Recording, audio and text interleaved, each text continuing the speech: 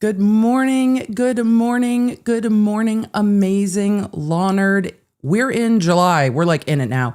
It's July 8th.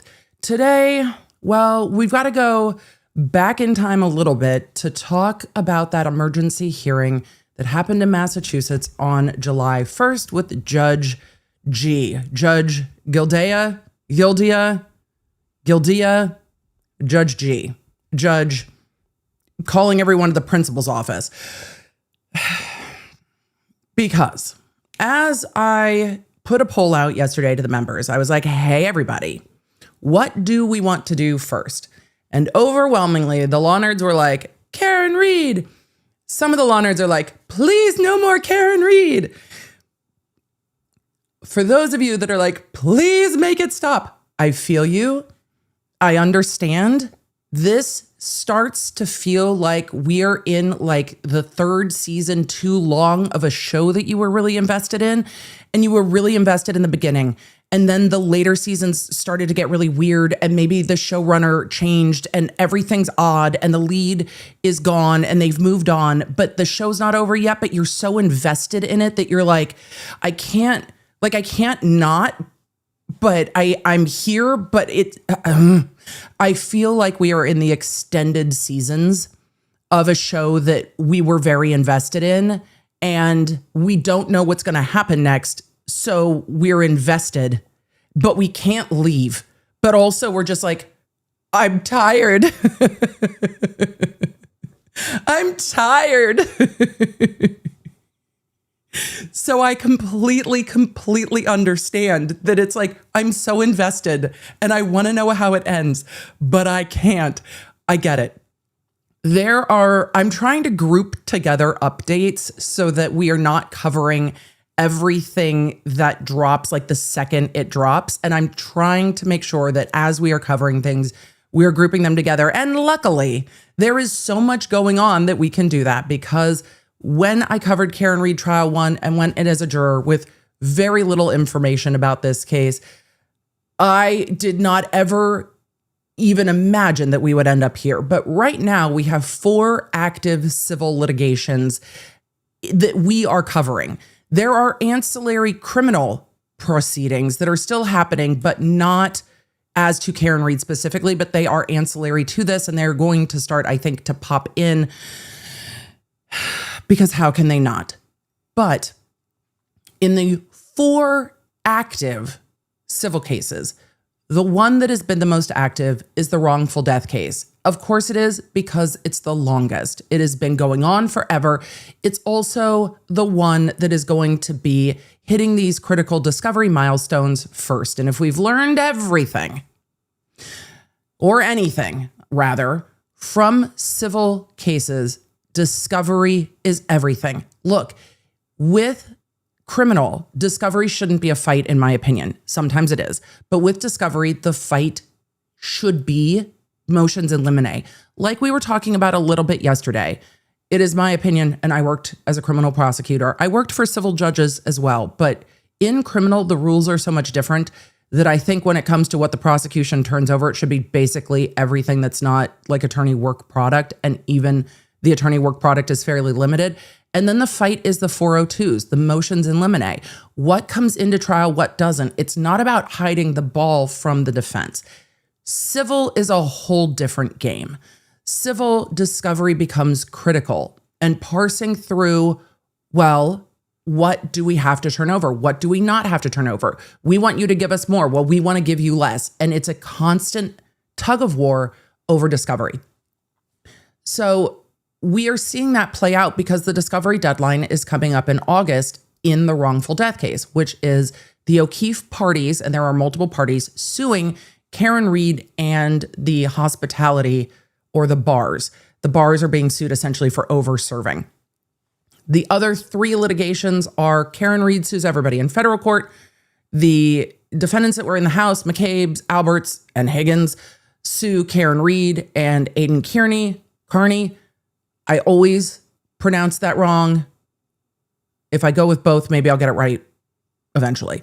But it's those that were in the House suing Turtle Boy and Karen Reed for defamation and other causes of action. Then we also have Karen Reed sues the government entities. Karen Reed sues MSP and Canton. But in all of those other cases, the parties are pulled in the wrongful death case for the first kind of go round of depositions and discovery, because it's all intertwined, even though it's all different cases. Because the heart of the wrongful death case is the O'Keefe parties saying, Karen Reed, you are responsible for the death of John O'Keefe. And Karen Reed is saying, no, I'm not. Go look over here. And that's a big part of the defamation case. That's a big part of Karen Reed in federal court saying that they all conspired to deprive her of rights and wrongfully prosecute her. So it's all really intertwined. And that's why the fight over discovery is so big. And then you put this judge in there that is like, the law should not be a spectacle. Sir, let me pull up a seat. Sir, you called like 30 lawyers into court to scold them like they had been caught pulling an unauthorized senior prank. And you want to talk about everybody being less dramatic and less of a spectacle. Sir, you're the ringleader of the spectacle at the moment. If you would like it to be less of a spectacle, stop going like full Britney. This judge right now is like, all eyes on me in the center of a ring, just like a circuit. Like, what are you doing? The definition of a meeting could have been an email is Judge G pulling everybody in from all over the place on a holiday weekend to just yell at them. And then at the end be like, and it's this great country's 250th. Everyone have a great 4th of July. The fuck are we doing?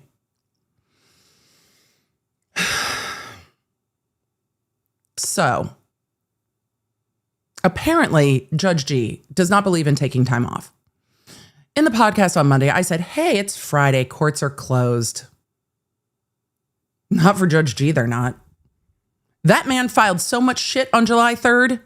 We got stuff on stuff on stuff on stuff from July 3rd. Judge G's like, nah, we're docketing stuff. Courts, how are we docketing stuff when courts are closed? Sir, like, go grill a hot dog. What are we doing? Let me know where you're coming in from, what you're drinking. I've got maybe not enough coffee. We're back in the wrongful death case today because this judge has filed so many orders.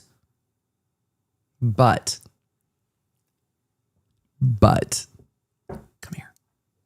But, do you remember what I said was going to happen at the end of the hearing on July 1st? You remember I said, well, Judge G said a few hearings ago, hey, if anyone's confused, you can just file a motion to clarify the record. Oh, they did.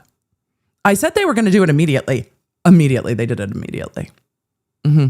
So we have 2 motions to clarify the record. And then we have Judge G responding to the motions to clarify the record, being like, that's not what I mean.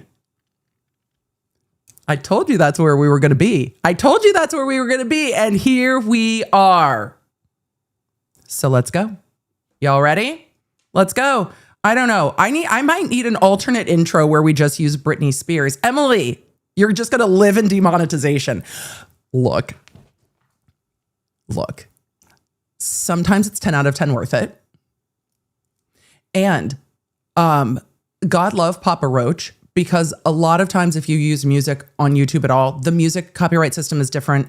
We could talk about this forever, but the music copyright system is different than any other copyright system on YouTube. And there are times the music copyright system will not say, hey, you're demonetized. It will say, hey, cute, no one can see your video. Cut it out or get fucked. So God love Papa Roach. They're just like, hey, we're not going to monetize your video. You can't monetize your video. Like, you can't monetize our music. Totally fair. No problem. But they don't stop it from being shown. Well done, Papa Roach. I don't mind. I'm good. No, that's fine. I won't turn ads on it. The fact that they also don't try to take over monetization and turn ads on it is 10 out of 10.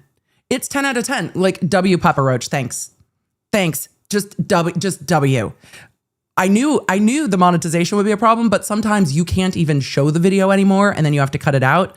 I'm so glad that didn't happen. Love it. So if y'all were streaming Last Resort yesterday, thank you. I was too. And this morning. What was on the playlist this morning? Papa Roach, Last Resort, Bad Religion, My Sanity. I might need to just put up a playlist of what I was listening to this morning. Wait and Bleed by Slipknot. And then what else was on there this morning? There was more. It's slipping my mind. What else was I listening? Oh, Disturbed. Like a lot of Disturbed. And then some Tool, Vicarious, and more. If you haven't listened to My Sanity by Bad Religion as an adult, go back and take a listen after stream. The lyrics hit different. I feel attacked. I just feel attacked. I feel attacked. All right, let's go.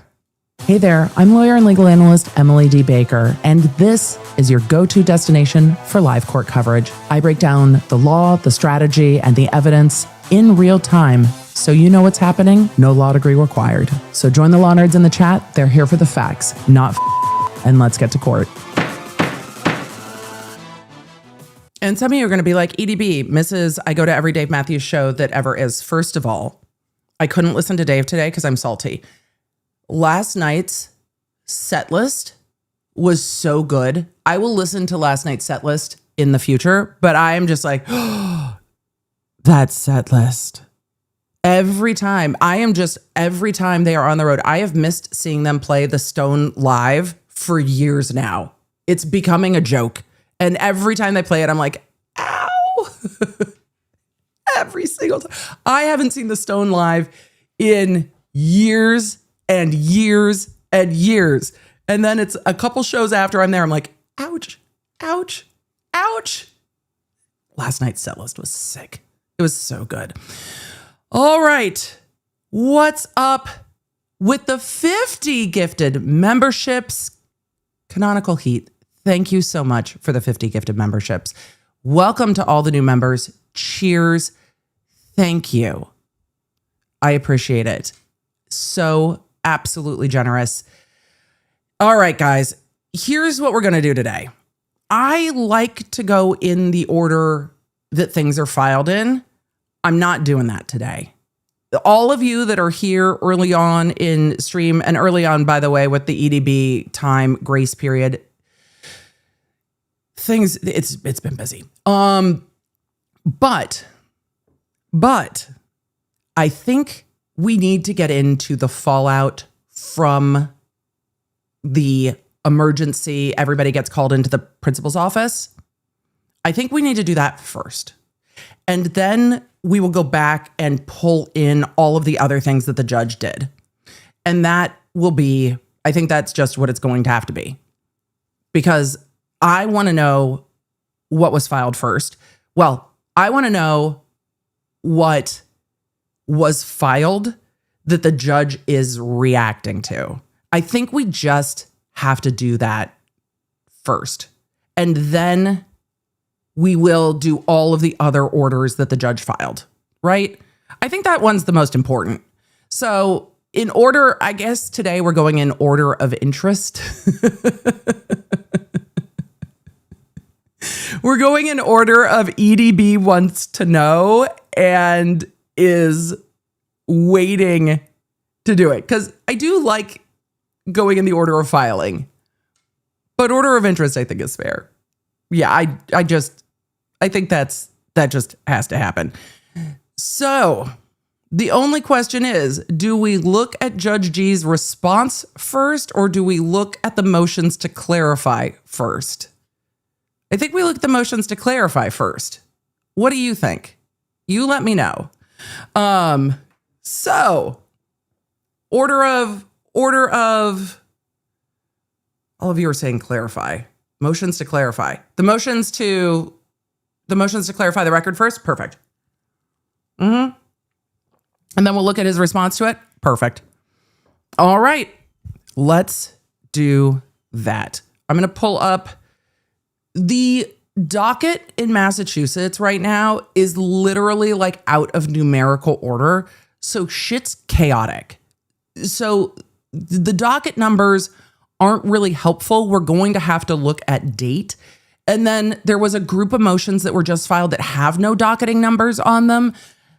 It's been wild. So we're going to just do our best. We're going to just do our best. All right. July 1st. Is anyone surprised that the first thing that happened after that motion is that Reed's attorneys, or after that hearing, that Reed's attorneys filed a motion? Like immediately. Did they voice text it to a paralegal? I've got questions. But also the court docketing system is out of order, and it's just, I can't. So either way, let's get, well, I think we should fly to Massachusetts. Let's just fly to Massachusetts. I think that's only fair to get our frequent flyer miles. Yeah, let's go.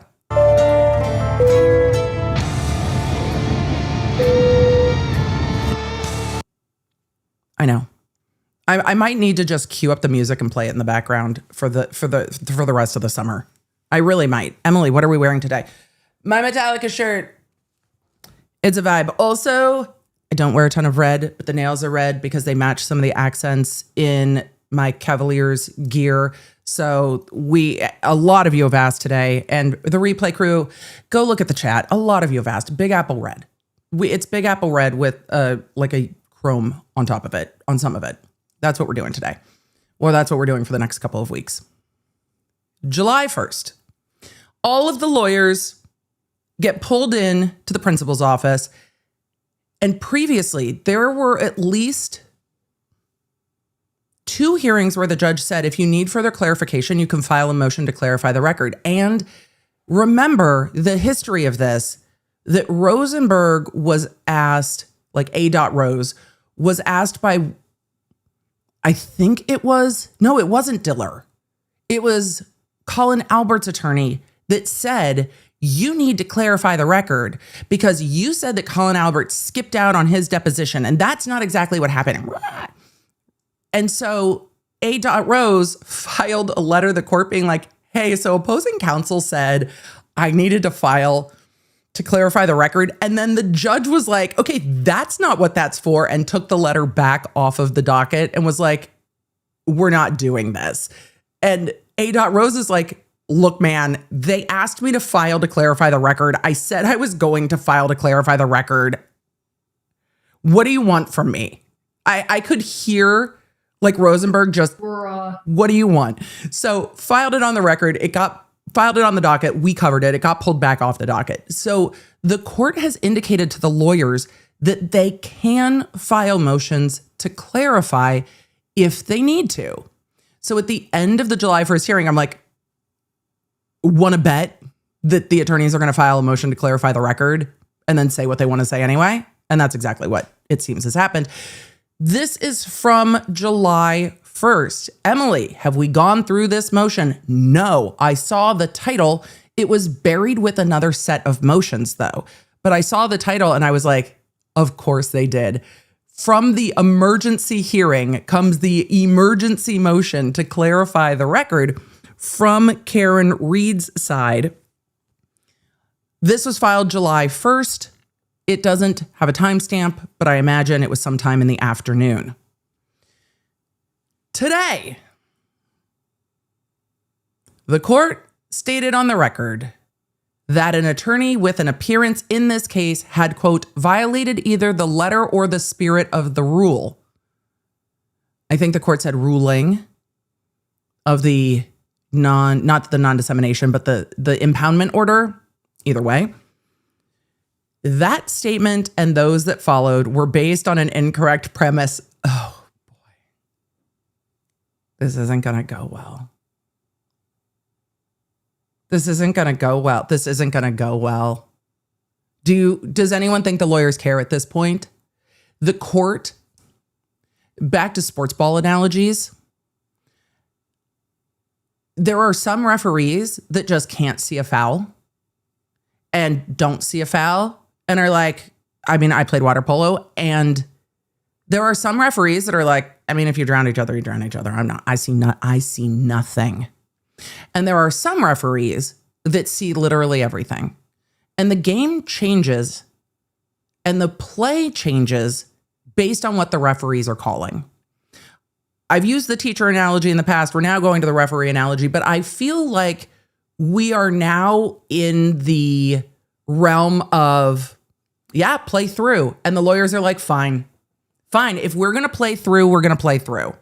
Let's go.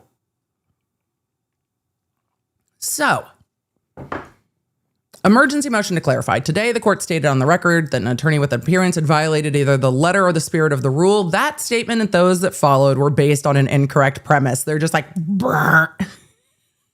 Namely, the information that the court claimed had been disclosed by an attorney was already public as of June 6th, at the latest, more than 2 days before the filing or impoundment order at issue. Thus, the entire foundation upon which the court called today's hearing and admonished counsel was factually flawed. Shit. Well, that's not going to make the judge happy. I don't really care.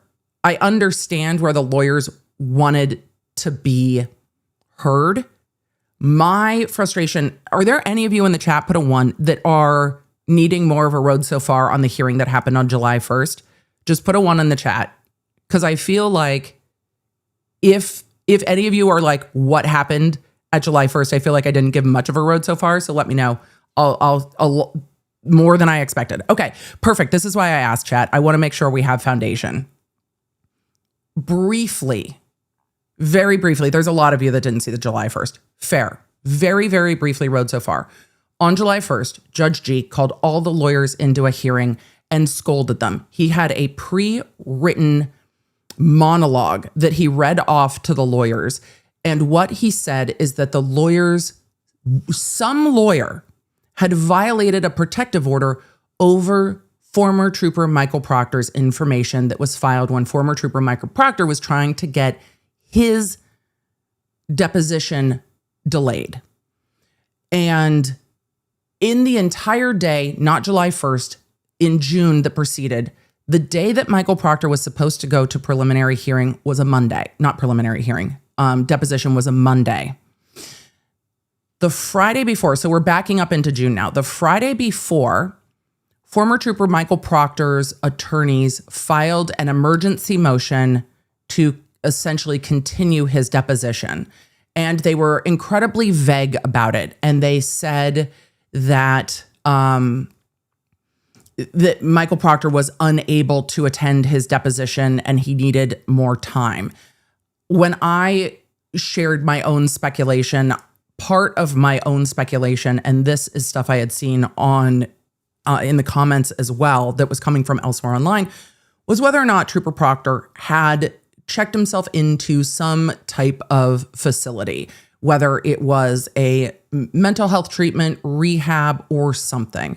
I had gotten asked a lot of questions about that, so I knew that that was floating around. Also, it's not unusual when we see somebody who's in the crosshairs publicly. This is not a new playbook. When someone's in the crosshairs publicly, all of a sudden they're unavailable because they are seeking treatment of some sort for something. And that's not to say that you should never go get mental health treatment. The timing of this is what I'm raising an eyebrow about.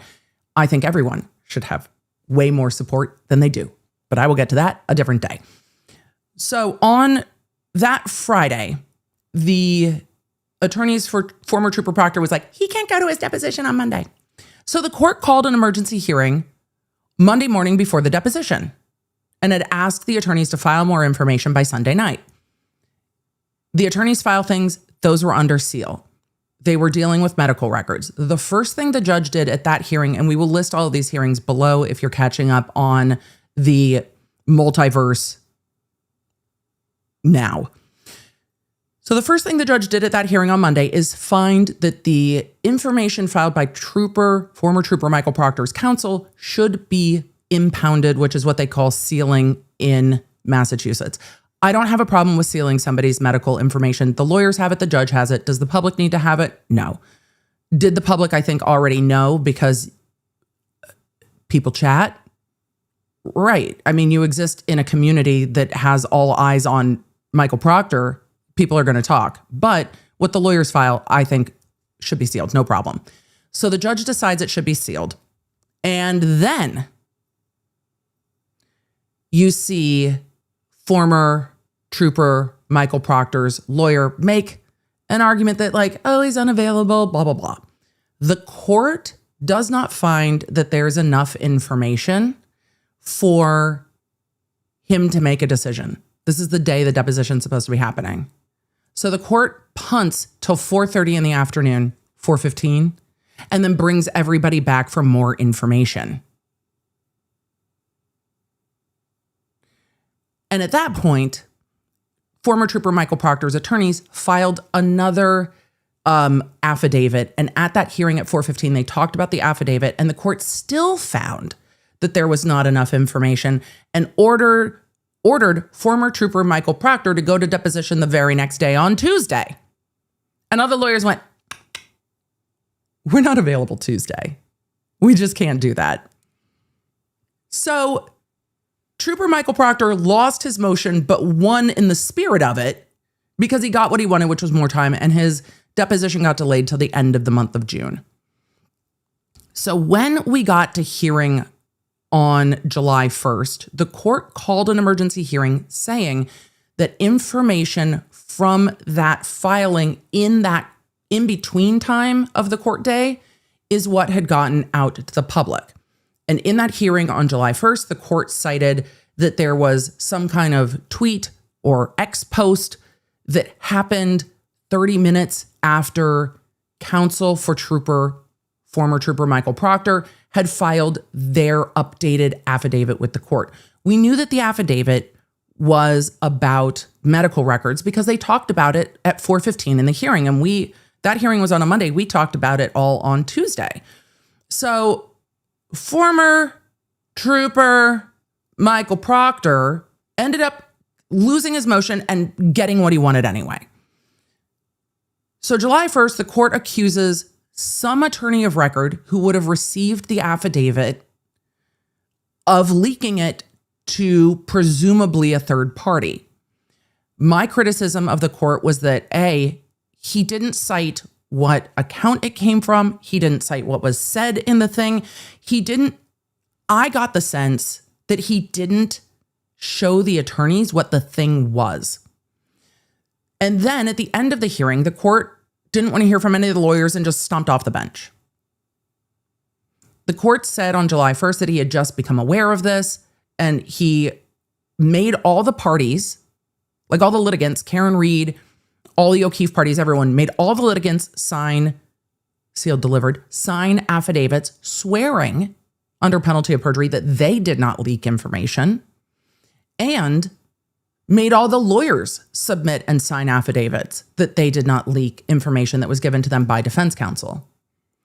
I was concerned that day if the court wasn't sharing what the leak was, if it was vaguely about the medical information of former trooper Michael Proctor, because the court clearly said it was the information sent by the lawyer in the afternoon, which we knew was an affidavit because we watched the hearing. My concern is that if that affidavit contained information that was already out and about, because that information had been discussed online since the beginning of June, then how is it that the court is saying the lawyers leaked something? I understand if the affidavit itself ends up online. I never saw that. And there's a lot of things I don't see, but the law nerds know everything. And I imagine if that affidavit had ended up online, I would have gotten an email, a DM. Y'all would have shared in the comments, girl, did you see? We would have known about it, because it would have come to our attention that existed. The law nerds know everything. Somebody would have seen it. I never saw that affidavit. I don't know what specific information came from the affidavit. And the thing that caused me grave concerns is that the court said that the information that he believed to be leaked was information that could be reasonably connected to what was in the affidavit. If the affidavit was then about former Trooper Proctor's mental health, that information was on the internet prior. So my consideration or my concern was the court needs to show the lawyers what the leak is. And we've seen courts do that in every case. There are also concerns, which Judge Abby reminded me of, because I wasn't thinking of this from judge perspective. Judge Abby and I were chatting about this, and she's like, well, remember, judges can't do outside research. I'm like, absolutely correct. I'm like, I wasn't even thinking of it from judge land. Judges can address information that comes to them, but oftentimes judges have a filter before things get to them, especially in a high profile case. I know the amount of emails that come to me from A, very helpful, amazing, well-meaning law nerds, B, from the internet writ large. Team Baker, because they're amazing, filter between the two. I can imagine the amount of email a chambers gets. I don't think anyone should be emailing the judge's chambers, but I know that they do. We saw the email dump in the courthouse Becky case ages ago when I think Fitz News FOIA'd her emails. I think that's the outlet that FOIA'd it. And we saw how many unsolicited emails were coming through the court email with people who were like, I just saw this testimony. I'm an expert in this. That testimony's wrong. You need to give this information to the prosecution. There was lots of unsolicited information in the email. K8 Moore said, EDB, is Judge Abby a judge you practiced in front of? No, she's a bestie. I would be, Judge Abby would have to recuse herself if I was practicing law in front of her. We are too good of friends. So when we were chatting about this briefly, she reminded me that judges under the judicial ethics cannot do outside research to investigate things. Judges can do legal research. Judges can, and we saw this, we talked about it yesterday with Judge M in Utah. Judges can do legal research on the questions presented to them, but judges base their decisions on the things given to them by the attorneys. And we have seen Judge Kearney say this a number of times. Hey, can you give me more information? I don't have that. So when the attorneys in the criminal cases were arguing things, the judge would say sometimes, I don't have the things you're talking about. If you don't put it in a filing, I don't have it. So judges do not go and do outside research. My question is, A, who made the judge feisty about Karen Reed being on the Today Show or whatever? Like, why did he get so feisty about that? Was it in his news feed? Because that can happen. Or was he looking for it? And I'm curious about that. Or did someone bring it to his attention? Which can happen. Another judge in the courthouse, a court clerk, a research attorney could be like, oh my God, did you see this interview? But judges can't go and do outside research. And so I'm still curious how this information got to the judge. So who brought it to the judge's attention? And so those are the things we are going to look for. Everyone who put a 1 in the chat, I hope that road so far helps. I'm really interested to see how this develops. But it was interesting when we were chatting that there are some of those judicial canon rules that I just don't pay as much attention to because it's not my world. When I worked for judges, I was a research attorney. I was looking at the research of the thing. I was just like, I mean, the judges handle their own ethics. They know that better than I do. And so there are things that just are not top of mind to me, and it was not top of mind to me. And then I was like, oh, that's right. Oh, that's right. But also judges have algorithms. I don't know if Judge G does. I don't imagine him like scrolling anything other than Facebook. He seems like a newspaper kind of guy, and no shade to newspapers, but he seems like a newspaper kind of guy.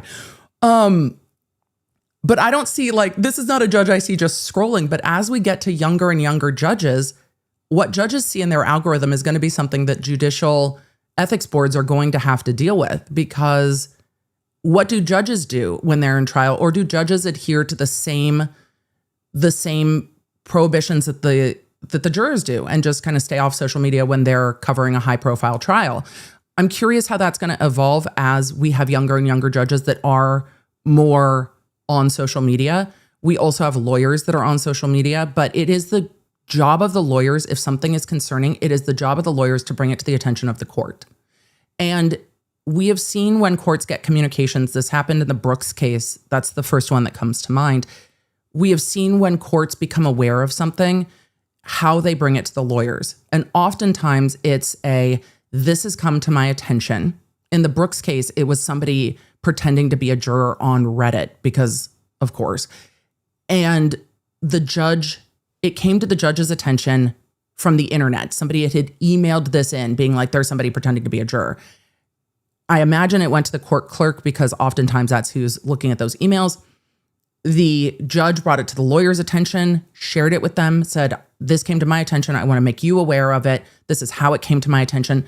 I believe the judge gave them the email and the post. I don't think Brooks got it. I think that's why the court did it all on the record. And then said, you can look into this if you need to, but we need to have a conversation about it.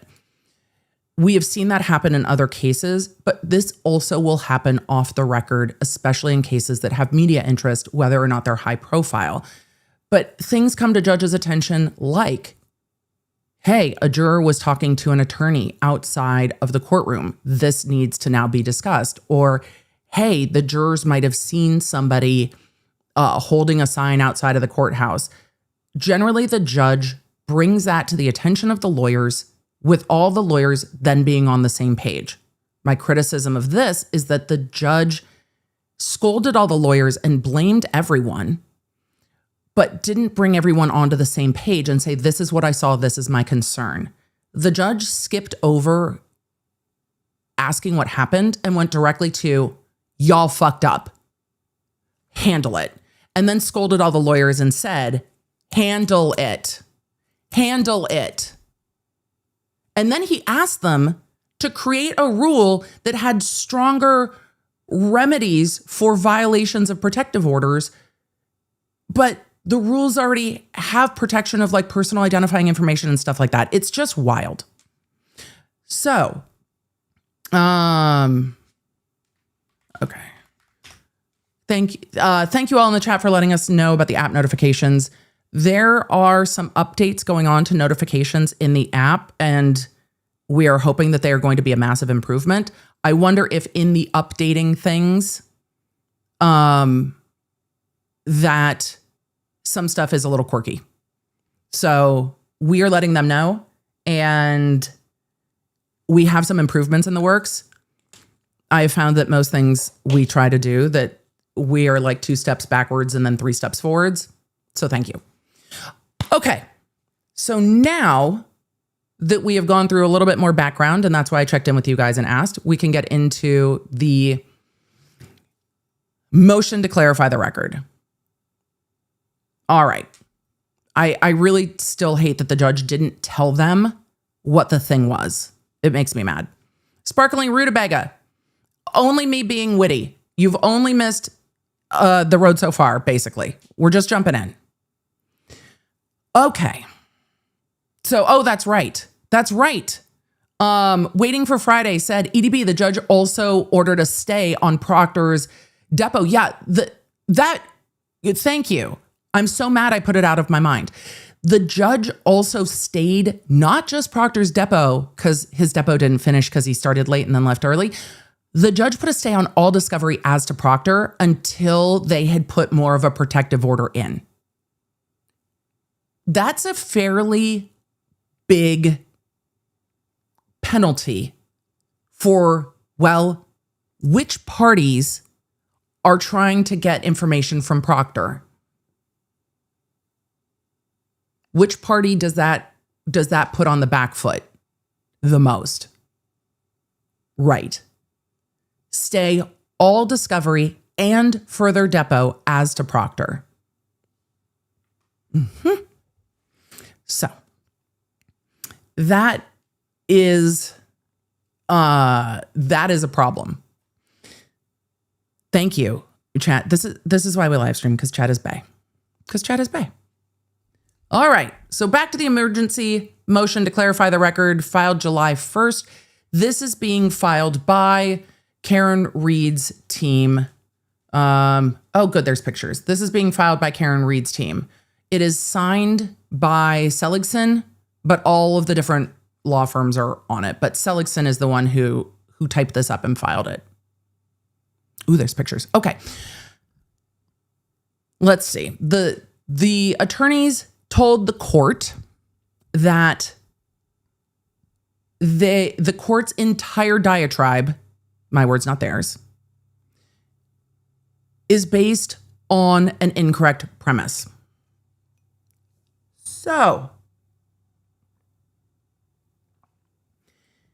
they say the information that the court claimed had been disclosed by an attorney was already public as of June 6th, at the latest, more than 2 days before the filing or impoundment order at issue. That hearing was June 8th. Thus, the entire foundation upon which the court called today's hearing and admonished counsel was factually flawed. Counsel's not going to like that at all, or the court's not going to like that at all. I think there's a gentler way to say this. They didn't pick the gentle way, but again, I think we're now in my analogies of, well, when there's no rules, there's no rules, because you're playing to the judge that you have. And I don't know if this is just going to piss off the judge, but I think the judge is already pissed. So I don't think anything they can do can make the judge less pissed. Now we're just doubling down. I agree, chat, that the attorneys are also pissed off. If I were the attorneys, I'd be pissed off too. I'd absolutely be pissed off.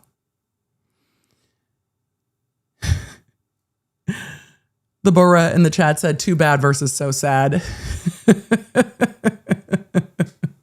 Yep. The judge is going to get to cry me a river on this. But I understand why the attorneys are pissed, because the team that was really sanctioned the most, and I'm not saying penalized, let's use penalized because sanction has a term of art phrase. The team that seemed to be penalized the most would be Reed's team. Yes, when you choose to be an attorney pro hoc across the country, sometimes you're going to have to fly to court across the country. Was it necessary for this emergency hearing? Probably not.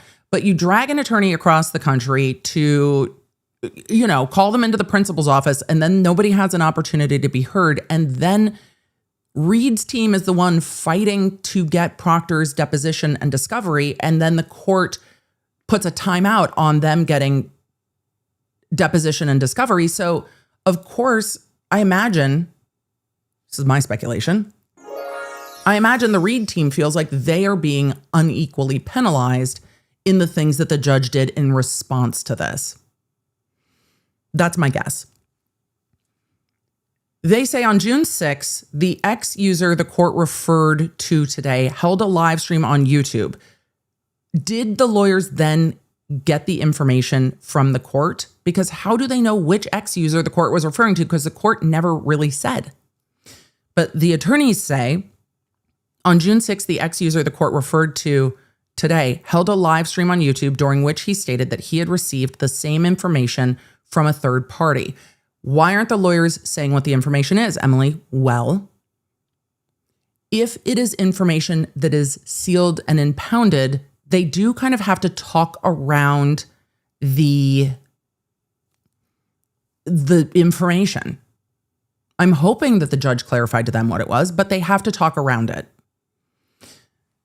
Because if they just put it in there, then it's creating another problem, and the judge would be like, but it's impounded information, now you're putting it in a public filing.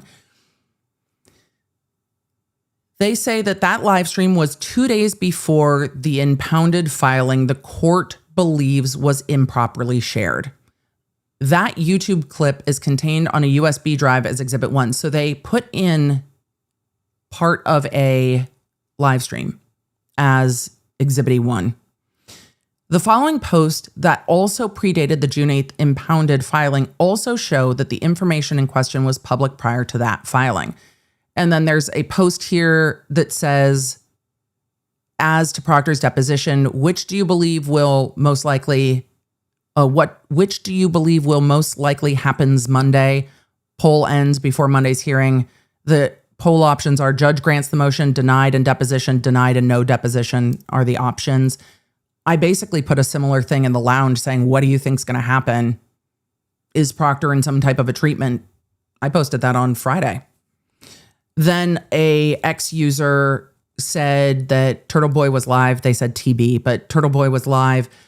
If I say TB in the background, all of our medical professionals are going to think of something else. They're going to be like, wait, what? Turtle Boy was live. This is from June 6th at 11:41 p.m. That's the timestamp from whoever grabbed this on Twitter. Turtle Boy was live. The source, though not vetted, state that Proctor had been at McLean and transferred to a mental health facility in Florida. If that's true, did he have a nervous breakdown knowing Alan Jackson was deposing him? Are the Alberts concerned he is the weak link? I think they're more concerned about Higgins. Just thoughts. So they are showing, Reed's team is showing that this conversation was happening. I don't spend a lot, shockingly, I do not spend a lot of time on X, but I always know when things are rumbling around because you guys ask me questions about it in chat. And then I'm like, oh, somebody must be talking about this. This had come to my attention before that hearing. This was not a secret. This was not unknown. This was being discussed. Was it true or not? I don't know. But it was not unknown by anyone that is paying attention to this case. And then there's another post on X from June 7th, 26 from a different user from 7:24 p.m. in whatever time somebody grabbed this saying, I'm sorry, but if Proctor is in a hospital in Florida, did they not know this before the close of business on Friday? Valid question. Valid question. Because Friday, they're like, we've just discovered there's this mystery information and our client can't be here Monday. Valid question. But if this is being widely speculated about prior to anything being filed by the defense, I can understand why the lawyers are like, there doesn't have to be a leak. The court departed the bench immediately after making these statements without permitting any counsel to respond. Defendant Karen Reed counsel immediately asked to be heard to inform the court of these important facts that would correct the record, but the court refused to allow comment and refused to retake the bench when asked. Accurate. But again, because this was all rumor and innuendo, if someone's in a mental health treatment facility or not, I agree with the ex-user. Wouldn't the lawyers have known? Because don't you tell your lawyers? Or I guess the other thing could be, and I could see a scenario where this happens, that former trooper Michael Proctor bounces and asks forgiveness, not permission, and then tells hold on, I'm going to save, this was a great comment in chat. I'm going to save this and come back to it. Nicole, I'm going to grab that. Or does Trooper Proctor go out of the state and then call his lawyer and say, oh, FYI, thinking, because I could see this either way. I could see Trooper Proctor not telling his lawyers, so then his lawyers can't tell him he can't go, and deciding he's going to go, and then telling his lawyers, I'm gone, you deal with it. Like, what are they going to do? Make me. I could see that happening. I could also see his lawyers waiting till the last minute and then saying, we just found out. I always hope that lawyers will be forthcoming and timely with the court.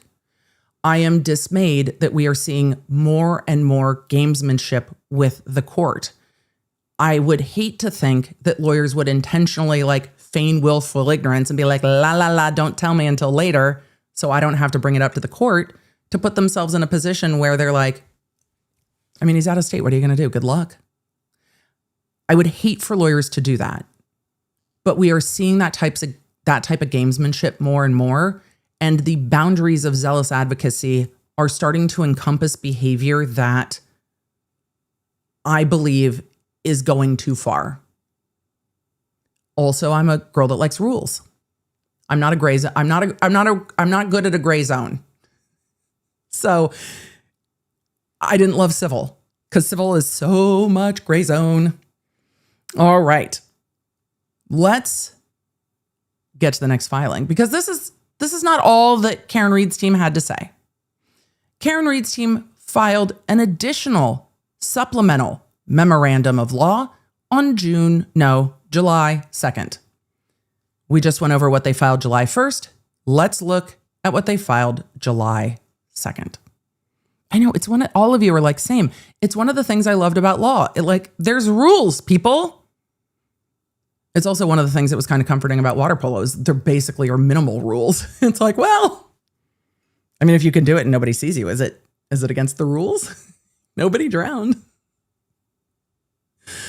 Oh, water polo. A sport that can be summarized by ouch and the smell of chlorine. All right.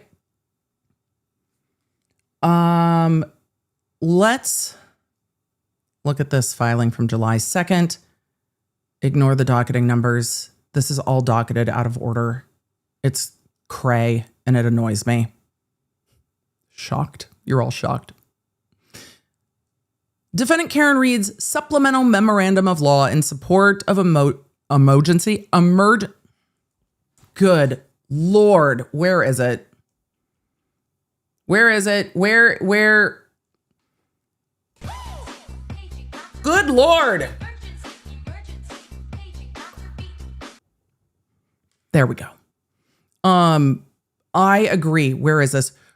Writes in 750 said, I prefer the smell of salt water. Same. Also, more buoyancy. Playing water polo in the ocean is like a 10 out of 10. My brother got to go play in both Croatia and Cuba, and they played in the ocean and in pools. The buoyancy is a whole different thing. The photos were glorious. Like his experiences playing water polo were so cool. He's also like 6'5" instead of like 5'6". He had many very cool experiences. I had some very cool experiences playing water polo. Not quite like that. Not quite like that, but we can tell stories of brother another day. Because brother has had some very cool experiences, but he's also a NC2A national champion. I played on the East Coast. No shade to the East Coast, but it, especially back in the day, was not a water polo powerhouse. The West Coast, however, way too short. Way too short for a West Coast powerhouse. All right, let's continue. Shall we? Yes, we shall. Defendant Karen Reed's supplemental memorandum of law in support of emergency motion to clarify the record after the court's emergency hearing on July 1st and after filing her emergency motion to clarify the record the same day, defendant Karen Reed became aware that the ex post that the court cited as the only evidence that its impoundment order had been violated was actually posted before the relevant June 8th filing by third party Michael Proctor.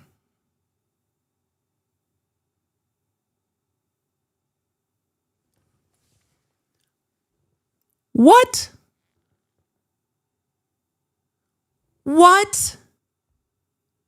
So the court must have given them exactly what ex post they were talking about at some point. I wonder if that was at the very end of the day, July 1st, like after the last filing, before this filing.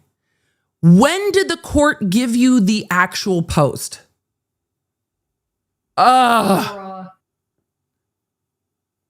Chat is like, what the fuck? Okay, let's read this again.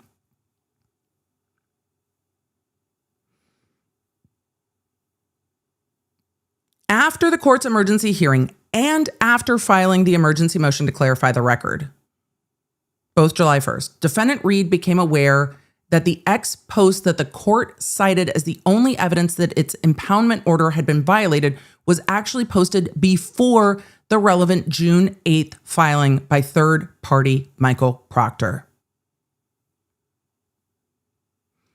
The court stated at hearing that Proctor's counsel sent the relevant pleading and exhibits to the court and counsel at 2:22 p.m. on June 8th.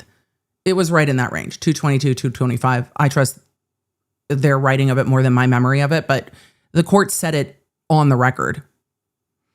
The court said, and they're writing now, that the ex post in question was created, quote, exactly 30 minutes after the email to counsel of record and contained information, quote, similar to the information contained in Proctor's filing.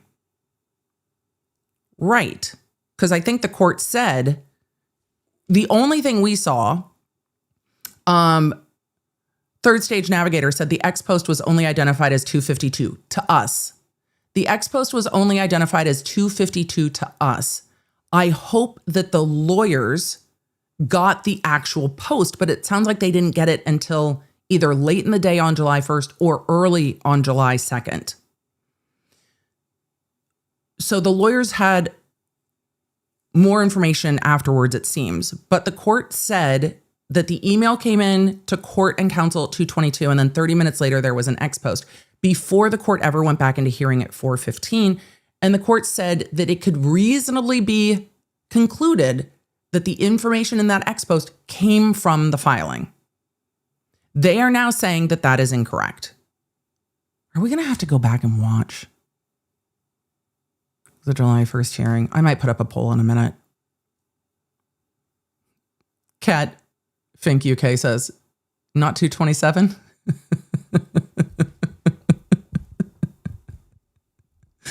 Correct. All right. They say that it's incorrect.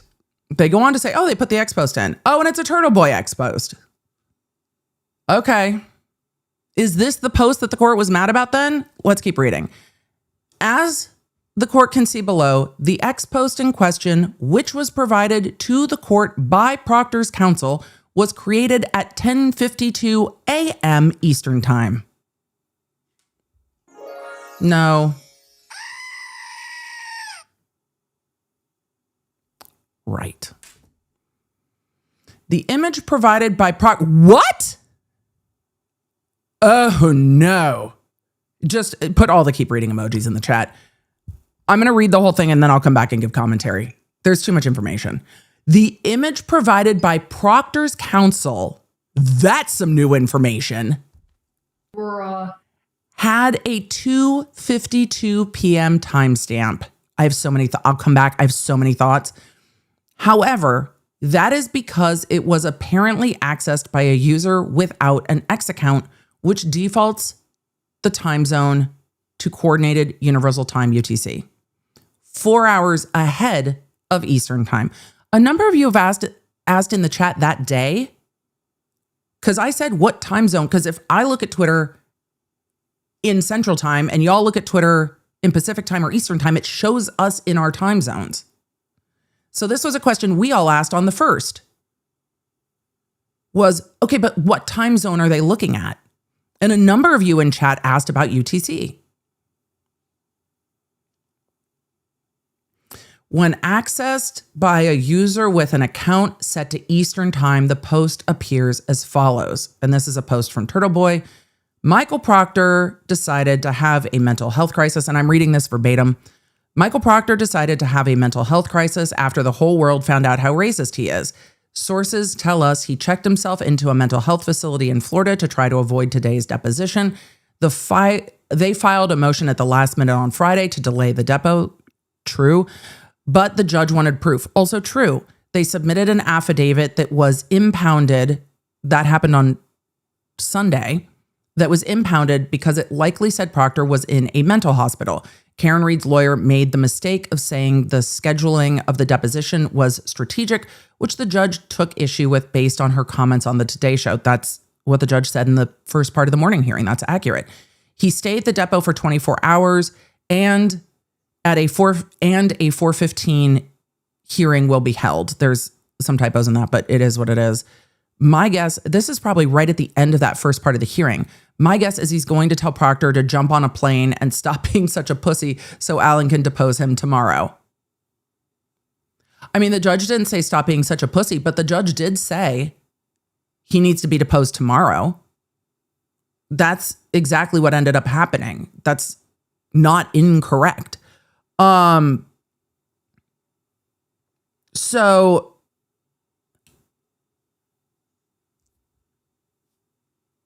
that 10:52 a.m. June 8th would be right about the end of that morning hearing. If this is the tweet that the court says someone has leaked information on, this information, well, then I guess I guess that vets the source that was talking to Turtle Boy that he was having a mental health crisis or said he was having a mental health crisis. I don't question most people, but when it comes to Proctor, I think questions have been earned. I guess that then vets the information, doesn't it? Okay, I'm going to keep reading and then we're going to get back here. The message was actually posted more than 3 hours before Proctor's filing and not, quote, exactly 30 minutes after it. Therefore, the court's conclusion that there has been a violation of its impoundment order is based on a factually inaccurate premise. Oh, the judge is just going to get mad. The court's actions as a result of what it incorrectly determined was a violation of its order has primarily impacted Reed. I agree. Who is the party who subpoenaed Proctor, began taking his deposition, scheduled a second day of testimony, and has spent significant resources compelling and taking his testimony. Because there is no evidence of any violation of the court's impoundment order, and because the court did not permit Reed's counsel to present any evidence on this point at the July 1st hearing, the court should now clarify that no violation took place and permit Reed to proceed with her scheduled day of deposition on July 14th. I think that's a fair request to clarify the record because, and before I crash out on the rest of it, I think that's a fair request because the judge stayed all discovery from Proctor, period, including further deposition. And the court said that that was in effect until further order from the court. I guess we'll have to see if that's in any of the orders today. But right now, until we see an order that says otherwise, right now, discovery and deposition as to Proctor is still stayed. We'll see if there's a bunch of orders that we're going to go over. Maybe at the end of today's stream, we'll have different information. I'll have to pull the docket because who knows what has popped onto the docket since I finished pulling this last night. So let's get back to the more troubling part for me. No, I can't say that it's the more troubling. We're going with no particular order things that trouble me. First, if the court had reached out to all the parties to ask for more information about this particular tweet, it seemed that all of this could have been clarified. It seems to me that the court had a very knee-jerk reaction to information that came to the court. Now, Emily, you've said the courts cannot do outside research. Right, they can't. But what the court can do is say, this information has come to me. Lawyers, I need more information. Give me more information. Give me more. There we're going to, we're just going to go to all Brittany today. Give me more information. That seems, requesting more information from the attorneys could have also been under seal. and seems that it would have maybe illuminated for the court, because the court, I'm sure, is unaware, and I genuinely think the court is unaware that this has been discussed online well prior to this. Good question. Zebrew fan 813, Bob. Can the judge have his clerk research it? No. If the judge can't do it, you can't have a third party do it because they become kind of your agent. The correct, in my opinion, what I would have liked to have seen is if the judge was so concerned about this information, have a Zoom call with the attorneys, have a sealed hearing and say, it has come to my attention, because a sealed hearing would still be on the record but would not be public. Have a sealed hearing. Say, it has come to my attention that this information is online. I am concerned that the protective order has been violated. Protecting the medical information of third parties, no matter who they are, is important to me. I don't give a shit if y'all hate Proctor or not. This information can't get out there. This is the information I have. I need you all to tell me what you know about this. Did any of you leak it? Could a law clerk have gotten access to it? Could someone in your law firm have gotten access to it? Was there a accidentally, what happened? I need you all to give me more information about what happened. And then attorneys could have said, hey, let us go look at the tweet. Hey, this is what we're seeing. Hey, actually, there have been people discussing this for a number of weeks. It seems to be coming, like the calls coming from inside the house. This information seems to be coming from Canton. Also, even though facilities are supposed to have the privacy of those there utmost in mind, I'm not going to sit here and pretend that we have never seen information get out of who's at what facility, be it mental health treatment, rehab, recovery of any kind. When there are high profile individuals in a facility, others at the facility tend to share that information even if they shouldn't. And we have seen some horrific examples of staff at hospitals and elsewhere sharing information of high profile individuals. It happens. The LA County Coroner's Office just opened an investigation about information that was supposed to be sealed getting out from the coroner's office. It shouldn't happen, but it does. People still have to travel. I mean, are you driving to Florida? Are you taking a plane? Are you stopping at Buc-ee's? Someone is still going to take a picture. So, Elaine in the chat asked, are we thinking he faked it? I don't think he faked it. I don't. And I'm not going to judge somebody seeking treatment. I'm saying that there are so many ways that this information can become public that aren't a leak from the lawyers. And I think the judge went about this completely backwards and made it more of a mess. That's right. We still have the judge investigating the Koberger leaks. Exactly. And, there's another one that just came to mind that just escaped my mind. It'll come back. But the public is aware of high profile individuals. It's not like Proctor's not recognizable. So yeah, it's kind of hard to get completely off the radar. So there's a lot of ways this could have come to the public's attention that aren't a leak from the lawyers. I mean, if Proctor's wife goes and gets her nails done, I mean, the things the nail salon knows, hair, anything. Oh, the example, you know what example came to mind? Cardi B. We watched the Cardi B trial. Cardi B was ready to throw down, not hands on, mouths. Cardi B was ready to throw down because she didn't want the security guard telling everyone that she was at an OB appointment because she hadn't told the world that she was pregnant yet. And she was heated that that information might get out. Cardi B was the reason that confrontation happened is because she was so upset that that information might get out, that she was trying to get to a private doctor's appointment. And they're like, oh my God, you're Cardi B. Right.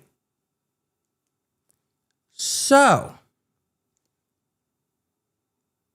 if the judge had handled this differently, it seems that this all could have been handled without it becoming a shit show. We are now at a mess that is heated up, thrown into a dumpster, and lit on fucking fire. And I think the judge has made it worse.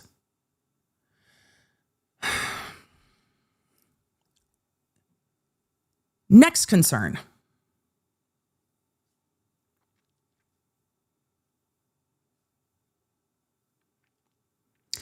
The image provided by Proctor's counsel had a 2:52 timestamp. Was this email to the court including all attorneys? And if it was, then the attorneys all knew what the ex post was before the hearing. I hope that when former Trooper Michael Proctor's counsel emailed the court, all of the attorneys were CC'd on it. But if that's the case, why call this freaking hearing? And if Proctor's lawyers didn't CC all the other attorneys, then we potentially have an ex parte issue as well. I'm not going to comment much more on that because I simply do not know. And I imagine if there was an ex parte communication that was a concern, Karen Reed's attorneys would probably be yelling about it. I mean, at this point, I don't think they're going to hold back. I think if there was more to be mad about, they probably would be mad about it. But if that's the case, then they should have known that information at the time of the hearing. And maybe they did. So I'm not sure if they were CC'd or not. But the fact that this was brought to the court's attention by Proctor's lawyers is some new information. Also, how do Proctor's lawyers not know that this was already being discussed prior to this?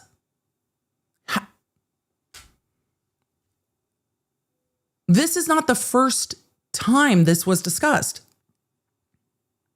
It seems like everyone needs to pause. Proctor's lawyer needs to slow their roll. The court needs to slow their roll. Everyone needs to pause. But my bigger concern at this point is that no matter what level of fuckery is going on, we're still tick-tock on the discovery deadline, and everything as to Proctor is stayed. So ultimately, through whatever this is, Proctor's lawyers got exactly what they wanted. They wanted more time, and they have continued to get it. So I don't know if they care. Oh, well, the timestamp we saw showed 2:52. I don't know how Twitter works. Oops-a-doodle. Like, are Proctor's lawyers going to get in trouble with this? Is the court going to look at them and say,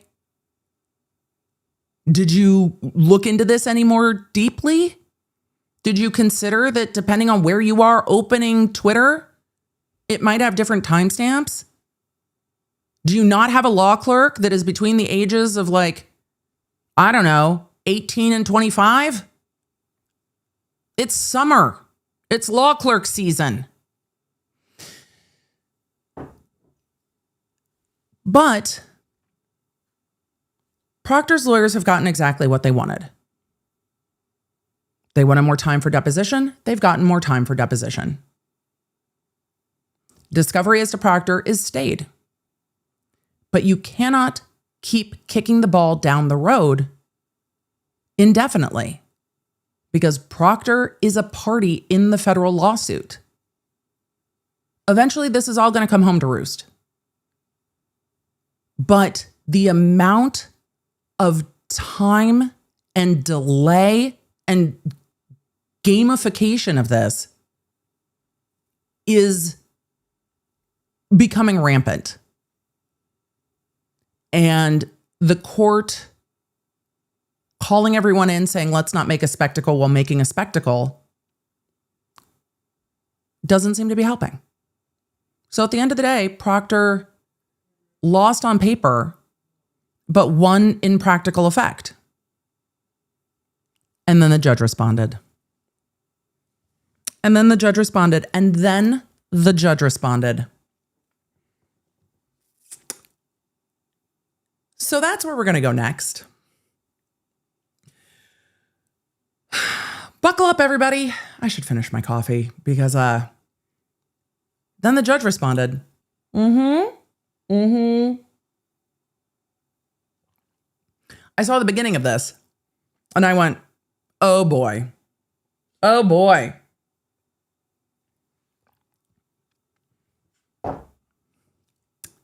Okay. I've seen part of what he said already because it's all on the front page when I was grabbing the documents. I didn't see what he was responding to because I grabbed these and saved them and tried not to read them. I was like, no, we're not doing this now.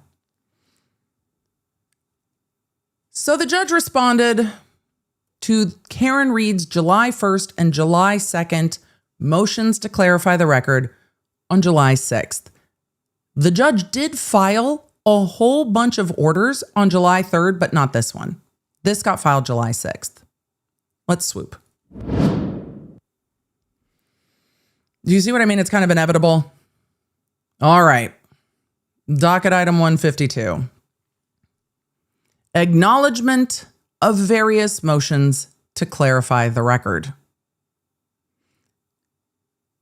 I don't understand why the court has decided to footnote the title block. I hate it. I'm not reading the footnote every single time. I don't know if that's procedurally proper in Massachusetts. How is it faster to type it all in a footnote and not just put it in the title block, but whatever. The court has received Ms. Reed's emergency motion to clarify the record, submitted July 1st, 2026, supplemental memorandum of law in support of emergency motion to clarify the record, submitted July 2nd, 2026, and motion to clarify the record, submitted June 12th, 2026, paper number 127. I need to see if I have docket 127. I don't know if docket 127 was ever public. I have 126 and 128. I don't know if 127 ever got docketed because I don't remember it. I'll pull, hold on, while we're doing this.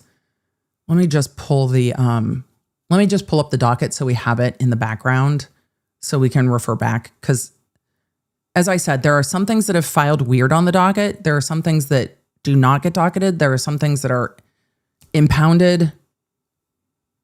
Everything that the McCabes filed in one of their cases gets filed like with the original document like 50 times over. So it ended up being thousands and thousands of pages. I have questions. However, Emily, can we say something nice about the docket in Massachusetts? It is easier to access than most. It is more accessible than a lot of dockets. So the quirks that it has, I'm at least glad that there are publicly available information. I'm glad that there's publicly available information.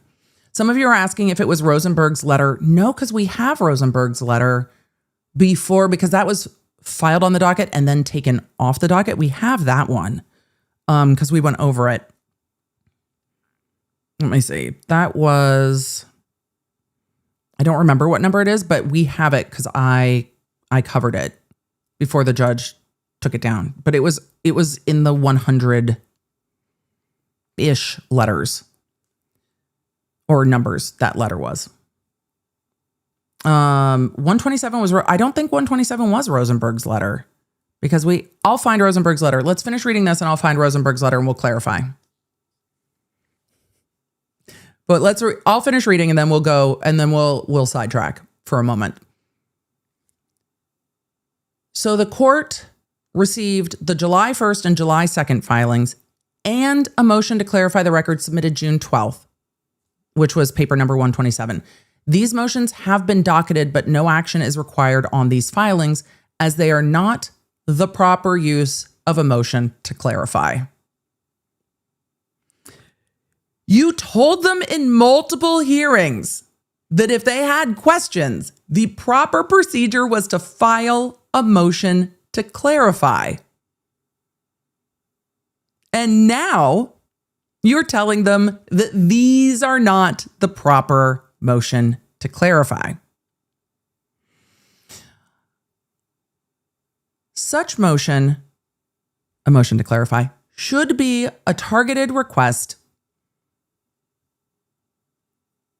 to the court to provide clarification of a previous judgment, order, or ruling that appears unclear. Maybe Reed's attorneys should have flipped this and said, Your Honor, we would like to clarify, is the court's order to stay all discovery as to Michael Proctor still in effect? And flipped it so that that was what they led with, and then have gone, is this stay of discovery still in effect because? Can the court clarify if we may move forward? Maybe they just needed to lead with that, because it's at the end of the motion July 2nd. They asked the court to essentially to clarify if discovery as to Proctor is still stayed. Such a motion should be a targeted request to the court to provide clarification of a previous judgment, order, or ruling that appears unclear. It should not be used as an opportunity to respond to generic statements from the bench.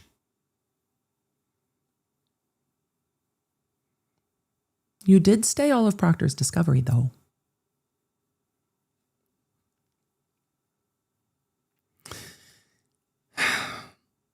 It should not be used as an opportunity to respond to generic statements from the bench, submit additional information, or to seek to get a party's position into the record.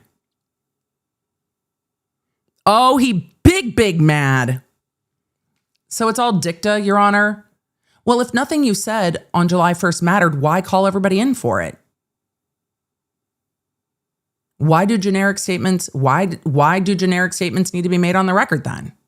Footnote 4, or to seek to get a party's position into the record.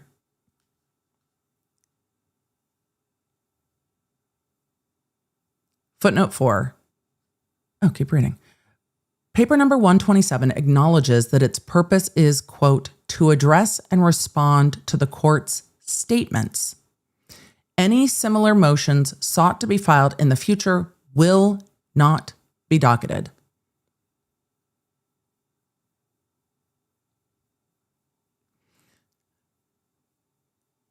Are we fighting over the last word? Who's having the last word? Is that what we're just fighting over? Who's having the last word? The court has to allow the attorneys to make a record. And the court did make at least 2 orders in that hearing. One, that Proctor's discovery would be stayed until further order of the court. And 2, we might have to just go back and watch it. Hold on, I'm going to put up a poll while we're going through. Let me know if it would be helpful. I'm starting a poll. Don't tell me in the chat because it will be hard for me to see. It's not a very long hearing.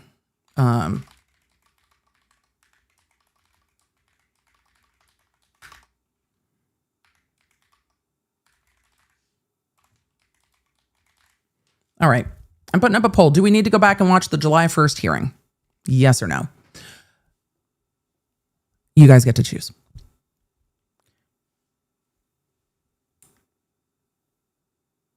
The court goes on to say, so the court thinks, it seems, that the parties just want to have the last word, but the court wants to have the last word because it's a generic statement. If counsel wishes to bring to the court's attention information discovered after counsel's June 26, 2026 letter to me, footnote 5, a motion for reconsideration in compliance with Superior Court Rule 9D would be the proper procedure, footnote 6. Why are there so many footnotes? Oh, a lot of you don't want to watch it again. Fair enough. That's why I ask you guys. I let you rein in the ADHD. We have other orders to go over. Why are there so many footnotes? Why does this man love a fucking footnote? Footnote 5. Such letter and the June 25th letter from counsel for the non-party are provisionally impounded pending any further hearing on the issues raised therein. So we don't know what the June 25th and 26th letters are because they're provisionally impounded. Footnote 6, Rule 9D provides that such motions shall be served. So you told them to follow Rule 9D and then you footnoted the language of Rule 9D. Rule 9D provides that such motions shall be served and processed consistent with Rules 9A and 9C. If a motion under Rule 9D is filed, Rule 9C conferral would necessarily include the non-party's counsel.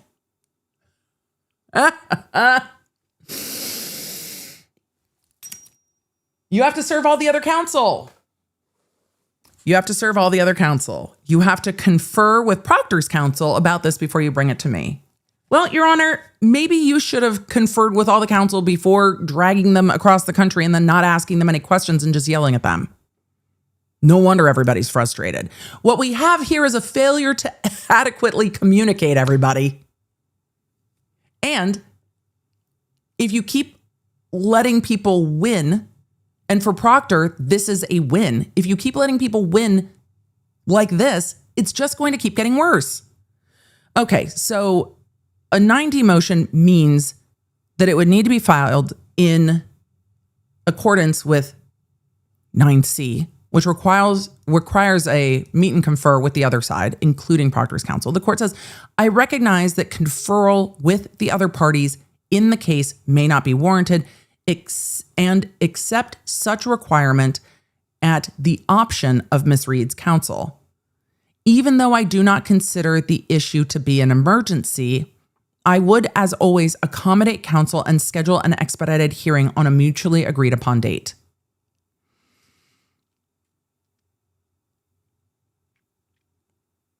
Why have another hearing when you had all of the attorneys in one room? You could have sealed that hearing if need be. It is not unheard of that a court seals a hearing when the hearing is dealing with sealed information. The court goes on to say, with respect to the submissions of July 1st and July 2nd, the only relevant order was to preclude further attempts to take discovery from a non-party pending further orders of the court. Right.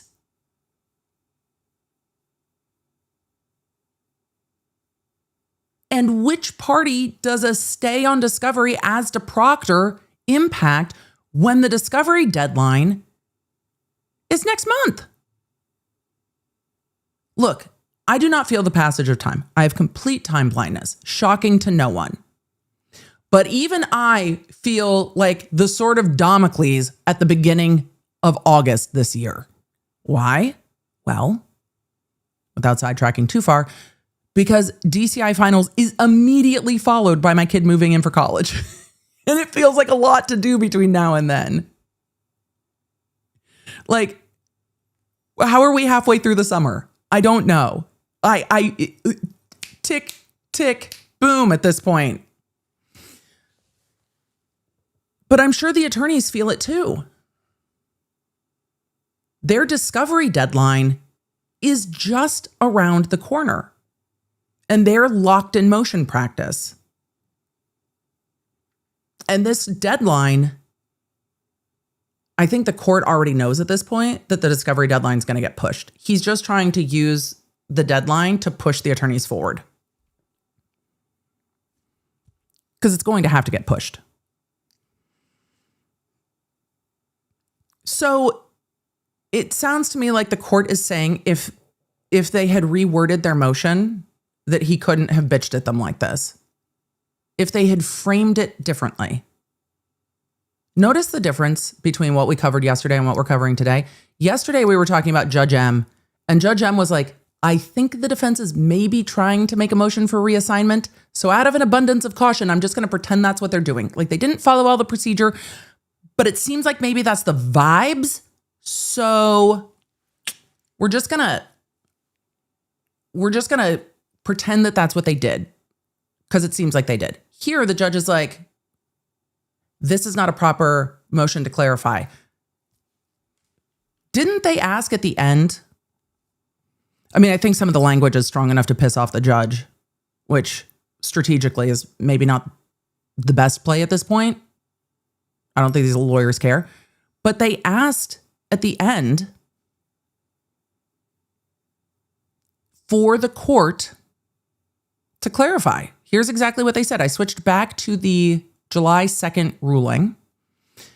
And Karen Reed's attorneys say because there's no evidence of any violation of the court's impoundment order, and because the court did not permit Reed's counsel to present any evidence on this point at the July 1st hearing, the court should now clarify that no violation took place and permit Reed to proceed with her scheduled day of deposition, July 14th. I think the lawyers probably would have gotten further with the judge if they had led with, can the court clarify that we may now proceed with discovery? This is why we think the court should clarify that we may now proceed with discovery. Because what I don't think the court is inclined to do based on everything we've seen, I don't think the court is inclined to clarify that no violation took place. And that's what we're seeing the court say. The court's saying, I didn't say a violation took place. I said it appeared. I don't think they are playing to the judge that they have at the moment.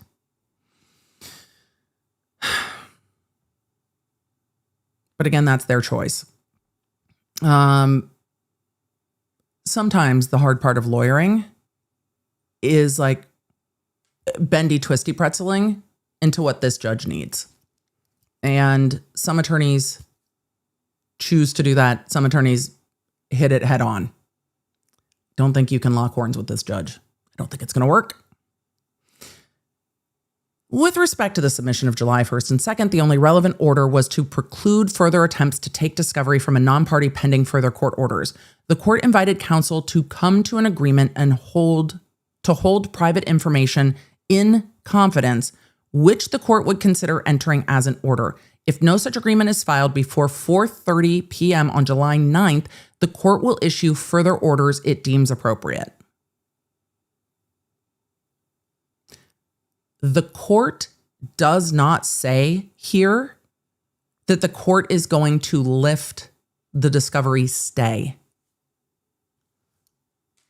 John Doe in the chat said, hardest part of a civil hearing is biting one's tongue. Yes. It's not easy.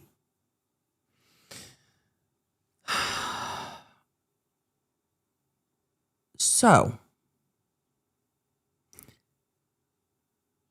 the court did not say that they were going to lift the discovery stay. The court said that if the parties do not come to an agreement on what a further discovery protective order is, that the court will enter that as they deem appropriate.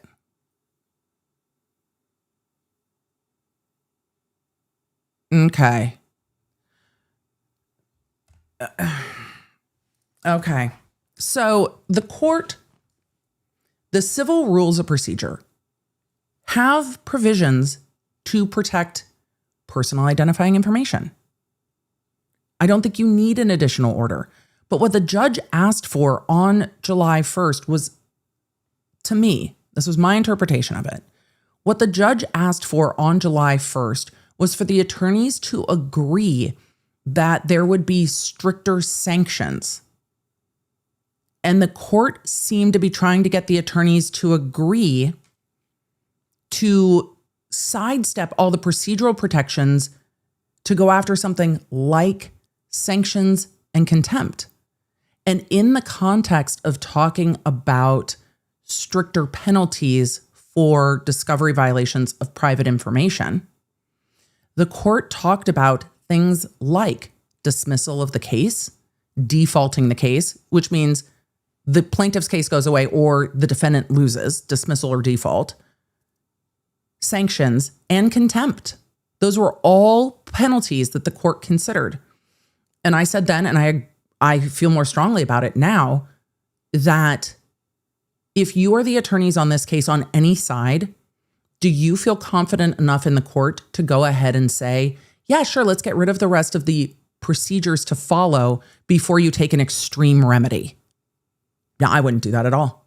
I wouldn't agree to that at all. I'd say, you know what? Let's keep what's in the rules. We don't need anything beyond what's in the rules because none of us have violated what's in the rules. I wouldn't trust the court at this point with that because the court has shown this more knee-jerk reaction of this came to my attention and I need to act on it.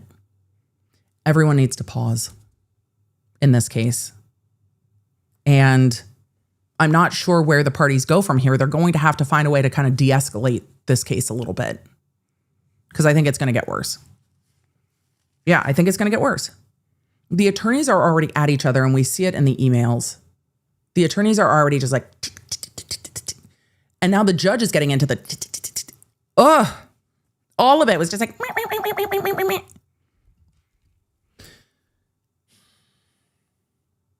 yeah, I don't know how they get to a de-escalation. But the court keeps saying subpoenas have to mean something.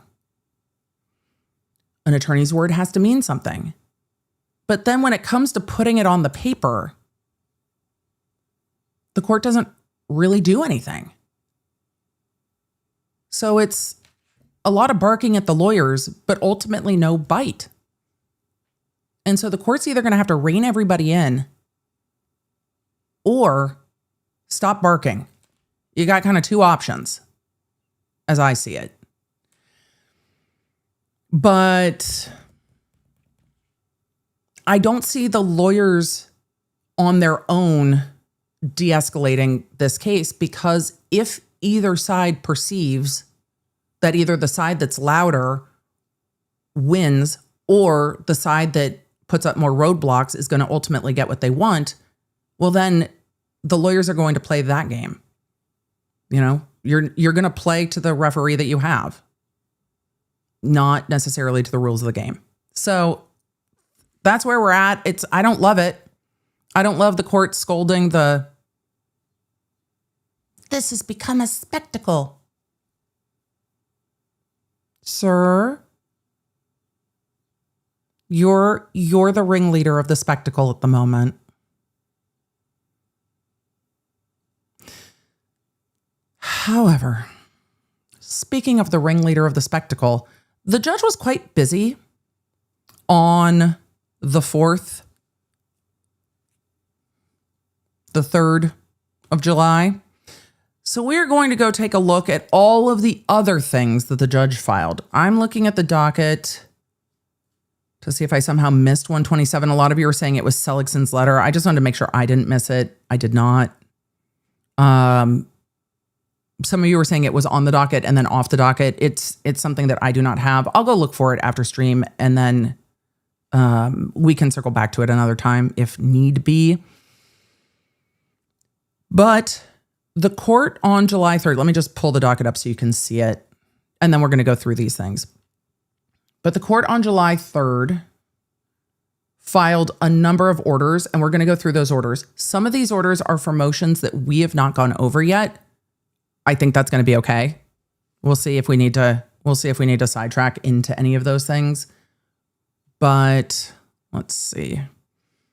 I'm trying to make the docket readable for y'all. There we go. Mostly there. I swear. It's probably not where anyone who does web-based software wants to spend their time or money. But if someone could just make a better online court system, it would be so much better. I understand that a lot of governments will not pay for such a thing. But God, all of the different court websites, some of them are so bad. Just so bad. Some of them are so bad. Ugh. So July 3rd,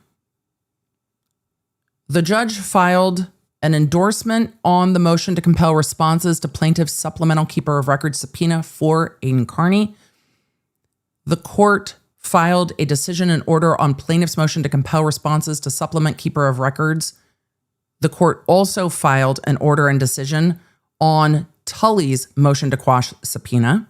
And so we are going to go through those three first. But it is so much stuff. So we're going to go through all those now.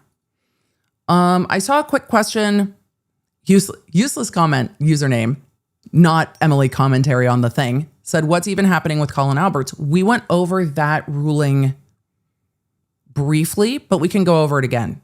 It's a pretty brief ruling, but we did go over it kind of quickly.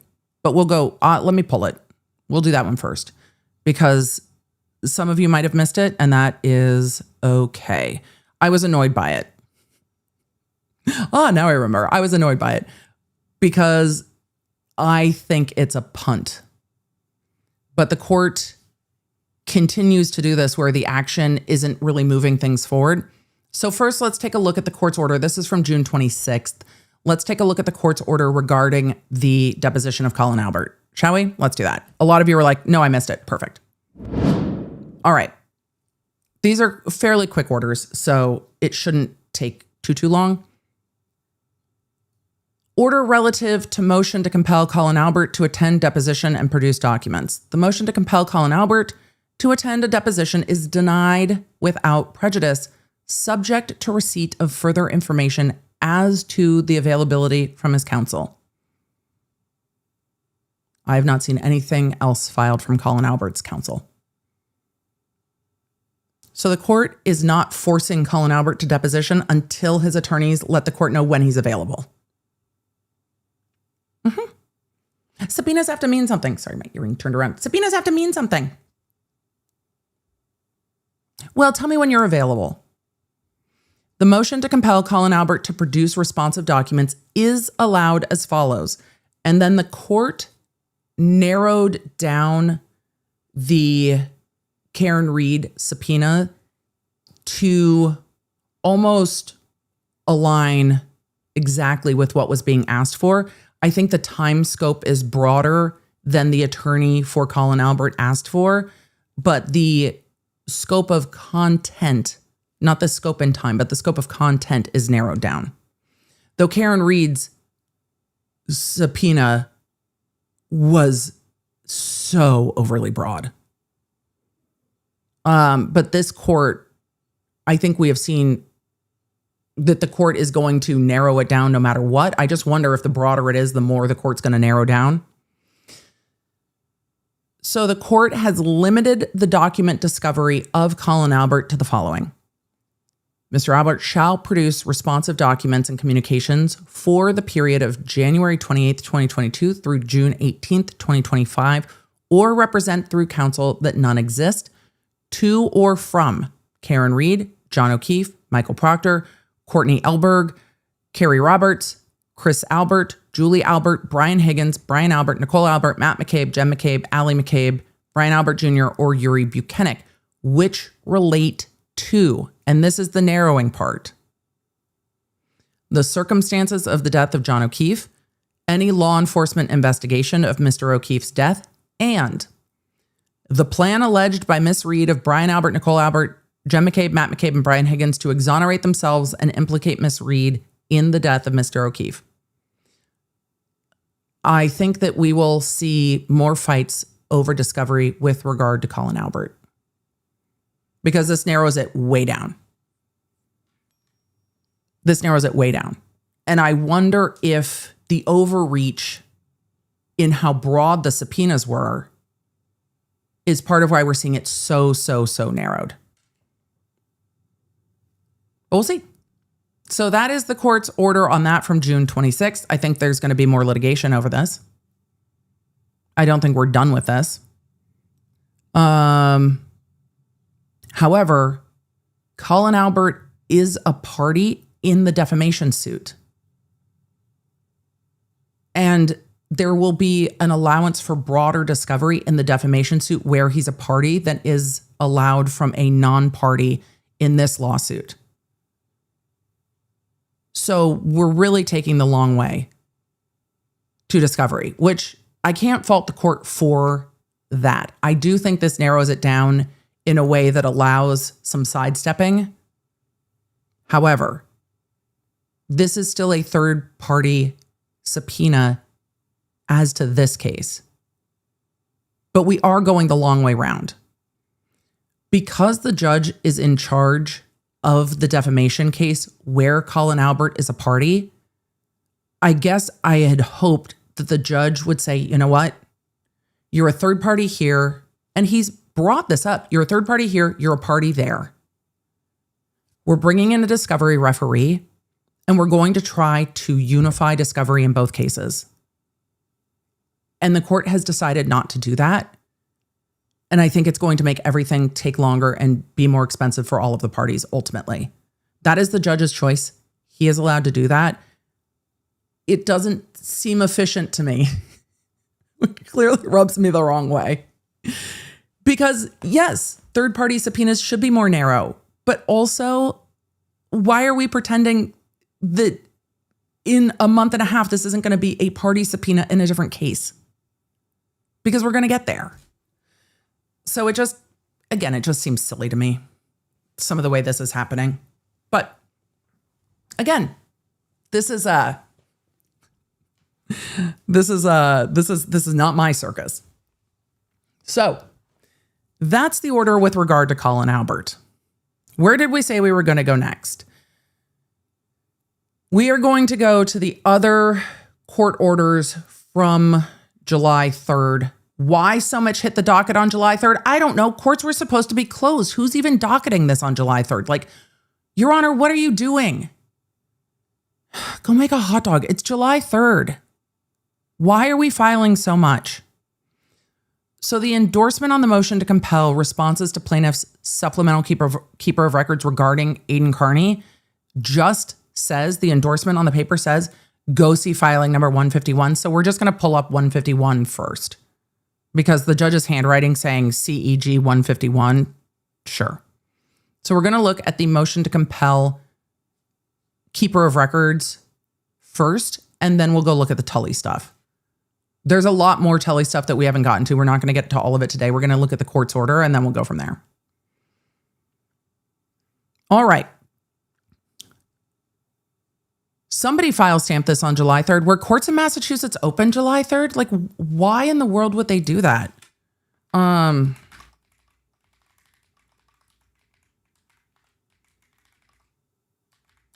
they closed the 6th? Let me see. I'm just trying to see what day the courts observed 4th of July. Let's see.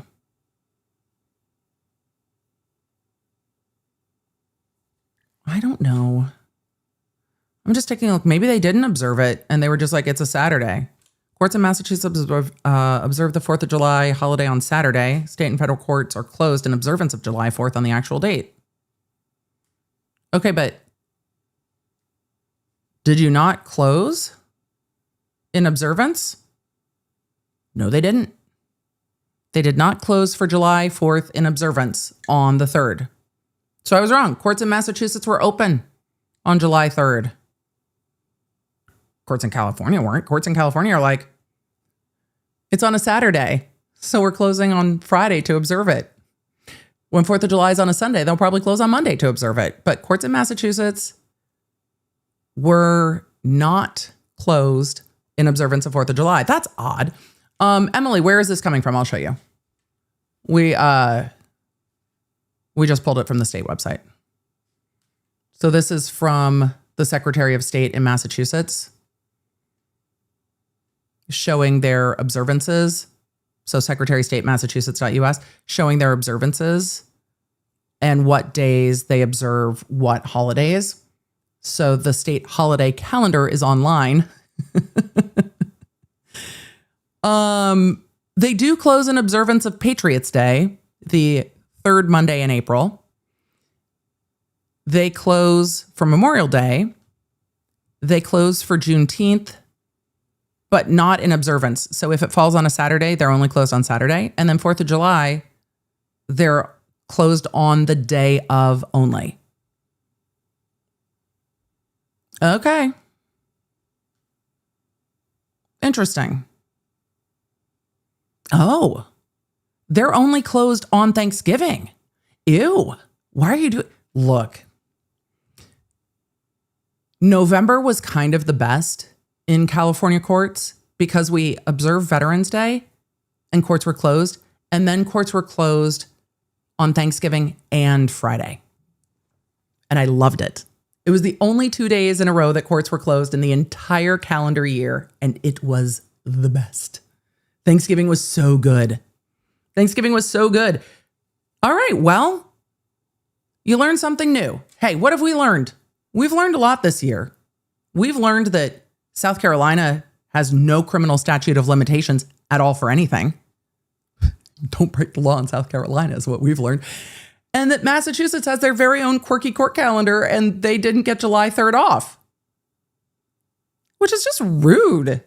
Just rude. All right. VM, what state is Emily from? I'm originally from California and I practiced law in California. So all of my court work is from California courts. So my brain kind of defaults to California court schedules. Look, stick to the code. This is why we go look it up. All right. What is the court doing with regard to keeper of records?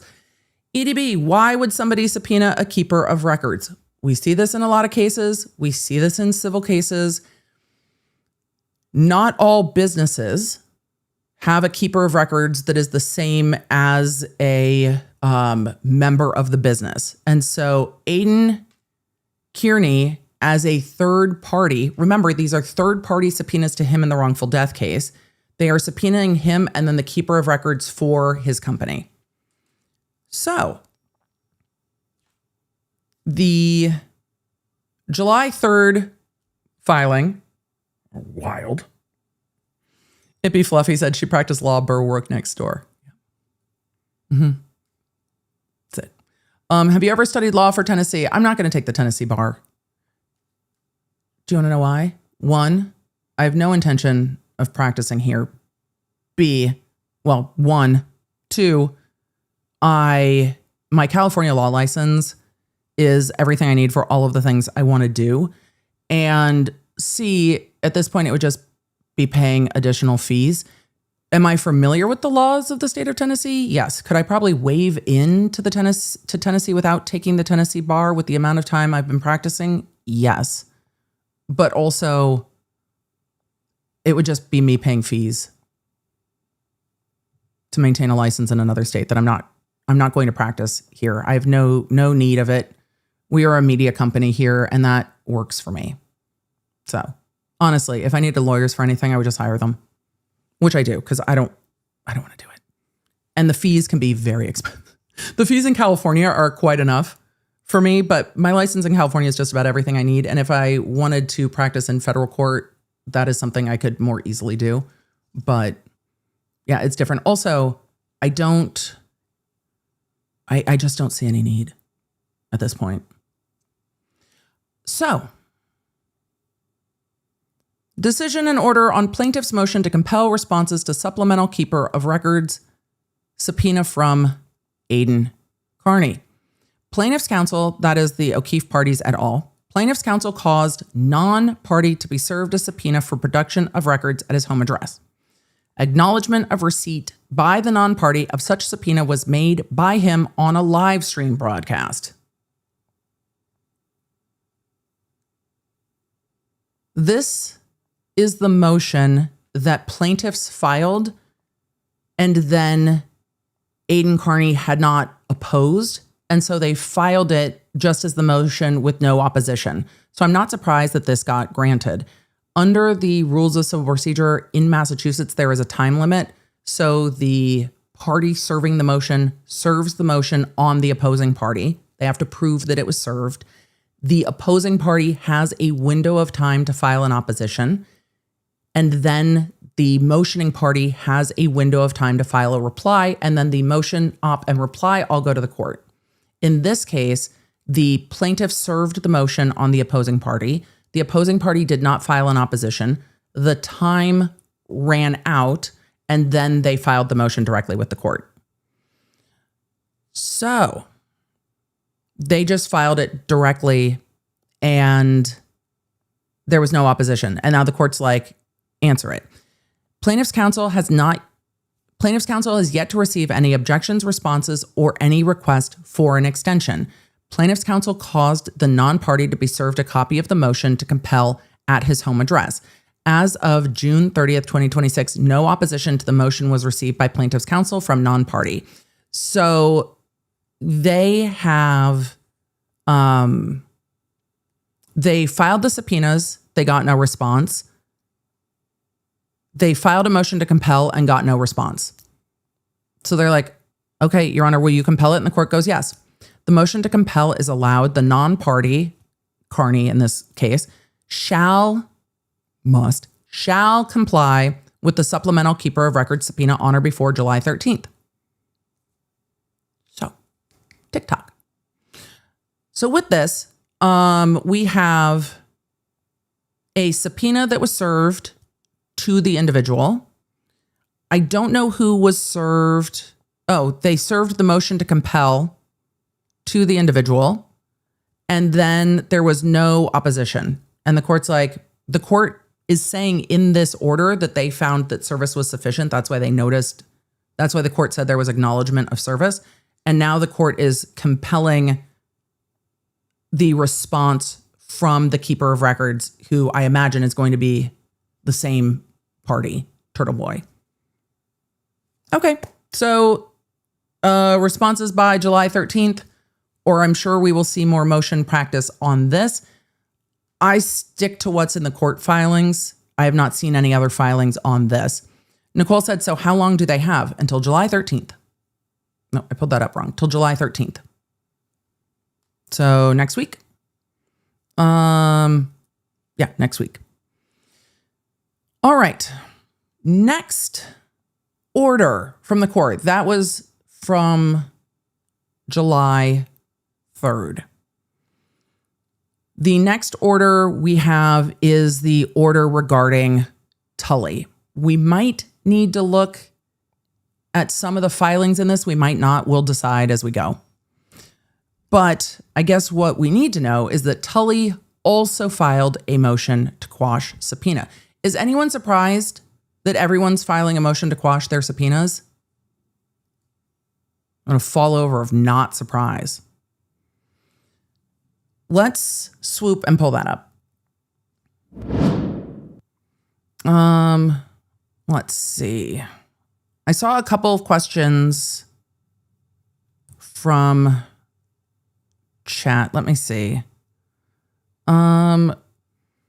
Christy says, will the fact that he has a criminal case pending matter? His lawyers can file objections to some of the areas of discovery because there is a criminal matter pending. So yeah, objections can be filed, and that can be a reason to file objections and to fight them on discovery a bit. So yes, it matters, because his attorneys would want to narrow the scope of discovery and probably would want protective orders of the discovery so that any discovery they seek doesn't just get turned over. But I don't know, and I'm not familiar enough with the pending criminal cases to know if there's more for the state to get, or if the state basically has everything and this is going to be redundant. I don't know which of those is correct. But yes, there can be oppositions to discovery based on a pending criminal case. There can be oppositions to deposition saying, I'm not answering any of that based on pending criminal case. So there can be objections to that. Sure. But those would have to be filed by the party or the party's lawyer. You can't just not. Let's see. This is filed also July 3rd because the court was very busy on Friday. Decision and order on non-party Lieutenant Tully retired motion to quash subpoena and or for protective order. Let's take a look at what the court has to say. There's been a lot of litigation on this. We have not covered this litigation at this point. Upon review of the non-party's motion to quash and or for protective order. The opposition, the reply, the motion is allowed as to narrowing the document requests as set forth in paragraph 17 to 20 on page 13 of the motion, but denied as to quashing the subpoena.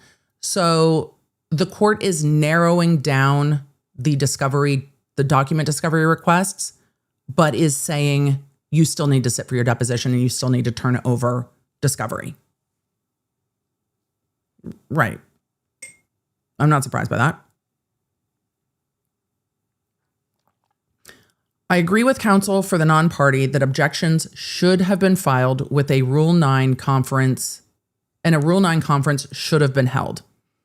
However, oh, Emily, keep reading. Oh, the court is just like, meh, meh, meh, meh, meh.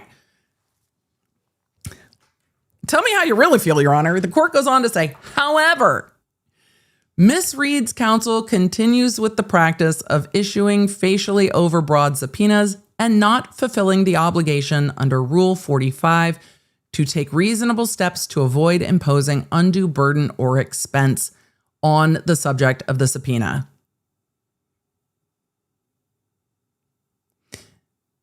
Right. I'm surprised, truly, that they have not modified their subpoenas. The Reed subpoenas are too broad. They know that the court believes that they're too broad. They are, in fact, too broad. Why not narrow them down at this point? I just have to wonder when this subpoena was served, because I imagine the subpoena was probably served.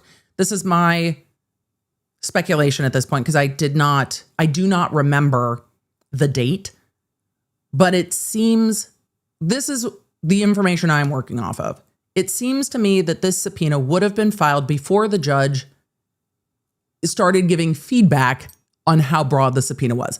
I agree that the subpoenas are overbroad. The judge is getting real sassy about it. One would hope that the Reed attorneys would then seek to work with the parties to narrow those down and then go to the court. However, what we've seen from the email chains that we've seen is when the attorneys try to work together, everything goes fucking sideways.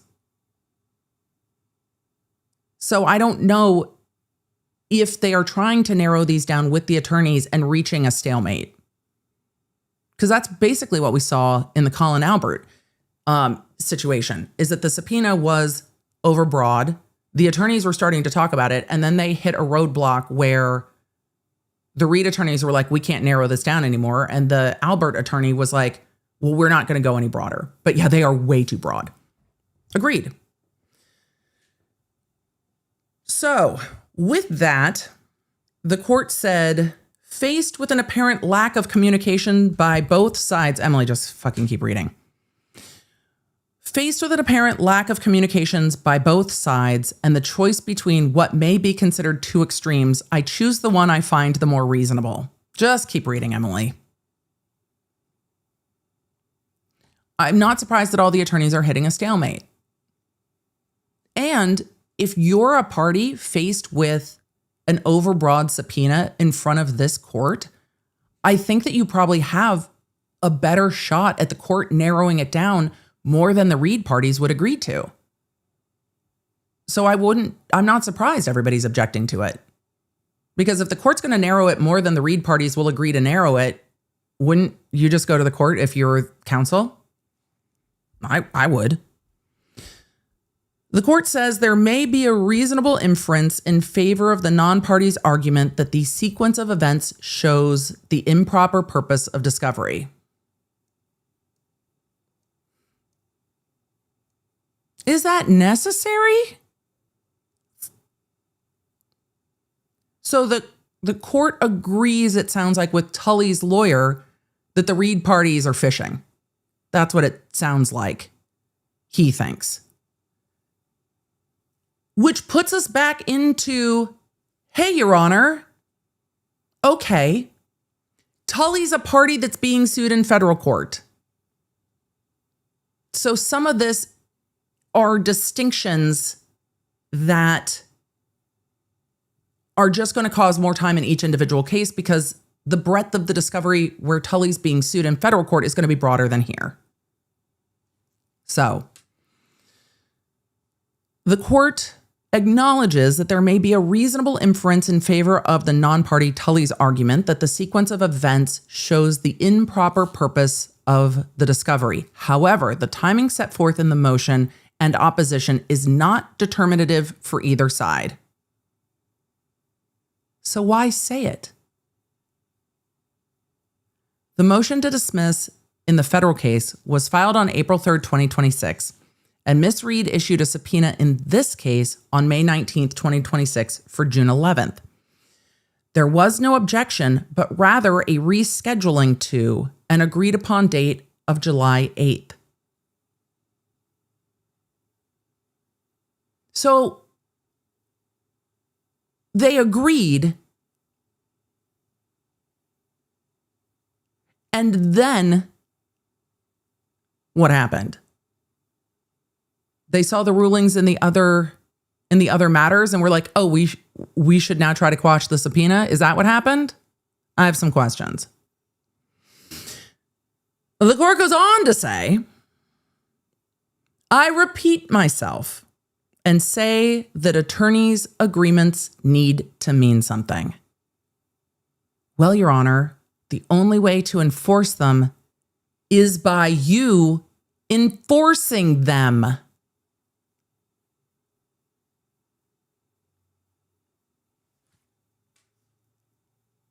The court says, I repeat myself to say that attorneys' agreements need to mean something. With respect to the argument that the subpoena circumvents federal discovery limitations, the cases cited in the motion tells us what is undisputed. A judge has the power to manage discovery, but do not stand for the proposition that the state court proceedings should be stayed as a result of the federal proceeding. Oh, so Tully must have lost on that argument. Even if I were inclined to do so, the impending discovery deadline in this matter would dissipate any such inclination. So you're going to just whack at both sides and then limit the discovery anyway. So that's the court saying to Tully's side, I'm disinclined to acquiesce to your request. And the first part is his whack at Reed's side saying, the subpoenas continue to be overbroad, narrow them down, y'all need to talk to each other, it needs to mean something. And now the court is saying the document discovery is limited to what is in the motion, but you need to go forward with the deposition, which is supposed to be, it seems, today.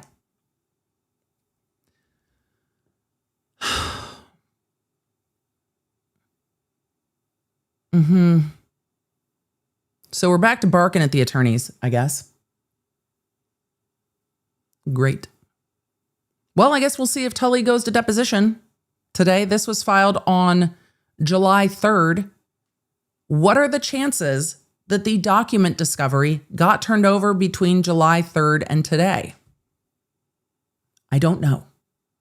When are these parties all next in court? It's rhetorical. I know this. I have it written down. The attorneys are all back in court.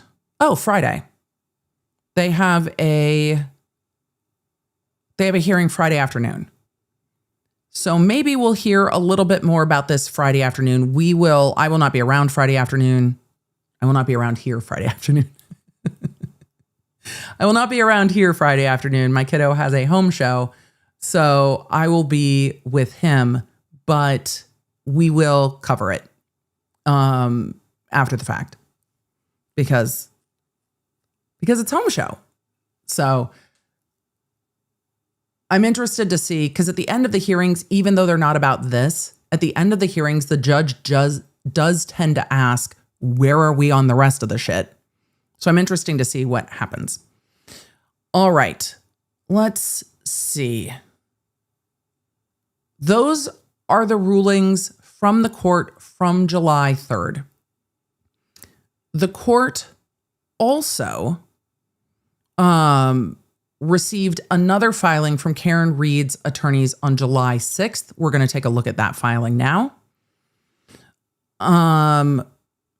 Allison knows exactly what I'm talking about. Allison said, "Yay, cavalcade of brass."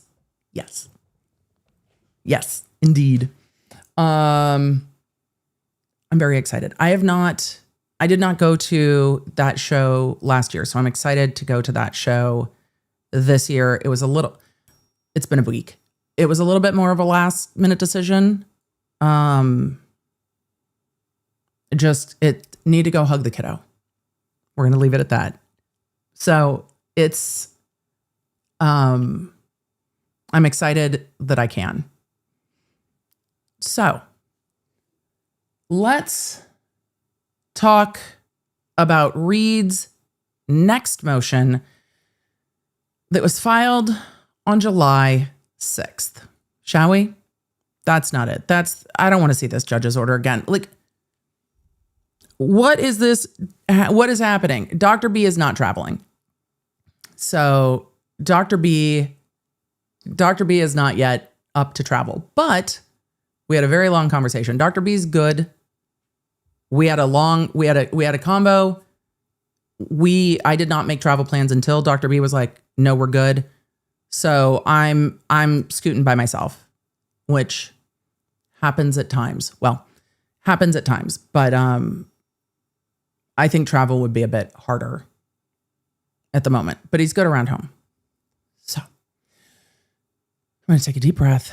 I'm going to take a deep breath. One day we will talk about everything that has happened in July. I can't even venture into it yet. So, but Dr. B is doing better. I'm encouraged that there is consistent improvement. So that is encouraging. How did Dr. B get injured? The way we all get injured at this age, doing something that we do every day. And today was the day that the back went, "No, thank you." He was reaching towards his feet. He made the audacious decision to bend forward. Yeah. The audacity. Be careful putting on your shoes, everybody. That you get to an age where, you're like, "Oh, I should sit down and tie my shoes instead of leaning forward." Nobody warns you. Your body warns you. But normally your body warns you when it's too late. So I know we have to adjust the way we do things. Forward flexion and your low back are not friends. K. Davis, was dental work hard on his back? Yes. Before we get to this next one, I will briefly state that I don't think people do not appreciate how physical dentistry is as a profession, but he has a number of other ongoing orthopedic things from dentistry. It is an incredibly physical and repetitive motion career. And it's just not something I thought of. Like, I talk to my hairdresser about it quite a lot. We talk about all of the aches and pains that come with a physical profession. But dental is one of those physical professions where there's a lot of different quirks. However, I'm really glad that in teaching, Dr. B gets to share with dental students at the beginning of their journey all the things he has learned that just weren't talked about enough. And hopefully the young dentists are benefited by the cautionary tales of, "Hey, working with your arms out like this is not easy for you. Hey, you really do need ear protection because high-speed drills are incredibly difficult on your hearing. Hey, you have different types of chairs that you can modify to you versus you modifying to them." And I think that, and I hope that as these conversations happen more and technology gets better, that dentists are able to, and all professions are able to, kind of modify the way that they work so it's not as hard on their bodies. All right. What did I say we were going to? Karen Reed's next motion regarding Mass State Police. Let's see if we can summarize this. Just for a bit of background, the Mass State Police were subpoenaed ages ago. And then at the beginning of June, there was motion work with Reed's team saying that MSP had not yet complied. We watched a hearing together where the attorney for Mass State Police, that might have been the hearing with Canton, because the same thing was going on with Canton. And Canton was like, yeah, that was the hearing with Canton that I'm thinking of. Canton was like, I know we need to turn it over, but can we just not do it yet because vibes? We still have this ongoing investigation into former sergeant, not so good. Can we just do that later? That hearing with Canton. Similar thing was happening with MSP. MSP and Reed's attorneys had agreed to reschedule the hearing on the motion to compel. And when they agreed to that, I think this is helpful background. When they agreed to that, the court filed an endorsement order. I'm going to show you the endorsement order, and then I'm going to read it off of my notes. Because this is the endorsement order down the side of the page. Right. The endorsement order just means that the court endorses it by typing up the order on the document. So this is the June 15th motion to reschedule the hearing on Kearney's motion to compel MSP. The court's order is typed up the side. This is not uncommon in jurisdictions where they do endorsement orders. Generally, the feds put them at the bottom or stamp them at the top, like up in the blank space. I'll write your name. Just put your endorsement order up here. Why can't we just put it up in the... There's lots of blank space. Why do we have to write it all up the freaking side? Look at the margin on the bottom of this filing. Just put it at the bottom. Either way, it's up the side. I'm going to just read it to you from my notes. Because I can't. This is from June 16th, 2026. This is what the court's endorsement order says.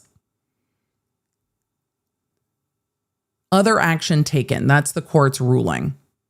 The status that is scheduled for June 26, 2026 was for the purpose of the parties reporting on discovery efforts, not for a hearing on discovery disputes.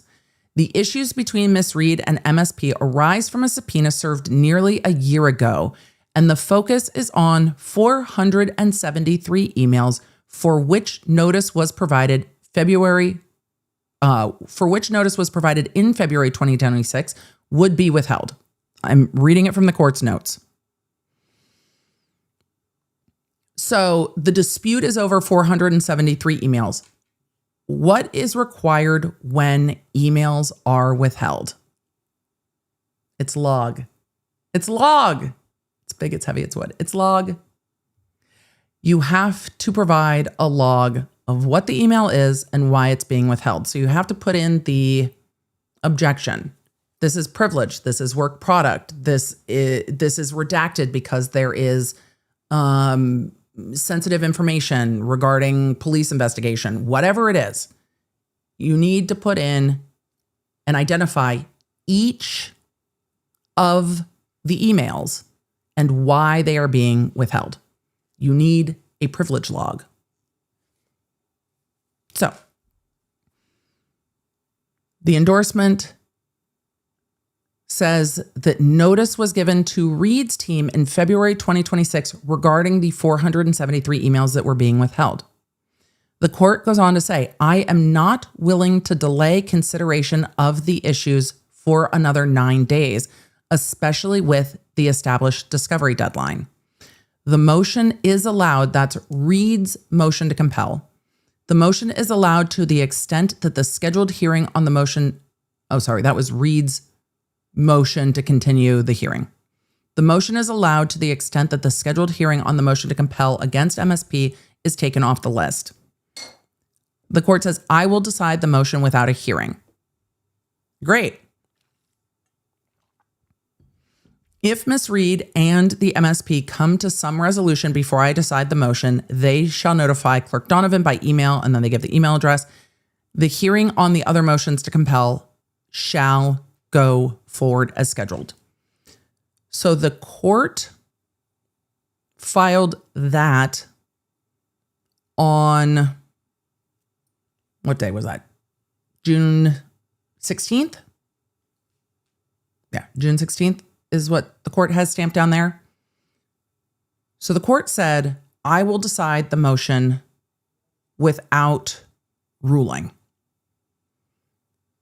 Let's see.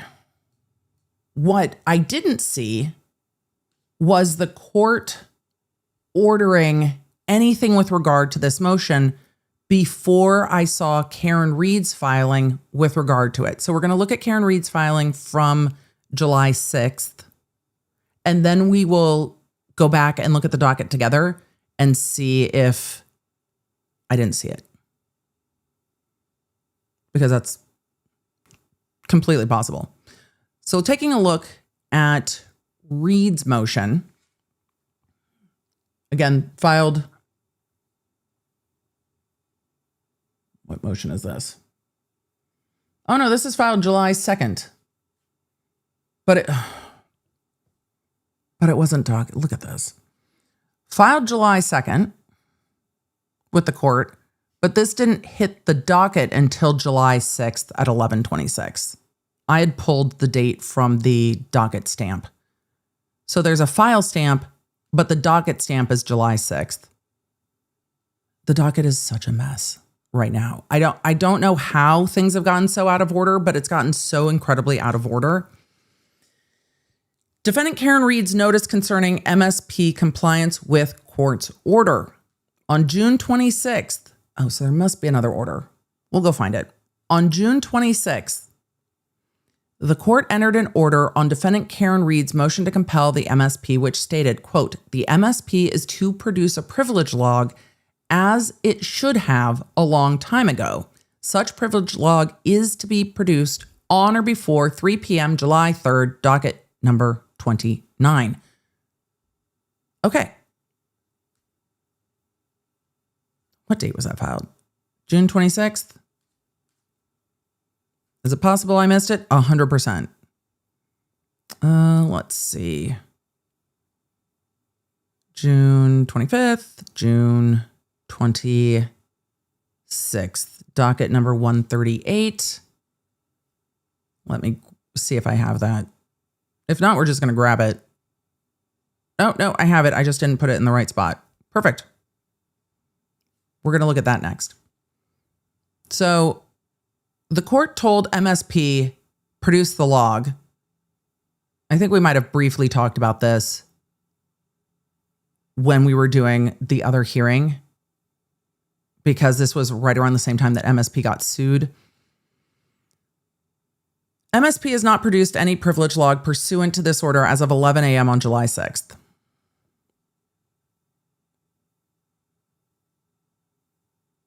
Did somebody file stamp this wrong then? This looks like one of the stamps where you have to manually change the stamp date. Then how can it be stamped July 2nd? The attorneys dated this July 6th. The stamp has to be wrong. All right, trust the electronic stamp. Don't trust the manual stamp. Somebody forgot to turn their dials before they went chunk. You all know what I mean. So somebody stamped it wrong. We're just trust the manual stamp. All right, I'm ending the poll. You guys very much didn't want to watch the July 1st hearing. We'll link it below.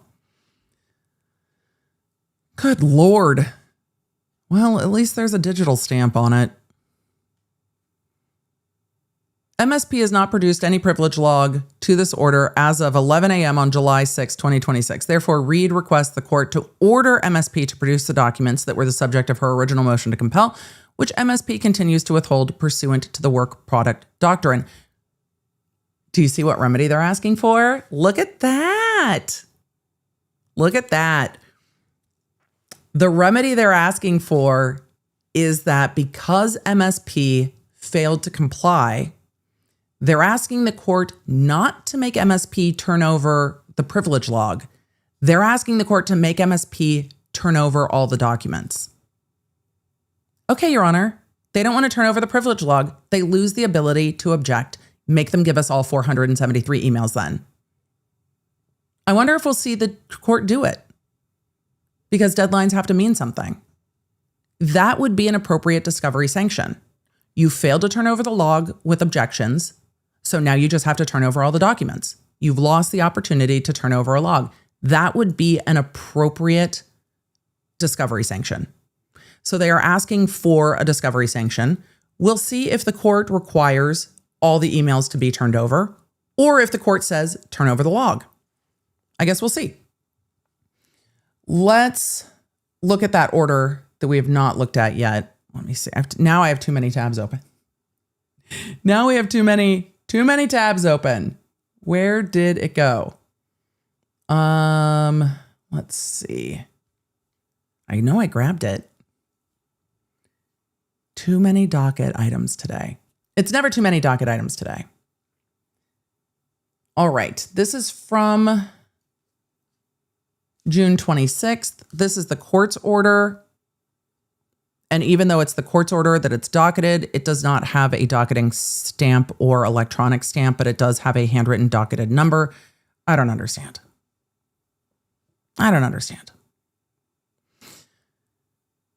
Order relative to motion to compel MSP to produce documents. Signed by Judge G, June 26, 2026. A review of the written submissions reveals that the remaining issue relates to 473 emails that non-party witness claims are subject to production based on, or I guess not subject to production. Because if the non-party witness agreed that they were subject to production, then they would produce them. Anyway, based on, quote, privilege/attorney work product. Ms. Reed suggests that non-party MSP has waived any objections as well as the right to make any privilege claims for two reasons. First, the court says Ms. Reed contends that because MSP did not respond within 10 days of the subpoena and it did not provide information enabling her to assess the claim of privilege, MSP has waived any objection and should produce the documents. Such a drastic result is unwarranted, particularly where the discovery response is expected to be voluminous and complicated. So the court's like, nah, we're not doing that yet. Oh, thanks, chat. That says protection. Subject to protection. Thank you. My brain went immediately to production. This is why we live stream, because chat is bae. What in the world? Oh, we're going to crash? No, that's not helpful. Don't do that. Great. Thank you, browser. That's helpful. It's fantastic. We love it. So the court says that basically, pause. We're not there yet. Second, the court says Ms. Reed contends that the emails can no longer be privileged because the criminal prosecution is over. The court says, I do not agree. The work product nature of the documents does not cease to exist after the litigation for which the documents were created has ended. I agree with the court on that. Just because there isn't an ongoing investigation doesn't mean there can't be work product and attorney-client privilege. And I actually imagine, does anyone think that MSP wasn't consulting at some point in all of this with lawyers? I would imagine they would have had to have in everything that was going on, that at some point they were talking to their own counsel. Sure. The court says the work product doctrine or the work product nature of the documents does not cease to exist after litigation for which the documents were created has ended. And MSP is now being sued by this same party. So this is going to continue to be a fight. The court cites Commonwealth versus Fall River Motor Sales, requested internal documents created by Attorney General's office on prior related litigation would not be discoverable in accordance with work product doctrine. The court also cites Cambridge Place Investment Management versus Morgan Stanley, saying that the document prepared by attorney for previous litigation was protected work product. And then there's others, including Stamps versus Town of Framingham, one of those three. Acknowledge that work product protection does not extend under Rule 26. It may still exist based on the purpose underlying the doctrine, which just logically makes sense. Like attorney work product is attorney work product, even if the thing the work was done for is gone. The court says, I'm not persuaded by Ms. Reed's reliance on word. Which version? Corn? Which word up do we go with today? Probably corn. Hey, everybody around the world. Right. Sorry. Ward versus Peabody. The court finds that not to be persuasive. That's at 380 Mass 805. Ms. Reed argues that even if the emails are privileged work product, she is entitled to them in discovery because under Rule 26b3, she has a, quote, substantial need of the materials in the preparation of her case, and she is unable, without undue hardship, to obtain the substantial equivalent of the materials by other means. I agree that she probably can't get to those documents by other means. That doesn't negate necessarily work product. The court says that ultimately may be the case, but the record before me does not provide enough information to assess the documents and draw such a conclusion. As a result, I'm issuing the following order, which is, I need more information. The MSP is to produce a privilege log as it should have done a long time ago, footnote 4. Such privilege log is to be produced on or before 3 p.m. July 3rd, 2026, footnote 5. Let's go look at the footnotes. Footnote 4. What in the world? Footnote 4. It is hard for me to get too worked up about the MSP's failure to produce a privilege log in this instance, given in another discovery dispute in this case, the plaintiffs claim Ms. Reed has not produced a privilege log in response to a request for production served in October 2025. Girl, be so for real.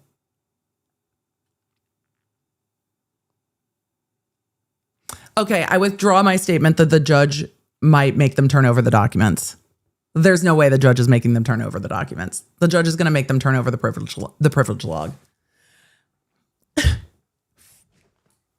So he says in the body of the motion, MSP is to produce a privilege log as it should have done a long time ago, and then goes on to say, however, it's hard for me to get too worked up about the MSP's failure to produce a privilege log in this instance, given in another discovery dispute in this case, the plaintiffs claim Ms. Reed has not produced a privilege log. I don't know why that's hard for me to say 3 times fast.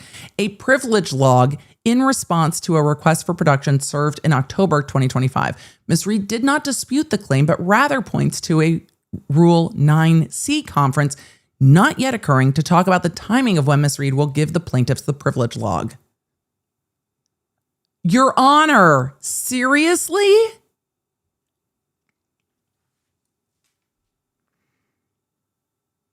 Such privilege log is to be produced on or before 3 p.m. July 3rd, 2026. And then the footnote to that says, I am hopeful that the process will reduce the number of emails that it may be necessary for the court to review in camera.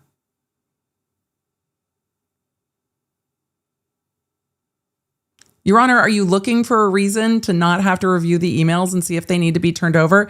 If the discovery is annoying to you, which literally is 90% of being in civil court is discovery, it's like 3% trial, 6% hearings, 90 whatever percent discovery. If the discovery is too annoying to you, Get a discovery referee. This is the whole job. But the judge is like, don't come in here and tell me you're mad that they haven't turned over a privilege log when y'all are doing the exact same thing. I expect, Your Honor, then, if you're going to go tit for tat with all the lawyers, I expect to see it as to all the lawyers. Because everybody's doing the same thing. But if the court continues throwing out commentary, is he surprised that the lawyers respond? Also, if the Reed team hasn't provided a privilege log, then where's the motion to compel? There's a process for that. Go through the motion to compel then and compel them to turn over the privilege log. Instead of saying, well, you haven't turned it over, so nobody's turning it over, make everyone turn it over. Just make them all do it instead of going, well, you haven't done it yet either. Make them all turn it over. Make everyone adhere to the discovery. Wouldn't it be better if we just all do it? Yeah, it would be. It would be better. It would be better if they all just do it. So make them all do it. What a bitch ass footnote. I don't have another word for it. That is a petty ass footnote. They should have turned it over a long time ago, but I'm not all that worked up about it. Your Honor, the person who can make the attorneys turn over the discovery is you. So make them do it. But maybe, just maybe, the reason that they are fighting so much is the same. And the reason is you. Maybe it's all just a lack of control in this discovery process. And if all of you in the chat are sitting there going, so let me get this right. We are now in civil court and the attorneys are doing everything they can except turning things over. They're all just like, we don't want to do it. Yes. That's where we're at. Everybody is just like, yes, they're just all going to fight over discovery. Yes. They're all just going to fight over discovery all of the time. The judge is either going to rein it in or it's going to continue to spiral out of control. And it seems to me that if the judge would like the attorneys to stop sniping at each other, he should probably follow suit. But if the judge is quipping at the attorneys in the filings, are we shocked that the attorneys are quipping back?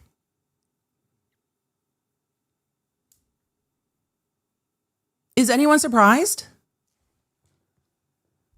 Because this is just the way it is, apparently. There was another set of filings that really pissed off the court. We haven't taken a look at this yet either. And I didn't grab it yesterday, but as I looked at this footnote, I was like, wait a second. There was an order from the court asking attorneys to respond. Let me see real quick if I can find it, because I was curious what it was about and we hadn't had a chance to go over it yet. Aha. We found it. I titled it properly. Let's see. Let me pull the docket this is about too. We're going to take a look real quick at the other thing the judge was salty about. Emily, what are we doing today? An exploration of judicial and attorney pettiness. Emily, they're just fighting like kids in the backseat on a road trip. Yes. Working as a civil research attorney was enough for me to say, I never want to do this again. And I stand by that. I am constantly reminded that this is not, I do not love this. It's so inefficient. It breaks my brain. Just like, you're in a lawsuit, just do the stuff. My brain is not well suited for this level of ridiculousness. All right. This is also from June 26th. There's a lot going on at the end of June. There was a lot going on at the end of June. But it's not too far afield. This is an order from the court. Order requesting information from defendant Karen Reed relative to opposition to motion to quash filed by non-party Tully. So we looked earlier at the court's order regarding Tully, and the court's order was the Reed subpoena is way overbroad. Agreed. The Reed subpoena is way overbroad. We're narrowing down the subpoena, but you got to go sit for your deposition. We're not quashing that. Go sit for your deposition. This is in that context. And we had not covered this yet. So the court is requesting more information from defendant Reed relative to the opposition to the motion to quash filed by non-party Tully. On or before noon, Monday, June 29th, defendant Reed is requested to provide the factual basis for the following statements in her opposition.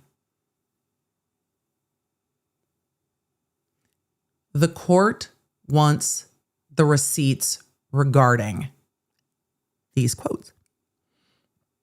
Quote,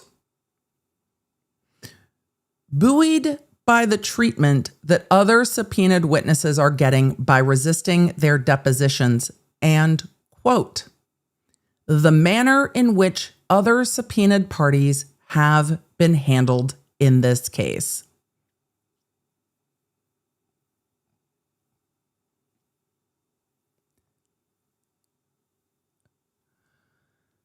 So the judge is calling Karen Reed's team into the principal's office again to say, explain your snips. Why are you snipping at me? Explain your snippiness. Okay, law nerds, gather round. We have a side quest. We have a side quest, law nerds. We must side quest. Thank you, moderators. We have a side quest. Emily, but we already read what the court ruled with regard to the Tully motion. Yes, we did. But there is tea that we have left in the pot. So, though the tea might have gotten a little cold, there is tea that has apparently been left in the pot because we had not had a chance to cover this. And I was like, wait, wasn't there a court order that we had not gotten to yet? Yes, this one. The court's like, excuse me. I heard what you said about me. What is the factual basis? Where are the motherfucking receipts? I love that the law nerds are like, no, the tea's not cold. It's iced tea. It's summertime. 10-4 law nerds. All right. I think we must first go to paper 132 and take a look at what the underlying offense was that the court has taken offense to. Because it reads as if the court is offended. Excuse me, attorneys Lewis and Nestor. May I present to you a court that doth be offended. Let me just, Exhibit A of the court being offended. This, I would like receipts on why you're saying this about me. Paper number 132.2. This is a little out of context because we are not looking at Tully's motion to quash. But what we know from the court's prior order, we know that the court said that the parties were objecting regarding the timing. And the court said that Tully originally had not moved to quash anything, had not objected to the subpoena, had not objected to the subpoena for the deposition. And as we were going through the court's ruling, the court was critical of the timing. This makes sense that there's some backstory. I am not looking at Tully's motion. We know that it is a motion now to quash the subpoenas for documents and deposition. All right, this one is manually stamped, but not electronically stamped, but handwritten with the date in very nice penmanship, I must say, from June 25th, 2026. The other order is the very next day. Your Honor, may I suggest some breathing exercises? And if breathing exercises aren't your vibe, maybe a playlist with some really, really hard rock so that you can just like get it out of your system. Something should stay in drafts. These are maybe inside thoughts that should just stay in your drafts. You don't need to just be like turning orders into a burn book. All right. So now, I know chat's like, maybe Midas Merge. I know. Somebody put Midas Merge on the judge's phone. Paradise Pause. Pick one.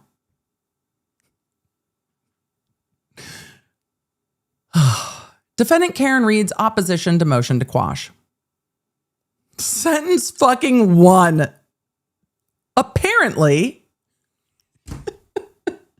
damn it, they came out of the gate with the fucking snark.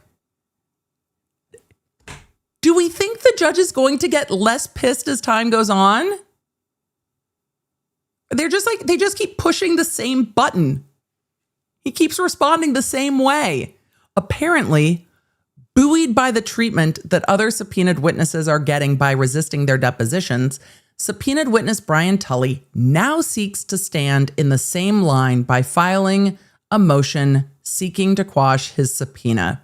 And like other subpoenaed non-parties, Jennifer and Matthew McCabe, Brian and Nicole Albert, Brian Higgins, Colin Albert, and Julie Albert, and there's a parentheses inside a parentheses, who just didn't show up for her deposition on June 16th, who all ignored Rule 45 requirement regarding valid objections to document requests, Tully now wants the court to credit his invalid objection and does not want to produce any documents either.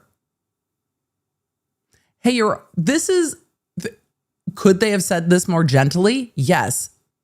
Are they going to keep locking horns with the judge if they keep filing like this? Yes.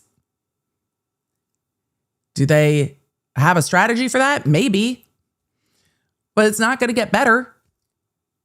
But is it clear that Reed's team is saying, hey, if you keep allowing people to, in an untimely way, push back on depositions or just not show up, or when you're going to force somebody to come to deposition, they still don't go to deposition that day, and then they get additional time and then additional time and additional time. If we're going to just keep allowing this to blossom, of course, all of the other lawyers are going to say, oh, well, if they got that result, I can get that result. I honestly think that a lot of the attorneys, seeing that the objections are being met positively by the court, kind of have to. Because if you agree to a broader scope of discovery by agreement with Karen Reed's lawyers, when the court is narrowing it further, you kind of have to go to the court on that. I don't disagree with their premise. The approach, however, is probably not going to get them very far.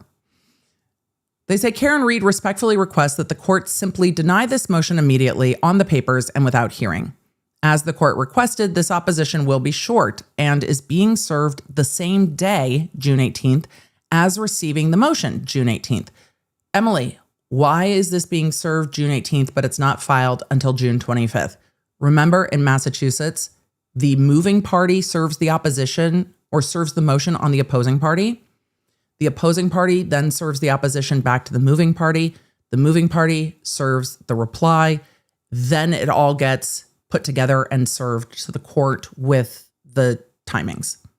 So that's why this, when they say they are serving the motion, this is Reed's team responding to Tully's attorney. As the court requested, this opposition will be short and is being served the same day, June 18th, as receiving the motion June 18th, so it can get before the court quickly. Reed's counsel is also specifically requesting that Tully's counsel file his motion in opposition electronically on June 19th so the court can rule on it immediately. Well, that didn't happen. Substantively, the court only needs to know the following limited information. Reed's counsel issued a subpoena May 19th. See the subpoena attached, requiring Tully to produce documents by June 1st and sit for deposition on June 11th. On May 19th, Tully's counsel accepted service of subpoena. On May 19th, Tully's counsel asked to reschedule the deposition, and both counsel agreed to July 8th. Look, they rescheduled. Rule 45 requires a written objection to the subpoena within 10 days of service. Here, the period for objection expired May 29th. Your Honor, it's untimely. May 29th, by which date Tully did not serve any objection. On June 18th, for the first time, Tully sent an email attaching a Rule 45 objection and a motion to quash. Tully's counsel never previously communicated any of the concerns to Reed's counsel and failed to have a Rule 9c conference. The argument here can be equally brief. Tully looks to quash or limit the deposition and document production. He makes two arguments. They say both fails. First, he argues that the court should somehow wait for the federal court case. There is no rule or practice, and he does not cite any. The federal court case was filed by then because the federal court case was filed. I'm just grabbing it I'm looking at the filing sheet real quick because the federal case was filed even before it was removed to federal court back in 2025, November 2025. So the federal case was well on filed by the time that these were served. So it's not like it happened in the intermediary. They go on to say that even if there were a rule that allowed a stay while the federal case proceeds, that it shouldn't come close to the level of significance required to warrant a stay of discovery in this matter. Second, Tully argues that the document requests are too broad and unduly burdensome. I mean, they are, but it's untimely. I don't disagree that the Reed subpoenas are really broad. But also there's timing to that. And what the court did in their order is say, you have to go sit for your subpoena or deposition, but I do agree that it's overbroad. So even though the objections are untimely, I'll still allow it. Okay, so if it's untimely and you're still allowing it, do the timing rules mean anything? Tully argues that the document requests are too broad and unduly burdensome, but there was only one way that he can even raise the objection. He needed to preserve it under Rule 45 by making an objection within 10 days. He didn't do that, and it wasn't close. Moreover, his attorneys were involved from the very beginning, and they provide no reason in their brief, let alone good cause, for their failure. However, putting that aside for a moment, this is their writing, not mine. Tully's counsel didn't even attempt to communicate with Reed's counsel about narrowing prior to serving the motion. Nor did Tully's counsel conduct a Superior Court Rule 9c conference. Rather, it appears that Tully simply watched the manner in which, the court takes issue with this, watched the manner in which other subpoenaed parties have been handled in this case, and made a calculated decision to ignore the agreement between counsel to go forward with the deposition on July 8th, ignore Rule 45 requirements, and hope that somehow the court will forgive it. And the court did. The court narrowed the scope of the subpoena. So the calculation paid off. The court has an opportunity here to demonstrate that subpoenas actually have meaning.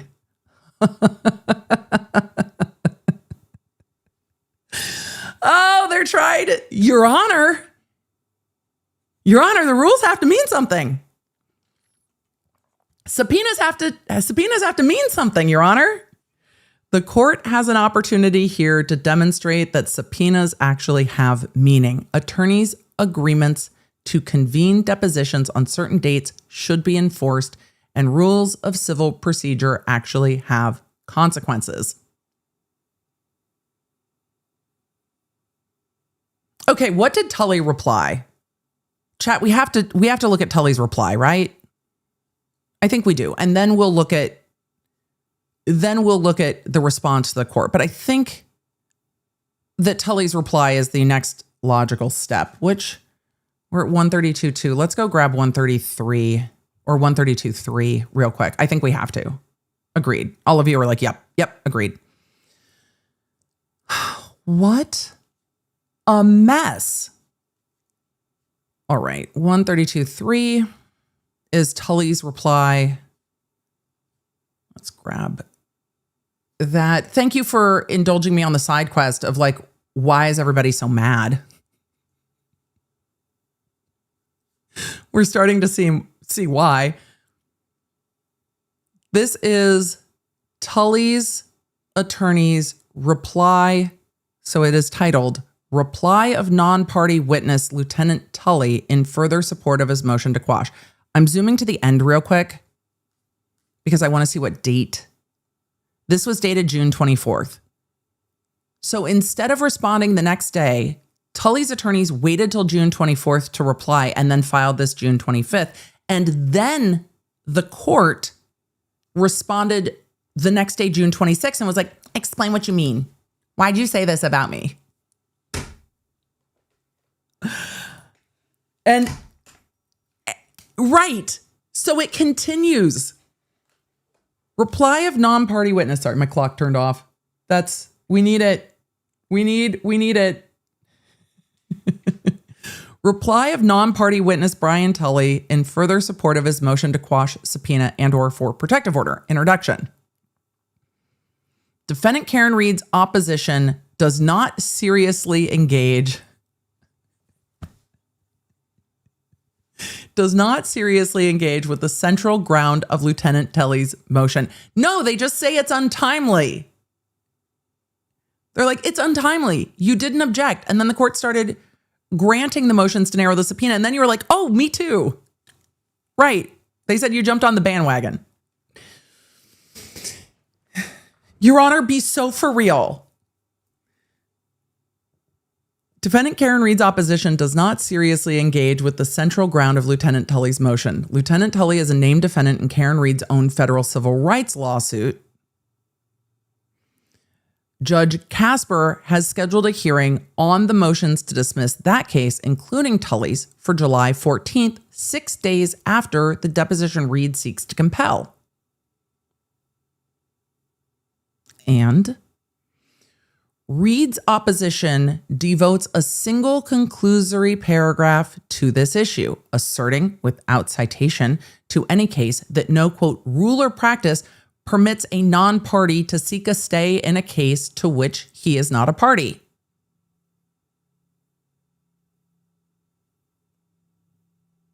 Your Honor, they don't cite the rule that says that no rule exists.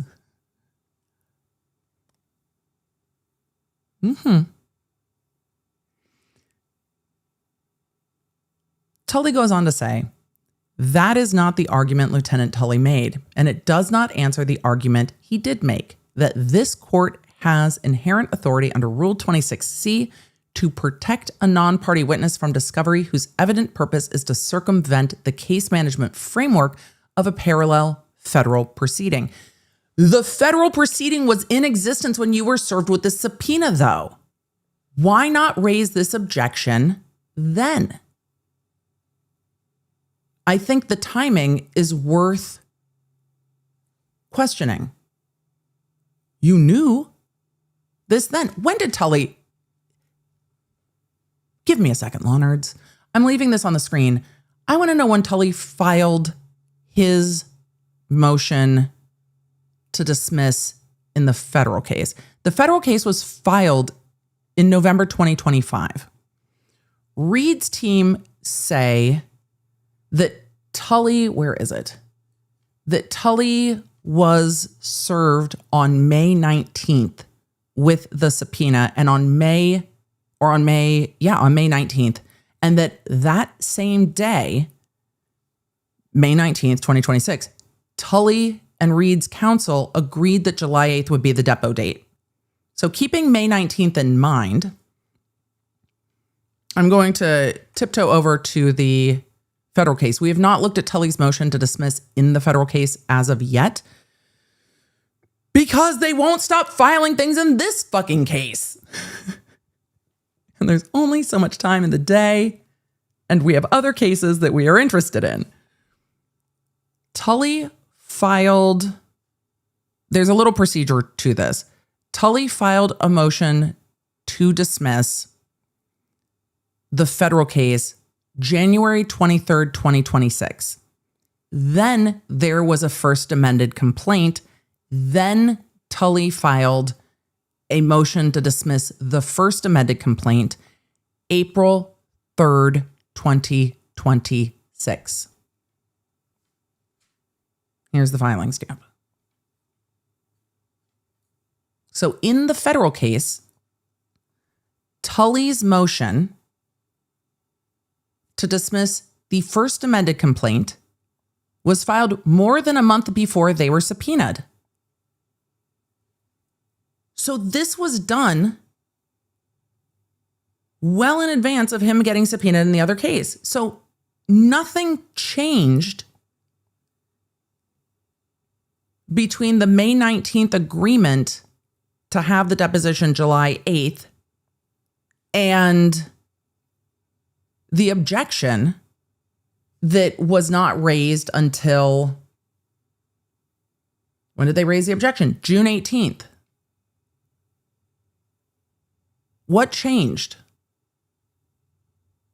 Other than the proceedings in this case.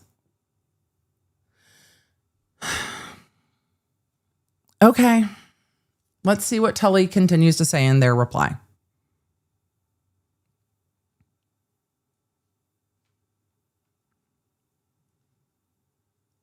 They say, on the question of timeliness, Lieutenant Tully does not dispute that his written objections were served after the 10-day period prescribed in Rule 45C.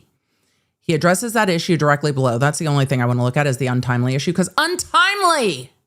What are we doing?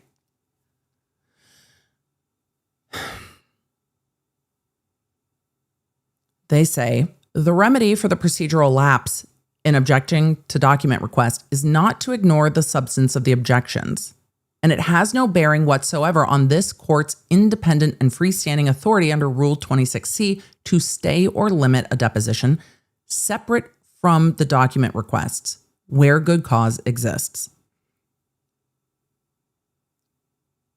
So they're saying even if it's untimely, the court can still stay the deposition.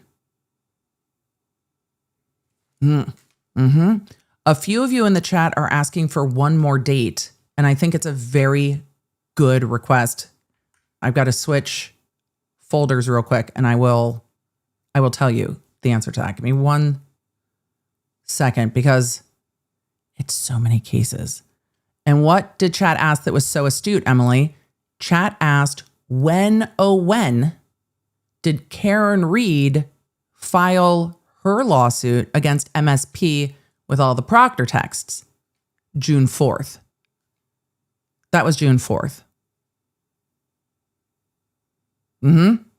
Everything's kind of coming into focus a little bit. So Tully's arguing that even though the objections on the documents are untimely, it doesn't limit their ability to request that the deposition be stayed, postponed, or limited. Okay. The lawsuit against MSP was noticed. Oh, the lawsuit against MSP was noticed, but it was not known what was going to be in it. I don't know if many knew exactly all the shit that was going to come out when that was filed. So Let's see. They argue that the court has discretion. Let's see what they say about the untimeliness issue. The deposition stay argument does not depend on Rule 45 document objection deadline. Reed's opposition treats this motion as though it were solely an objection to document requests under Rule 45C. It is not. The principal relief Tully seeks, a stay of his deposition pending the July 14th hearing on the motions to dismiss the federal action. But even if the federal action is dismissed, which is unlikely, it's not going to be a dismissal with prejudice because he's filing a 12b6 motion in the federal case saying it fails to state a claim. It would be very unusual for the court to grant a 12b6 without leave to amend. And I can't imagine that amendment would not happen. But even if Tully was not a party in the federal case, he's still a necessary third party in this case.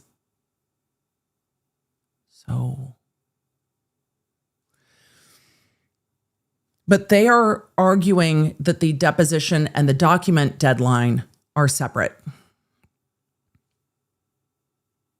They are saying that there is no 10-day deadline with regard to a stay on a deposition, and the court can invoke at any time, quote, for good cause shown under Rule 26C, a stay to protect a person from, quote, annoyance, embarrassment, oppression, or undue burden. Reed's opposition, they say, does not identify any procedural bar to a Rule 26C motion brought at this stage because there is none. Whatever view this court takes of the document request objections, it retains full authority to stay the deposition itself, pending the federal court's imminent ruling on whether Reed may maintain any claim against Tully whatsoever. So, the court actually took the position kind of opposite of what Tully's arguing here and said, okay, I'll limit the document discovery, but you have to go sit for your depo, which is supposed to be today. All right. So then all of this gets filed. Oh, let's see what else they have to say. Reed's opposition does not meaningfully address the parallel federal proceeding and its timing relative to the July 14th, 2026 hearing, and that remains unrebutted. They say Reed's opposition does not dispute any of the following facts, each of which is independently sufficient to warrant a stay of the deposition. That Lieutenant Tully is a named defendant in Reed's own federal civil rights lawsuit. That Reed has asserted 7 causes of action against him personally in that lawsuit. That Tully's motion to dismiss the amended complaint in that action remains pending. That Judge Casper has scheduled a hearing on that motion for July 14th. Put an asterisk on that because there are multiple motions pending for July 14th in multiple of these actions in different courts. And I think the judges are just like, but something's going to have to wiggle on July 14th. And they say that the subpoena commands Lieutenant Tully's deposition July 8th, 6 days before that hearing. Reed's only response is the assertion that there is no rule or practice allowing a non-party witness to dictate the discovery schedule of a case to which he's not a party. The court agreed with that, though. Tully says this mischaracterizes the relief sought by Lieutenant Tully. This mischaracterizes the relief sought. I missed the period there, excuse me. Lieutenant Tully does not seek or does not ask the court to manage the federal action's discovery schedule. He asked the court to manage the discovery in this action in a manner that does not allow Reed to use this court's subpoena power as a substitute for discovery she has not yet been permitted to take against her own federal defendant. Everything is so intertwined, though. I don't see that Tully is not a necessary third-party witness in this case because part of the defense Reed is going to be presenting in the wrongful death case is, I didn't do anything that caused John O'Keefe to die, and the reason we don't know more about that is because their investigation was bullshit. So Tully being a part of that investigation is a part of this case. I do not see this as a situation where Tully is completely irrelevant to the wrongful death action but is in another federal lawsuit, and they're trying to pull him in as an irrelevant party to do a deposition to jump ahead of the discovery schedule in another case. They're too intertwined. If Tully was not relevant to this case at all, I think the result would be different. But that's not the case here.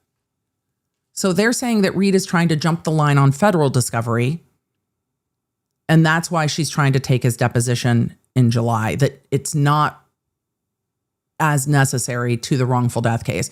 But the wrongful death discovery deadline is August, 17th, 16th? So Tully says that they are willing to confer, and they think that the court should stay the deposition until after the July 14th hearing.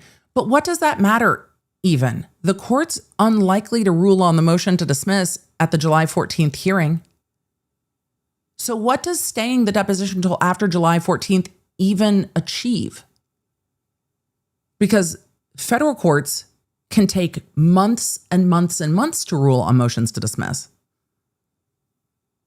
So do you want to stay it for that long? What difference does it make, I guess, is my question at this point. But the court said, go to your deposition, which is supposed to be today.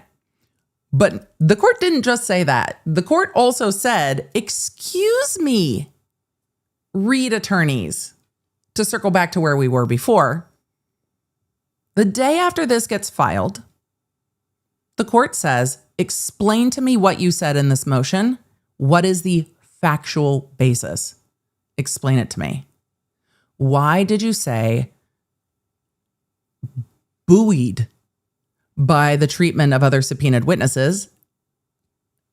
And why did you say the manner in which other subpoenaed parties have been handled in this case? The court's like, you took shots at me? Explain them in more detail. And that's what we're going to look at next. Emily, we're just adding all the documents today. Yes. Because this case is wild. Just wild. So that was the court's request for more information. We went through, see if we can summarize real quick where we're at. We went through the court's request for more information. We went kind of backwards on this one. We're like, wait, we can't just go over the order. And then we just kept following the rabbit hole down. We started with the judge's order regarding retired Lieutenant Tully's deposition and document discovery, where the court said, yes, we will narrow down the overbroad subpoena from Reed's team, but you need to go sit for your deposition on July 8th. I guess we'll find out later if that has happened. But then, as we were looking at the court's orders in this case, there was a snarky footnote. And that snarky footnote prompted me to say, wait a second, there was another ruling in this case we hadn't looked at. And so we went back into the Tully motion practice regarding his motion to quash the subpoena for deposition, or at least delay the deposition until after a hearing had happened in the federal case on his motion to dismiss Karen Reed's federal suit against him, which is scheduled, or at least was scheduled to take place July 14th. There's motion practice going on that to see if it's going to be moved because there's conflicting hearings set in two different cases on July 14th. We'll see what happens. So then we went back and looked at what that court order was. And the day after the grouping of Tully motion to quash motions had gotten filed, the court said to Reed's attorneys, hey, you need to explain to me in 3 days why you made these comments in your motion. What is your factual basis for this? I want to see it. Show your work.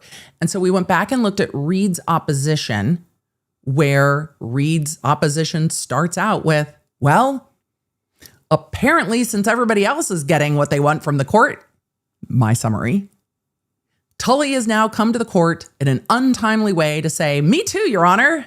Sign me up. I'm jumping on the bandwagon. Let's quash this subpoena. Let's go.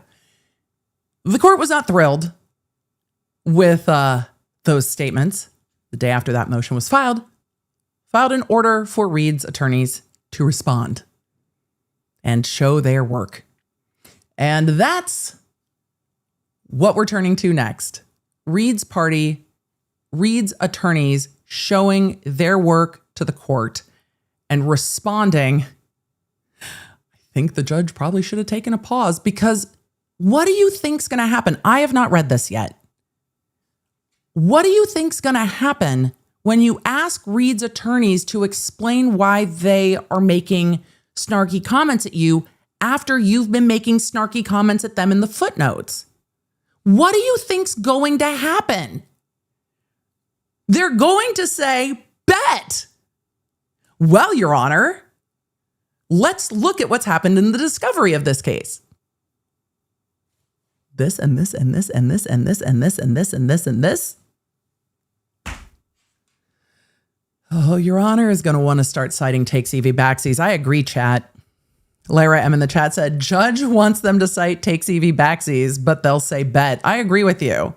Back in the day, the morning radio show that I listened to, like, since junior high. Yeah, junior high. Kevin and Bean, world famous K-Rock. Back in the day when morning radio was like, well, I will digress. But they would play, would you like to take that back? And they would play sound bites of things people said and then play, would you like to take that back? It had a very fun stinger song. My clip of the FBI comes directly from, well, it comes from a movie, but it comes directly from the Kevin and Bean show's use of that every time they talked about the FBI. And so the would you like to take that back is a fantastic segment. And it was often directed at Bean. And they were like, would you like to take that back? And he was like, no, I would like to double down. I would like to explain again why I continue to be right and all of you continue to be wrong. It was like when Heidi, Frosty, and Frank used to do their apologies at the end of each show. Like, and we apologize to moms driving SUVs who may have been offended by our statements. Very funny. So this feels like the court saying, would you like to take that back?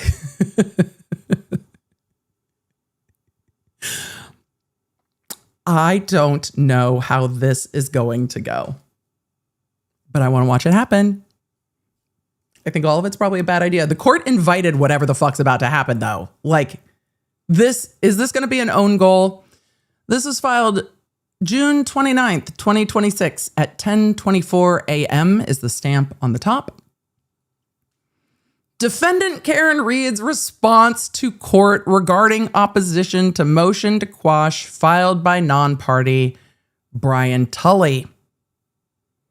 In response to the court's request, Docket 135, defendant Karen Reed provides clarification of the two statements contained in her argument against Tully's motion to quash, which are presented below, along with additional portions each to clarify Reed's meaning, and were not included in the request. Excuse me, Your Honor, context.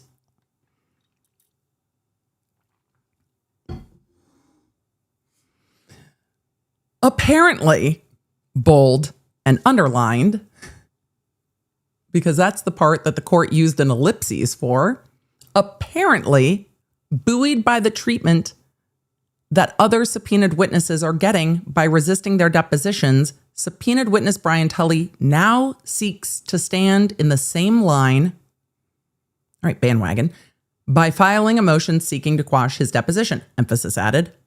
Rather, it appears, bold and underline, that Tully simply watched the manner in which other subpoenaed parties have been handled in this case, emphasis added.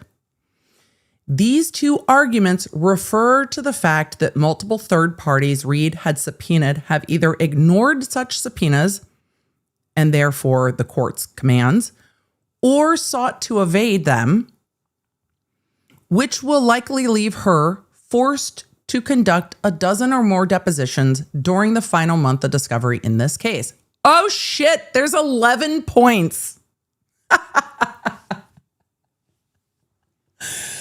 Oh, Your Honor, did we really want to do this? There's a list.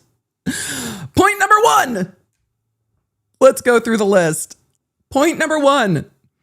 On May 20th, 2026, Colin Albert informed Reed that he would be indefinitely unavailable for deposition after June 2nd and continued to refuse to produce nearly all documents Reed sought. On May 20th, 2026, Tully, through his counsel, agreed to July 8th for Tully's deposition, parentheses, which was moved at his counsel's request.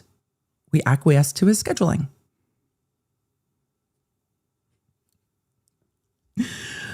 It's just giving, excuse me, Aaron Burr, sir, here is an itemized list of grievances for the past 30 years, sir. A. Rose.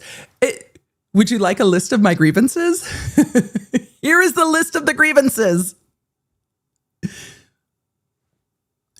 Number 3. On June 1st, 2026, Brian Albert served objections to producing documents well after the deadline to object had passed, and the next day claimed to be unavailable for multiple weeks that followed his subpoenaed date. On June 1st, 2026, Nicole Albert served objections to producing documents well after the deadline to object had passed, and the next day claimed to be unavailable for multiple weeks that followed her subpoenaed date. On June 1st, okay, I'm not going to read each one. Same for Jennifer McCabe. 0.6, same for Matt McCabe. 0.7, not same for Allie McCabe. So we're going to read 0.7. 0.7, on June 1st, Allie McCabe served objections to producing documents well after the deadline to object had passed, and the next day stated that she was unavailable for her chosen deposition date. However, she later agreed to appear on such date with only 2 days' notice and then testified that, in fact, she never had concrete plans, i.e. reservations, traveling companions, etc., requiring her to be away on the date of her deposition. Your Honor, she said she was unavailable when in fact she wasn't unavailable. On June 5th, third-party witness Michael Proctor filed his emergency motion for protective order seeking to continue his deposition scheduled for the next business day, despite having been properly subpoenaed in April 2026.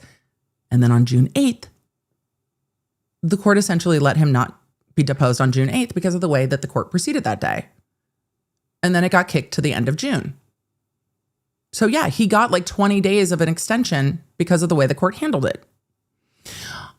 On June 16th, this is point number 9, Julie Albert failed to appear for her properly subpoenaed and noticed deposition.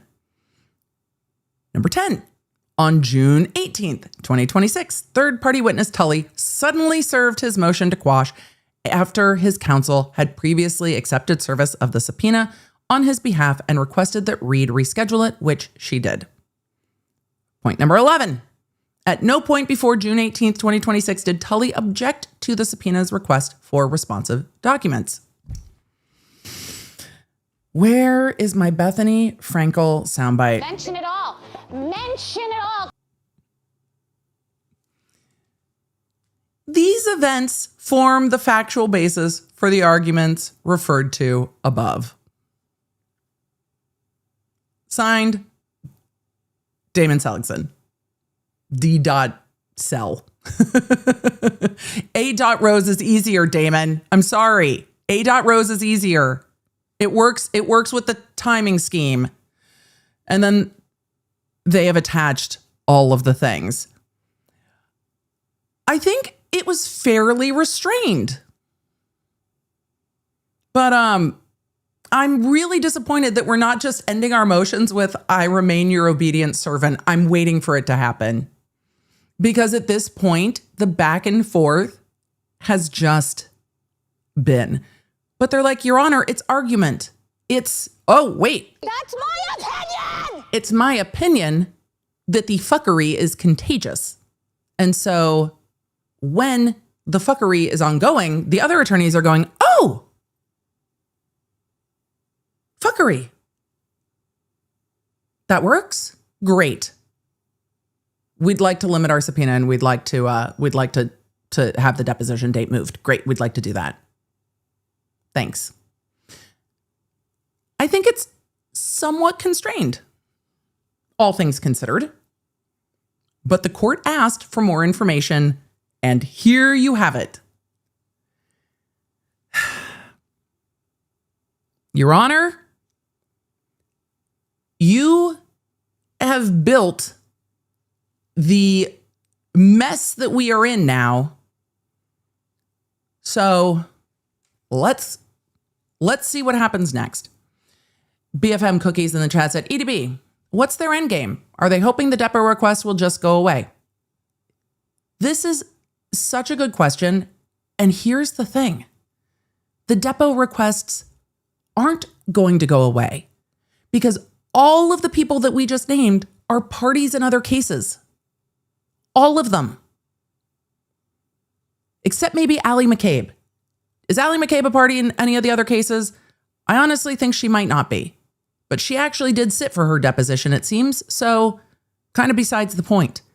But as to Tully, Proctor, Jen McCabe, Matt McCabe, Nicole Albert, Brian Albert, all of them are parties in numerous other cases. Karen Reed is suing them in the federal case. I guess Tully's not in numerous other cases. And then Albert, McCabe, Higgins are all suing Karen Reed in the defamation case.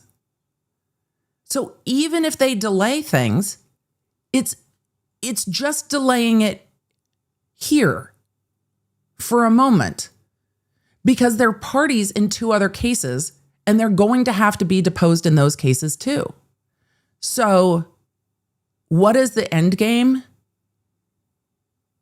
Delay, expense, or more generously, we're not going to do it now. We have summer plans.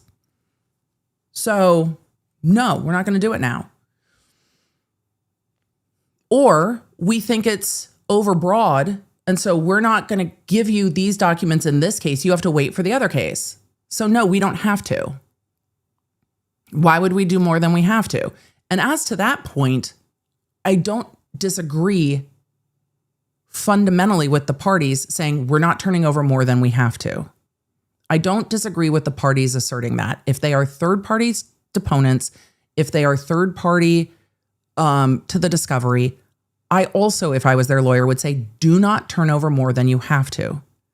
The thing that is difficult for me is that with regard to the parties in the defamation suit, the court has both cases before him. And I don't understand just the administration part of how these cases are playing out for the court because those two cases are before the same judge with a lot of the same parties. So it's all going to end up in the same place anyway. So why aren't we just kind of putting things together for discovery a little bit? Though I think the court did make a comment that perhaps the hospitality defendants, the two bars, wouldn't love that. And perhaps the court is trying to say, look, this is the O'Keefe's lawsuit. We are not going to bring in all of the other stuff into the O'Keefe's lawsuit because they are separate.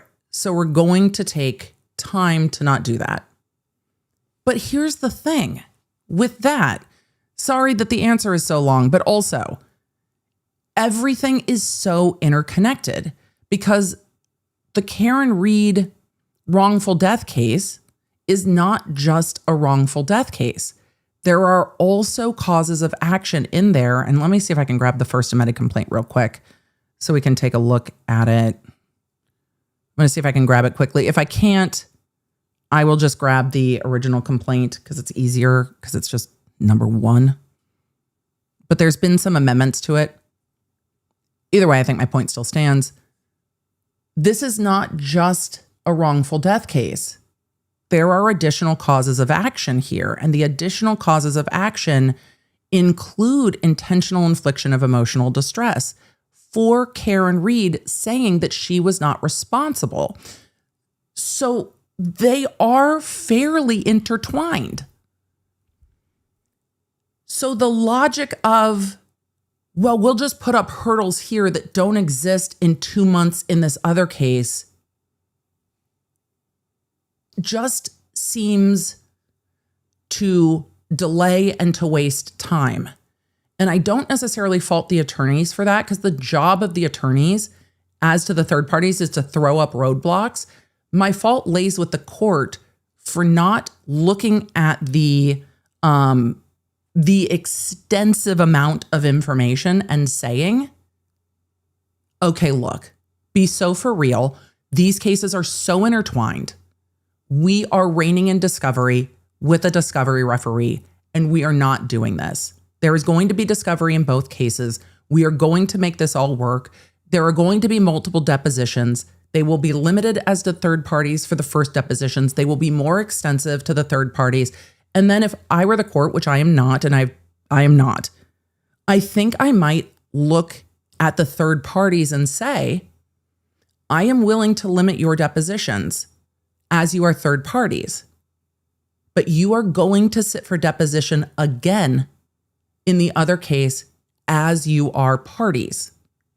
So either we could expand the depositions and do this once on 1 or 2 days, or we can narrow down these depositions as to this part and understand that 6 months or a year from now, you are going to do another deposition, and there is no getting around that. Feel me? But that's not what's happening here. Javelin in the chat asked, what's a discovery referee? It's taking generally a retired judge, sometimes an attorney, and putting that person in charge of all the discovery and letting them organize it all. So instead of the attorneys going back and forth in court with all these motions, it goes into a separate process, and someone else is the one saying, you guys do this, and they're in charge of it. You have a separate person assigned to be in charge of all of the discovery. And since those two cases are before the same court, somebody being in charge of streamlining and then looking at the parties and saying, all right, you want to limit these depositions? Fine, then you're sitting for discovery later. Cool. We'll do that. Just trust that it's going to happen later. We're not going to keep kicking this down the road. The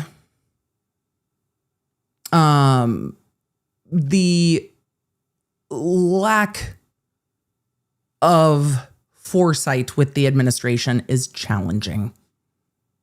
So it's much. But we'll see. This judge is hearing motions on July 14th in the defamation case on motions to dismiss and slap motions. I was pulling up, before I was ranting about organization, the other counts here. We have the wrongful death counts, but there are also numerous counts of negligent infliction of emotional distress and intentional infliction of emotional distress. And those all go to the things that Karen Reed was saying and doing, which means that the defamation case, which is based around the same thing, point 126 on this, defendant Reed outrageously created a false narrative. That is the substance of the defamation case. So they are so intertwined that parsing out the discovery like this, I think, can make it a little harder. But again, the court did make a comment in a prior hearing saying that combining the discovery is something he doesn't think that the bar defendants, the Waterfall and CF McCarthy's, want to do. And I believe it was Colin Albert's attorneys who said, no, I talked to them. They're cool with whatever. I think the bar attorneys are just like, y'all do whatever. And if you're the bar attorneys, if you're the attorney for CF McCarthy's or the Waterfall, I imagine that you're just like, whatever you guys want to do. Yeah, we're here. Whatever you want to do. Because what are you going to do if you're the bar attorneys and this goes to trial? You're going to call Karina Kolakithis and Jen McCabe, and you're going to say, hey, ladies, y'all knew Karen Reed pretty well. Neither of you were drinking that night. did Karen Reed appear to be intoxicated to you? You knew her for how long? You've been out with her before, right? You've seen her intoxicated in the past, I presume. Did she seem intoxicated to you? And both of them, like they testified to at trial, are going to say, no, she didn't seem intoxicated to me. And then C.F. McCarthy's and the Waterfall are going to get up and say, hey, if those that knew her very well at the end of the evening did not perceive that she was intoxicated, the bartenders are not responsible for over-serving Karen Reed because they did not perceive that she was intoxicated, and how could they have? And the bartender at the Waterfall didn't serve her anything. That's what's going to happen. So the bars are just like, whatevs. Just tell us where to show up for depositions. We'll just show up. Just tell us how to show up. The bar defense kind of goes along with Karen Reed. Because if Karen Reed's not responsible for wrongful death, the bars can't be responsible for over-serving her. But their defense goes a little bit further with how would the bartenders have perceived it? And I think as to Waterfall, our bartenders didn't serve her. So, and there weren't that many patrons in the bar. It was that group and the band. So the bartender was in a decent position to say, I didn't see someone who was overserved and I didn't continue serving them. So as to the bars, there's not as much for them to do except be along for the ride of all the other attorneys fighting and say nothing, which is what we've seen hearing after hearing after hearing. The court's like, anything from y'all? They're like, nope, I got nothing to say. We're good. We're just keeping an eye on all of it. We're just looking. And that's really what their role is going to be in this case. I don't think that I don't know. It's easy for me, A, not a bench officer, B, don't want to be. It's easy for me to be like, hey, it seems that this could all be organized more smoothly. That just seems practical. Because if there was a little bit more order to how the discovery was going, there wouldn't be any incentive to some of the gamesmanship that we're seeing. I really think most attorneys, not all, but I think most attorneys genuinely do things that they believe are going to get their client the best result. And if the best result is, oh, hey, yeah, this is filed late, but the court's allowing it. Great, the court's allowing it. Let's go. That's what they're going to do. Attorneys follow incentive. And if there is incentive for them to file it late, they're going to file it late because they still get the benefit of it. Proctor has gotten the benefit of his motions, even though technically he lost his motion. The impact was the same as if he won. Tully also got most of what he was asking for, which was a limit in the document discovery. So if the incentive is there, then the attorneys are going to take advantage of that because it's their job to zealously advocate for their client. And I would imagine that if you're Tully or one of the other parties watching that carry out, are you picking up the phone and calling your attorney? I know it's hard to put yourself in the mind. All of you were like, ick, don't ask me to do it. But if you're one of the other parties and you're seeing this play out, aren't you calling your lawyer going, are we objecting to these things too? What are we doing? Are we doing that? Why aren't we doing that? If the judge is allowing it, why aren't we filing the motion? Attorneys are going to follow the incentive. And I think we're seeing a lot of that happening. And I don't know how the court's going to rein that back in. So it's gotten a little far afield. So with that, law nerds, should we get to some questions? Thank you for the side quest.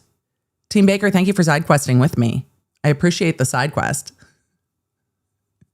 The side quest for the iced tea. I guess it's not that old. So much has happened in this case. And no, I have not seen anything new hit the docket today. We've had the docket open most of the day. I haven't seen anything new hit the docket today. This docket seems to update later in the day, but everything that we have taken a look at, I think we've covered everything. Oh no, nope, there's another one. No, there's more than one other one. Good Lord, Your Honor. All right, let's see. How many new things are there? 1, 2, 3, 4, 5, 6, 7 things we haven't covered. 8 things we haven't covered.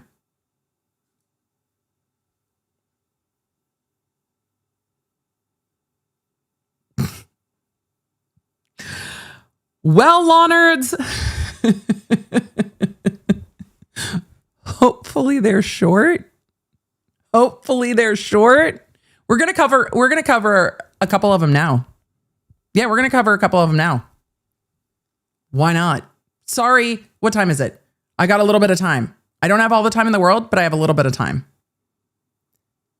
Law nerds, we're going to speed run. Magdalena, do you want to let the app know we've got some new filings? Let me read you. No, let me just show you the docket real quick. All right, let's take a look at the docket together. I'll show you what we're working with, and we're going to go through it one at a time. Thank you, Magdalena, for letting the app know. All right.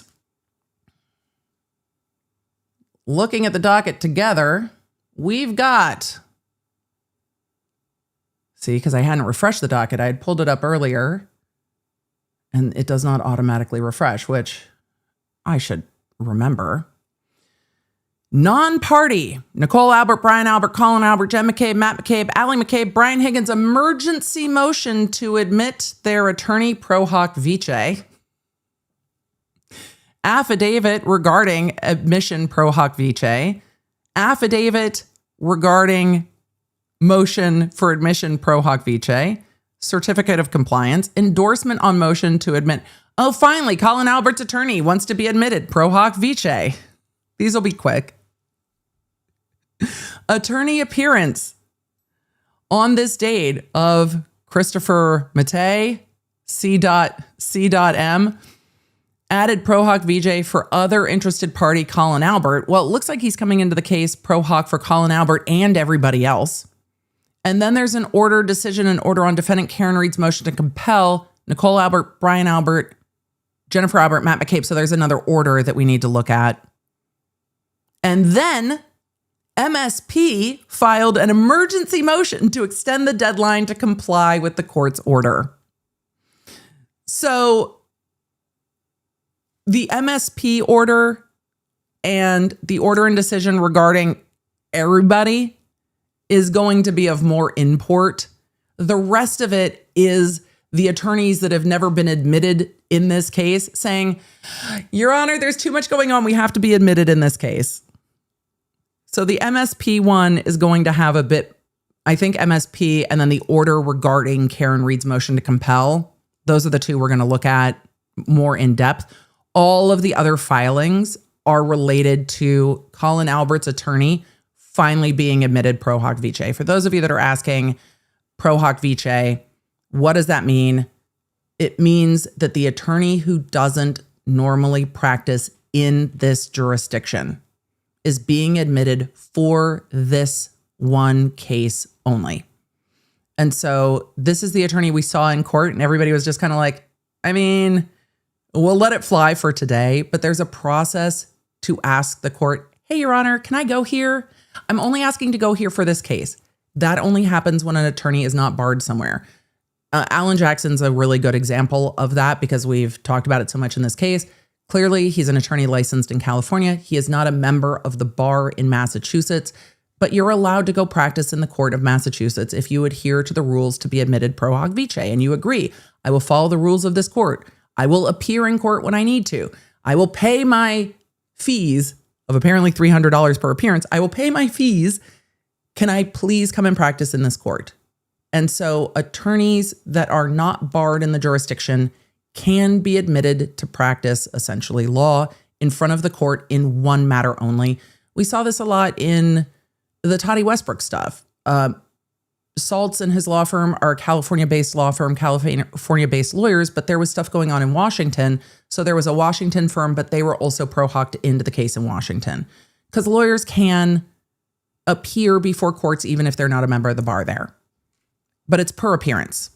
It's not 300 per appearance. It's 300 per appearance in a case. So it's to pro hoc in for the entire case. It's not like each day you come to court. Per appearance in the case. So if this attorney wants to appear in this case, the wrongful death case, it's $300 to pro hoc into the wrongful death case. But it's also $300 to pro hoc into the defamation case. But it also can be $300 to pro hoc in for the other clients. So it's per appearance in the case, not per each time you go to court. Once you're pro hoc into a case, you're in for the entirety of that case. Does that make sense? But being pro hoc into one case in Massachusetts does not mean you're pro hoc into every other case in Massachusetts. So it's into that. So we're going to go through some of these. We have some new filings. It's good that we're doing this today, law nerds, in your infinite wisdom, because I have more of a hard stop tomorrow. So, you guys, we have some new filings. We're going to start with the bottom and then go up from there. Let's go.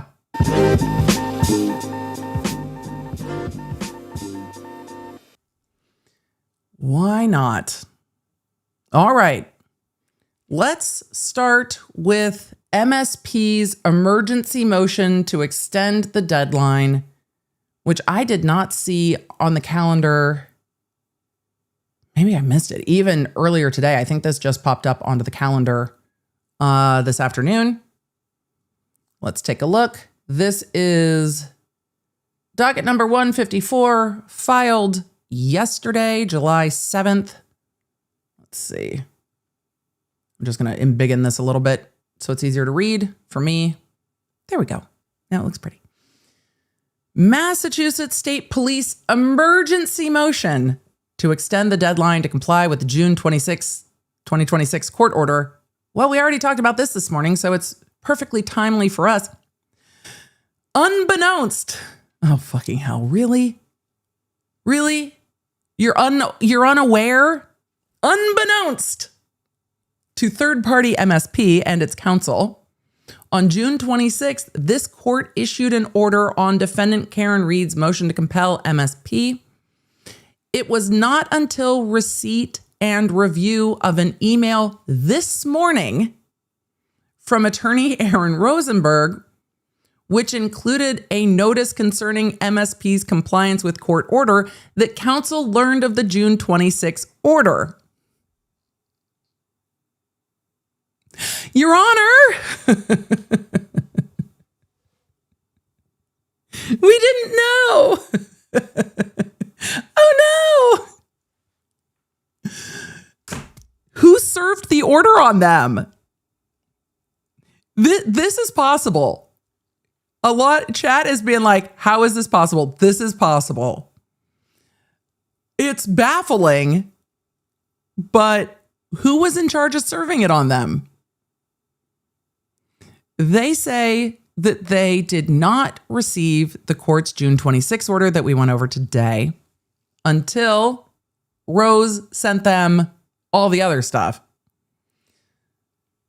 They say, attached is an affidavit from undersigned counsel outlining non-receipt of the court's June 26, 2026 order.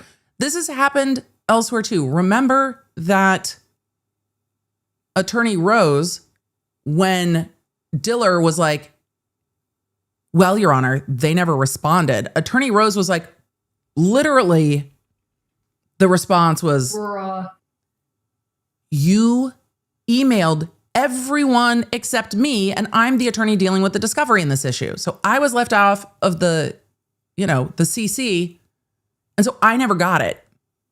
Just reach out to me and ask. So Attorney Rose was like, if you don't get a response from me, just reach out and ask why you didn't get a response from me.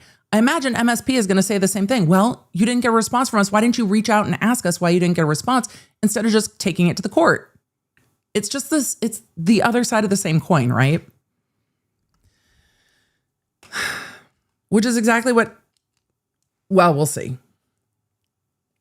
It's a court order, yes, but it still has to be served on them. So if they didn't get it, they didn't get it.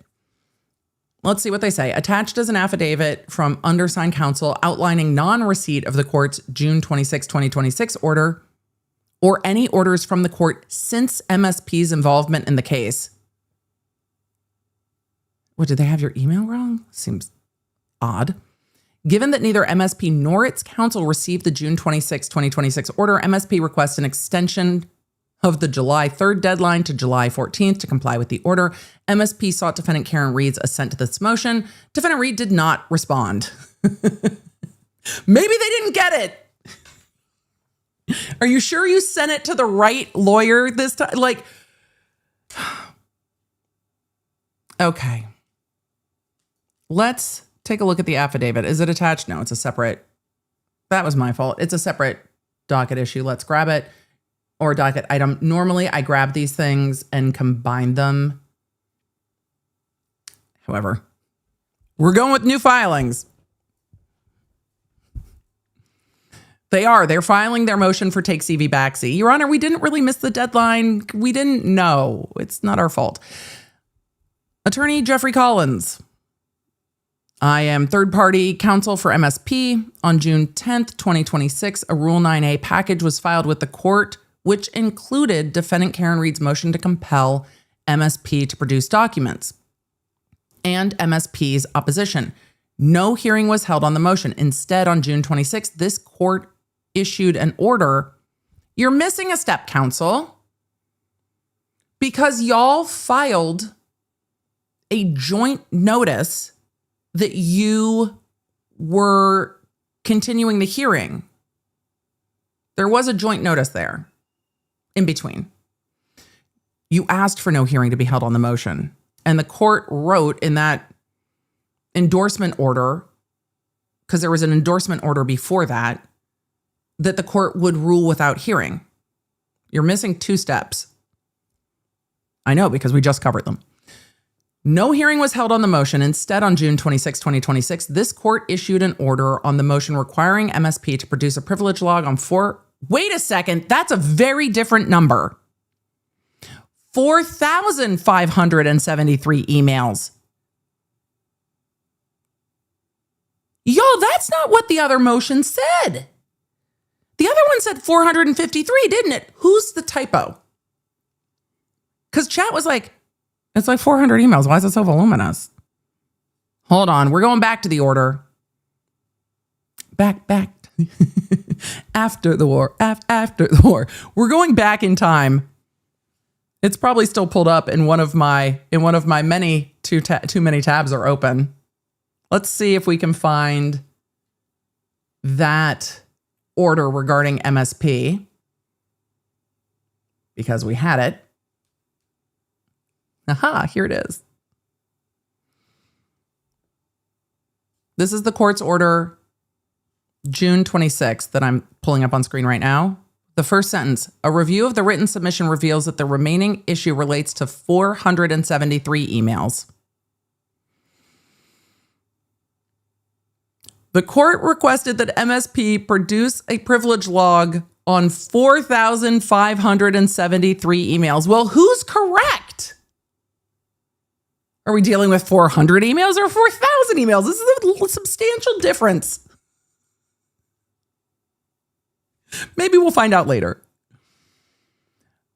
The attorney is affirming under penalty of perjury that they did not receive a copy of the order by either electronic or first-class mail on June 26th or any day thereafter. I learned of the order in an email this morning from Attorney Rosenberg, which included a notice concerning MSP's police compliance with the court order that we went over earlier in stream. After receiving Rosenberg's email this morning, I checked my email inbox for receipt of the June 26th order. Inexplicably, I do not have an email from the Odyssey file system or any other source with a copy of the order. I have not received any orders in this case from the Odyssey file system since becoming associated with this case on or about June 10th. I have contacted the court and will also engage my IT provider to understand and immediately correct this error. Chat, honestly, it could be as simple as the court entered this person's email address wrong. If the court manually entered the email into the Odyssey system wrong because they've never received notice, it really might be that the counsel or the clerk or whoever entered it in, like this person's name is Collins with 2 L's. Somebody could have typed in the email address with 1 L. So it could have been a typo. Or it could be that it's getting blocked by a firewall. There's a couple things this could be, but also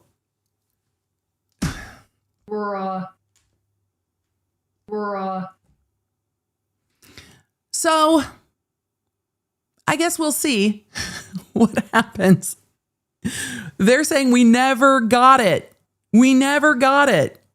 So now we don't know if it's 400 emails or 4,000 emails.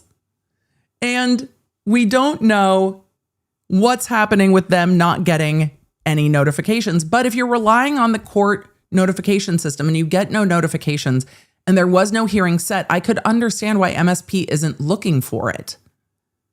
And it would explain why the first email they got was from Rosenberg emailing them directly. It's possible. I'm not attributing any malice here.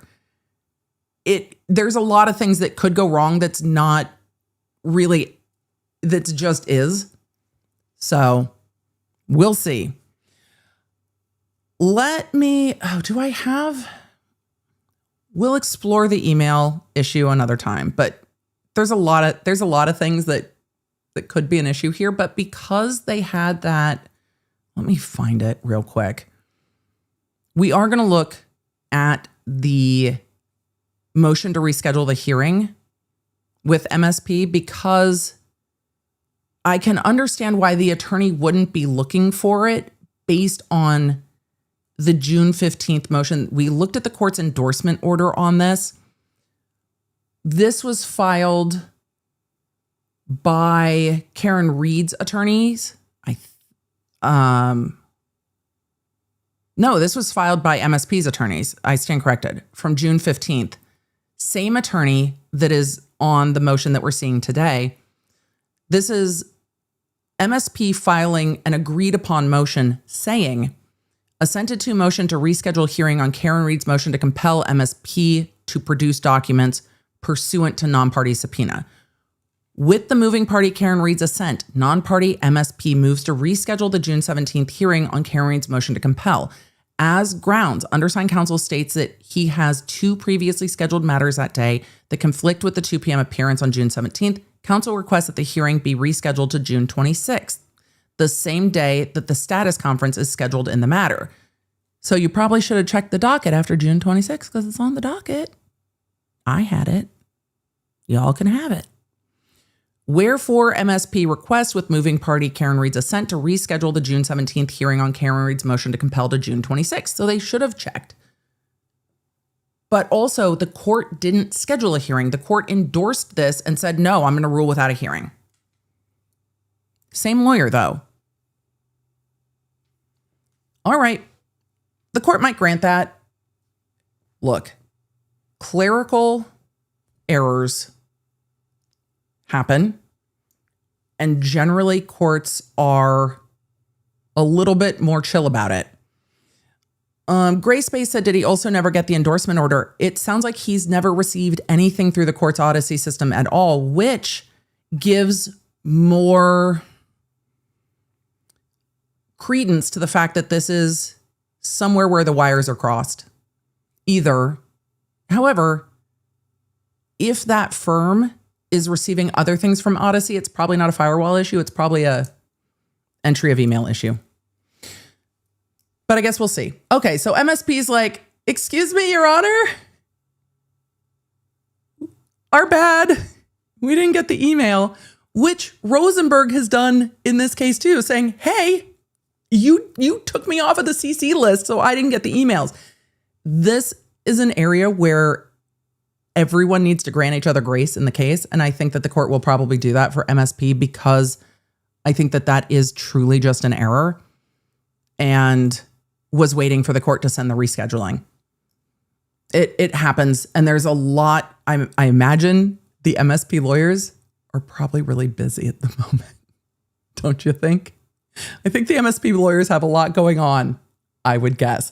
So that is MSP's emergency motion to ask the court to extend the deadline. And they didn't ask for an excessive length of time. I think the court will probably allow that.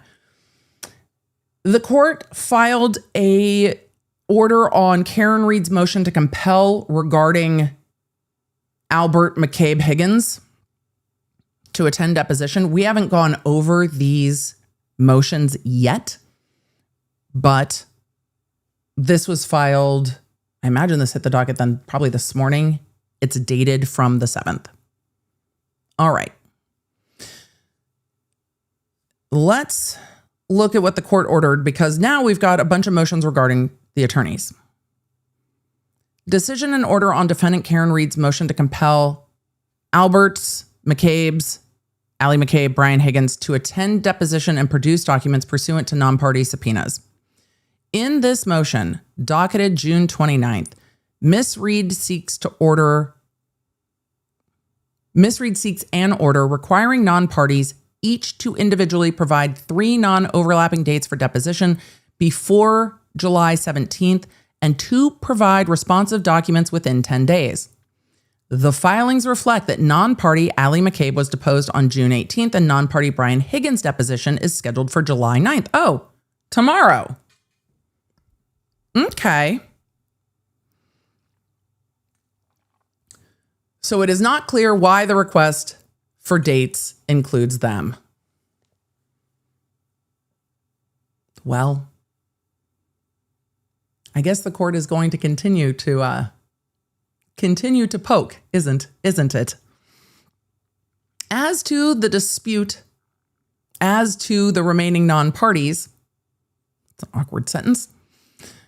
I am not sure what is more in conflict. Oh, God. What could be more in conflict? Already. The temperature is not going to get turned down with this. As to the dispute of the remaining non-parties, I am not sure what is in more conflict. 1, the statement by Ms. Reed's counsel that he, quote, was and is willing to accommodate reasonable scheduling conflicts and concerns, with the failure to pick one of the many dates set forth in paragraph 8 of the affidavit of counsel for the non-parties, or 2, the failure of counsel for the non-parties, as referenced in Ms. Reed's reply, to describe to the court the concerns about specific requests with the knowledge of the staunch position of counsel for Ms. Reed that the non-parties waived their right to object. The positions of both counsel simply result in unnecessary motion practice.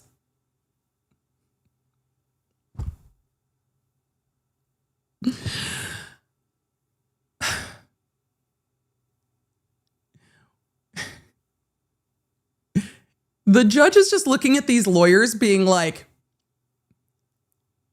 me. All of you stop it. Well, Your Honor, maybe you're the one that needs to stop it first. Reed's counsel is not picking dates of the dates set forth, and non-parties counsel are not describing at all the specific requests. They're just sticking their, feet in the mud and refusing to move. Stop it. He's just looking at all of them being like, all of you knock it off. The court says it is ordered that on or before Thursday, July 9th at 3 p.m. tomorrow. Misreads counsel shall notify counsel for the non-parties of his choice of the July deposition dates offered for each of the non-parties. On or before Thursday, July 9th at 3 p.m., counsel for the non-parties shall notify misreads counsel in writing of the concerns about specific requests, not general objections. You pick a date, you actually make an objection without vagueness. Get it together. Counsel shall then confer to try to come to an agreement on the requests that can be narrowed. Counsel should be able to narrow the request without the court stepping in. Go talk to each other.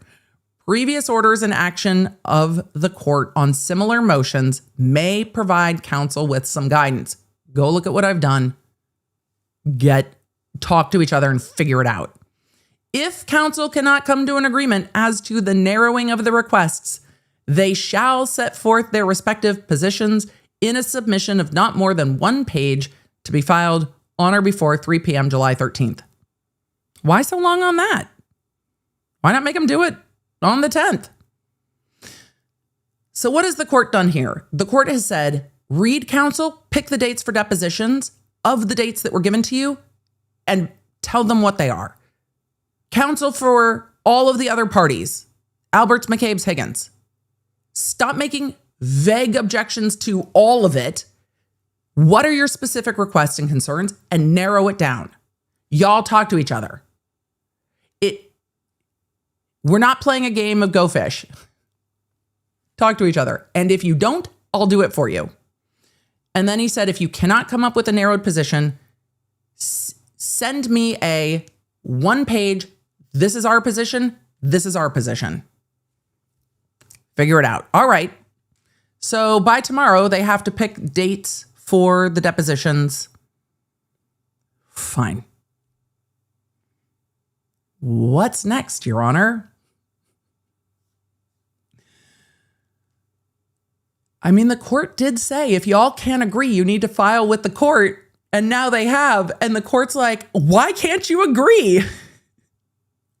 Well, you said if they had problems agreeing, they should file with you. And so they did. All right. All of the motions for Pro Hoc. We're going to start. I'm going to just start at the top and we'll go through them. I'm going to start at the top of the filing. Hopefully they are docketed in order. So let's see what the Pro Hoc Vice motions have to say, shall we? We're going to go through these. We're going to speed run these, hopefully. Non-parties assented to emergency motion to admit Christopher Mattei.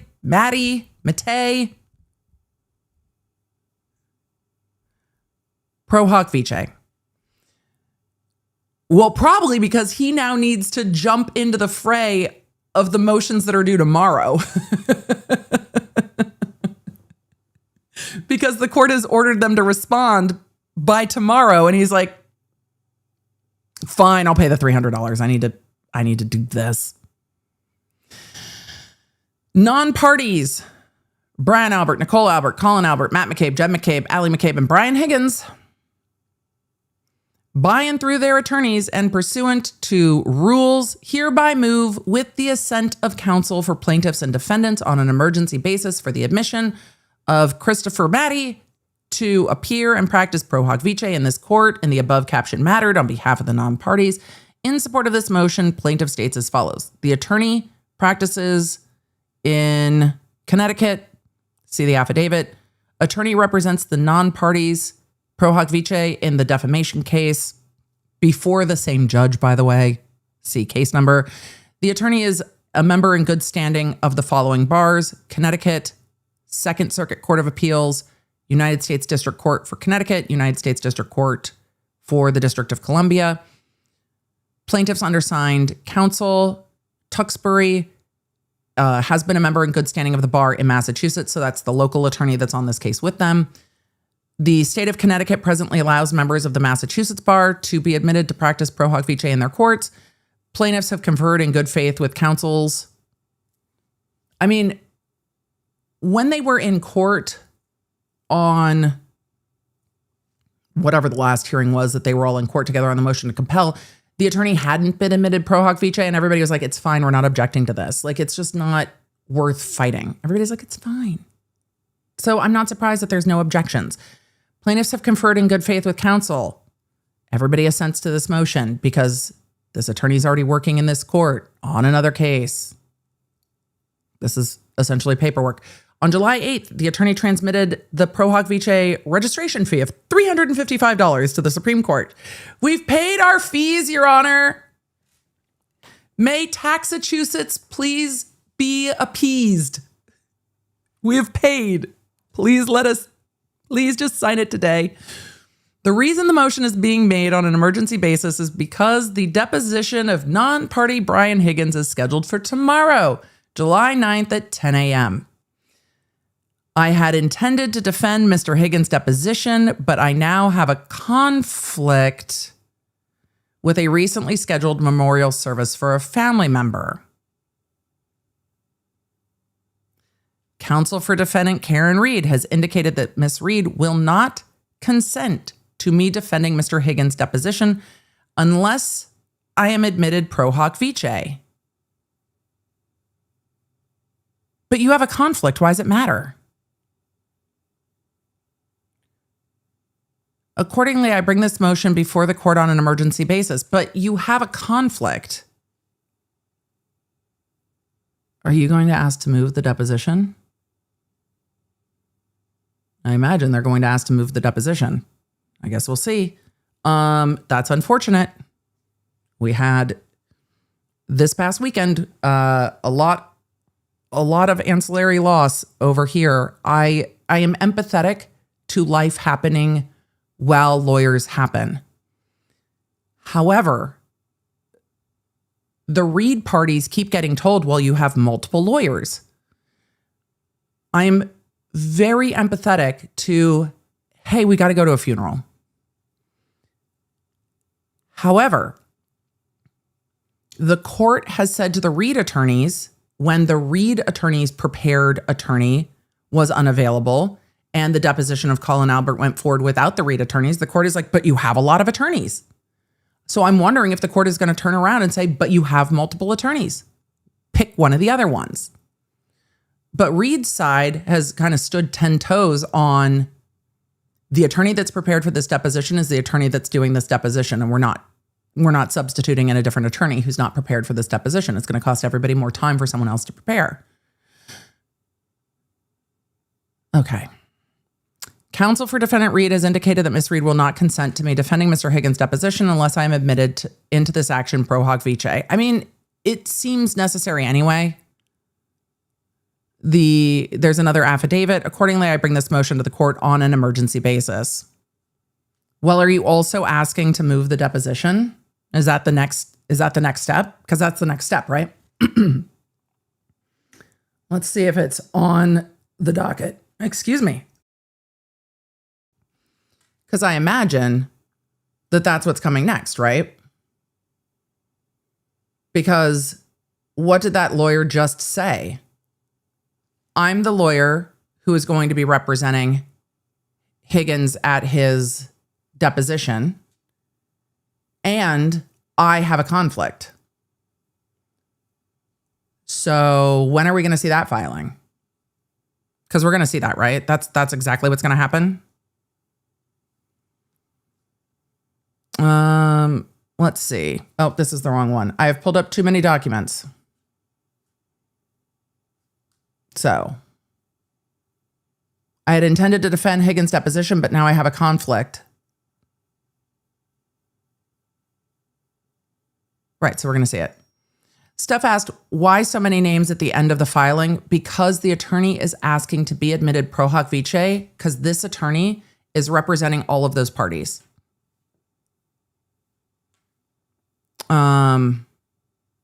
So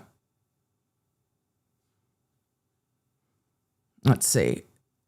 Tomordor said, I think one has a funeral so the other can step in. I don't read that way, because the attorney is saying, I had intended to defend Mr. Higgins' deposition, but now I have a conflict with a recently scheduled memorial service for a family member. Maybe that's Tuxbury, but Tuxbury's the one who's asking. Oh, Tuxbury's asking, no, I read it wrong. Thank you. That's fair. Tuxbury is asking for attorney Maddie to be admitted because Tuxbury's the local attorney. I read that wrong. Tuxbury's the local attorney who had intended to, it sounds like, defend. Why is this written this way?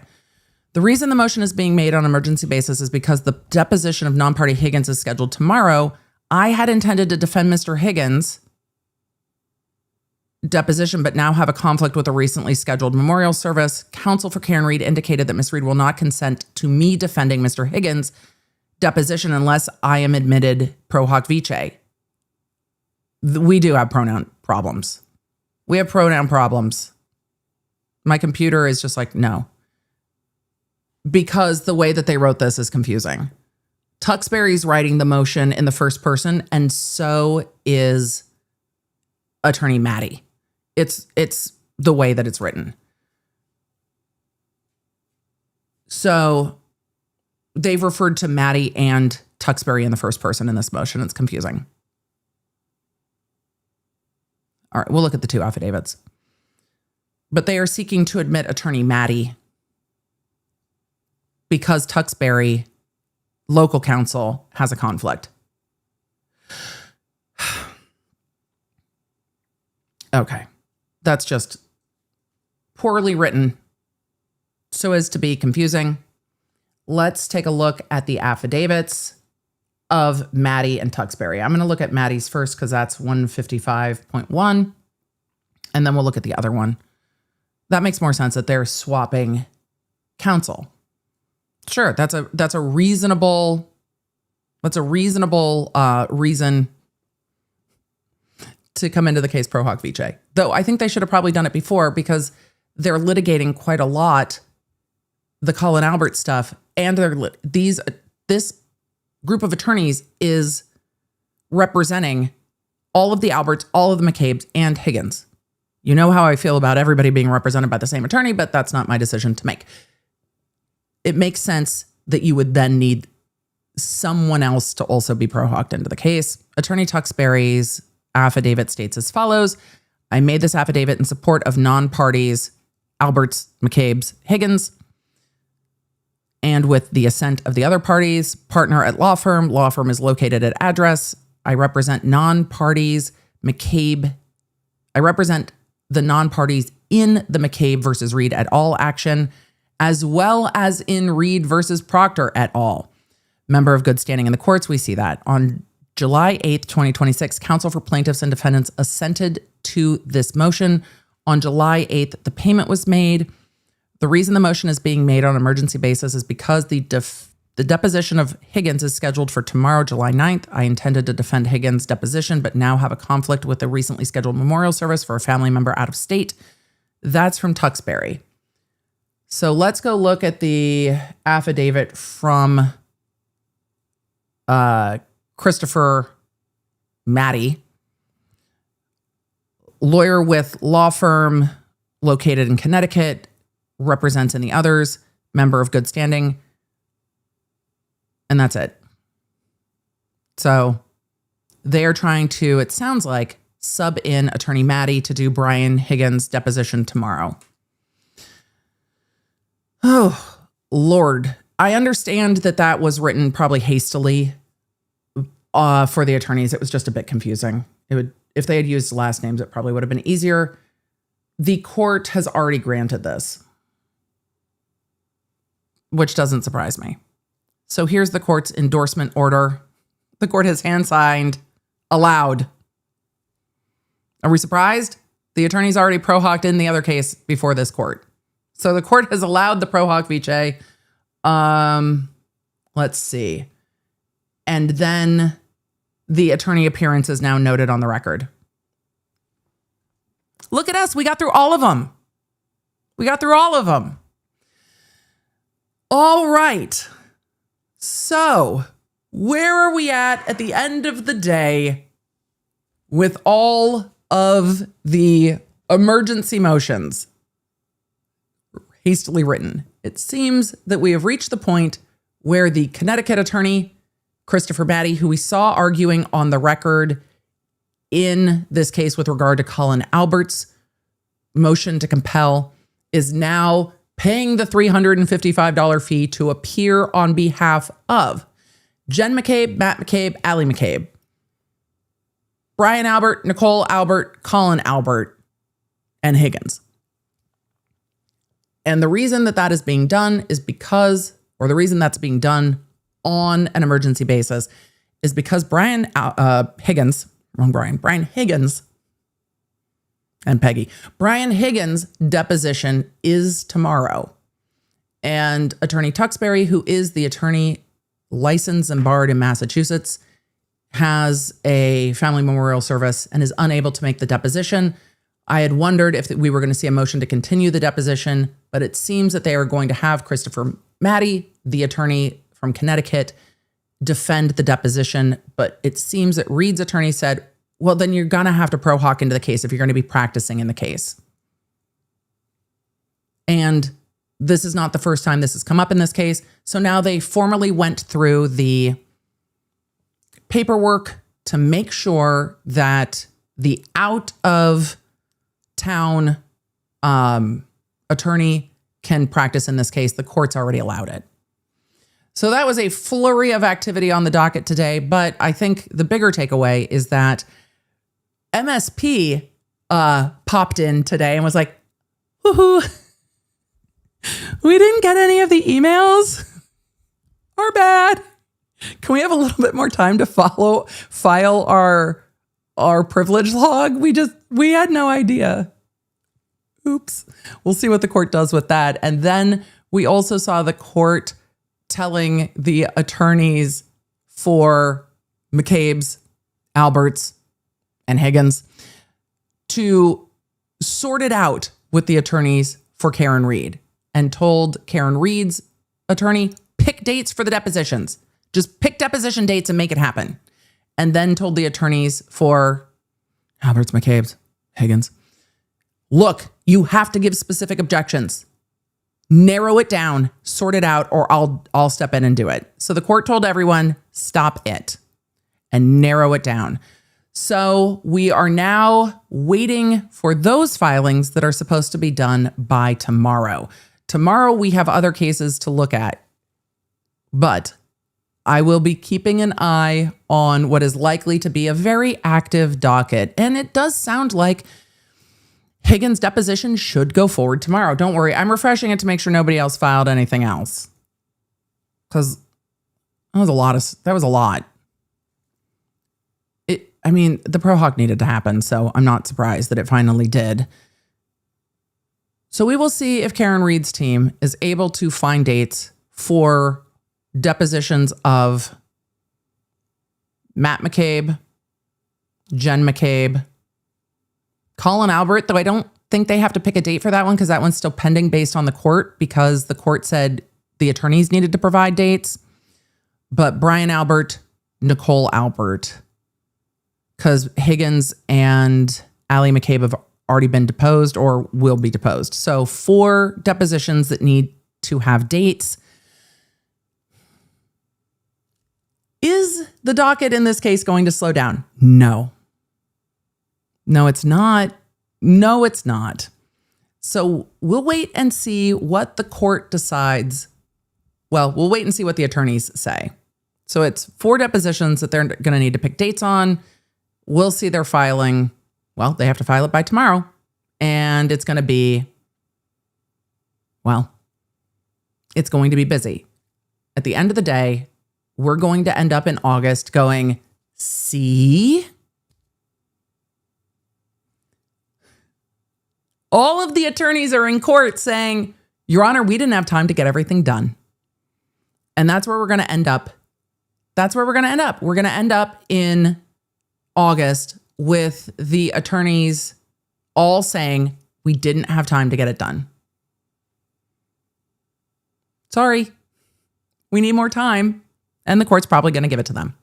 So at the end of the day, I don't see this court at this point not allowing depositions to take place because they're getting pushed back. I think the court is going to make allowances for discovery as to depositions and the things that are already in motion practice to get done.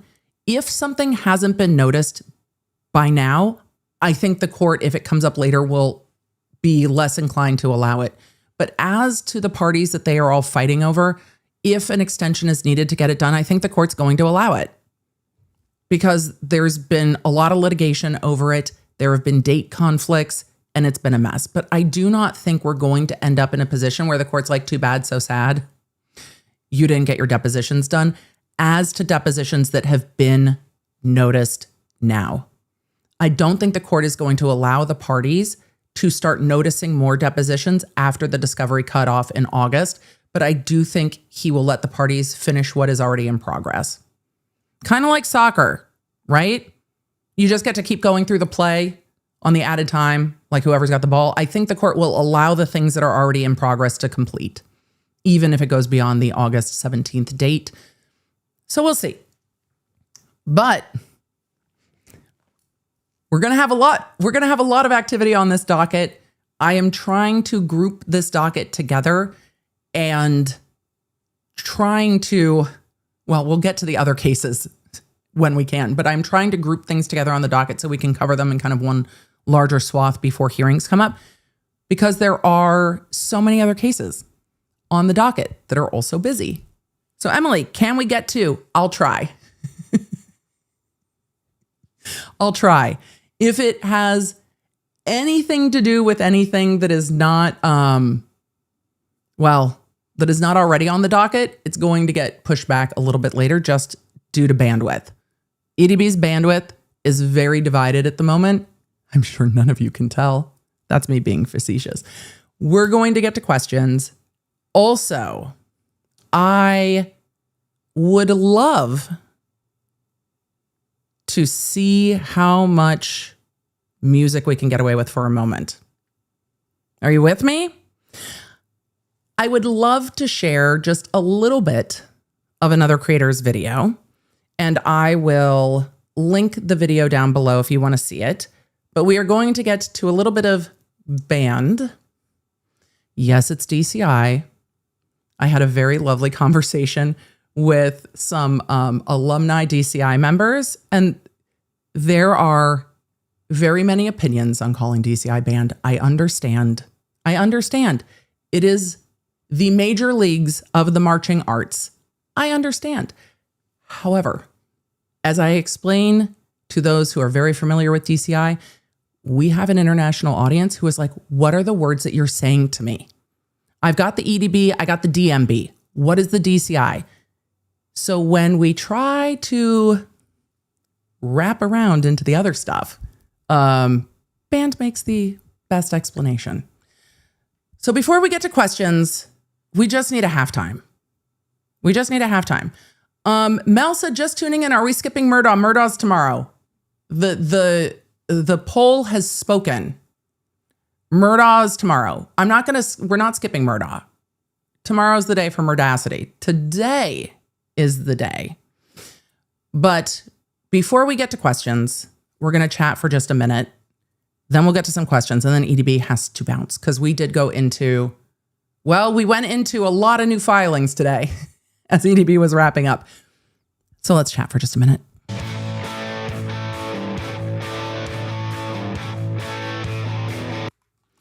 I figure that we can just take a brief moment to look at a well-known creator in the DCI space who took a moment. Welcome back to Frontliner Reacts. Hold on. I queued it up too fast. To take a look at EDB. We've gone full streamer. EDB reacting to Funliner reacting to the opening and the beginning part of the Cavaliers 2026 show. So that was loud. That was loud. That was on me. That was on me. All right. Let's share a little bit. I will link this down below so y'all can go watch Funliner's video. We're not going to watch the entirety of the video. We're going to watch some of the beginning of Funliner's reaction to the Cavaliers show. I will give you some of my thoughts on the show, and then I will link it. And then we'll get to some of your questions. And of course, all of your incredible gifted memberships, your super chats, thank you. This case is, the multiverse just needs a palate cleanse, and it's summer. So for those of you that are newer to my content and are like, Emily, what are we taking a halftime break for? My kid marches with the Cavaliers. So I'm a band mom and a DCI mom. And also I marched. I did not march. I did not march DCI. I had friends that did. I looked at that and I went, whoo, that's not for me. No. Did I play water polo in college? Yes. Did I play Division I water polo in college? Yes. Did I look at this and go, oh, no, I can't do that? Yes. The level of athleticism, plus all the travel, plus the heat. So we're going to take a quick look at the Cavaliers show, The Lost Boys, because I have some thoughts too, and I would love to share. And some of you love it. And for those of you that don't, we have timestamps. We need a palate cleanse, and it makes EDB's heart happy. And so we're making EDB's heart happy and sharing things that I love with the Lawnards. So let's take a quick look at a little bit of Funliner's video, shall we? I think we shall. Today, we are looking at the Cavaliers 2026 show, The Lost Boys. I was really interested in this show from the minute that they released that kind of teaser promo stuff. It was really cool stuff. Agreed. On the media team, how they kind of... And for those of you that are just catching up, if you have not seen me talk about this before, go ahead and put a 1 in the chat. I think we need a palate cleanser. The different sections, the different sections have different shirts, and they are releasing the different shirts. And each of the shirts that actually, let's back up real quick. Hold on. Pause. Pause. We're gonna switch real quick. Hold on. I think there's a little background because I want to show you some of the shirts before I start talking about them. And there's a much shorter video that we see some of that. Let me see, that I shared yesterday in the in a post. Dorlin asked, who is MSP? Mass State Police. Also not TCI. Mass State Police. Let's see.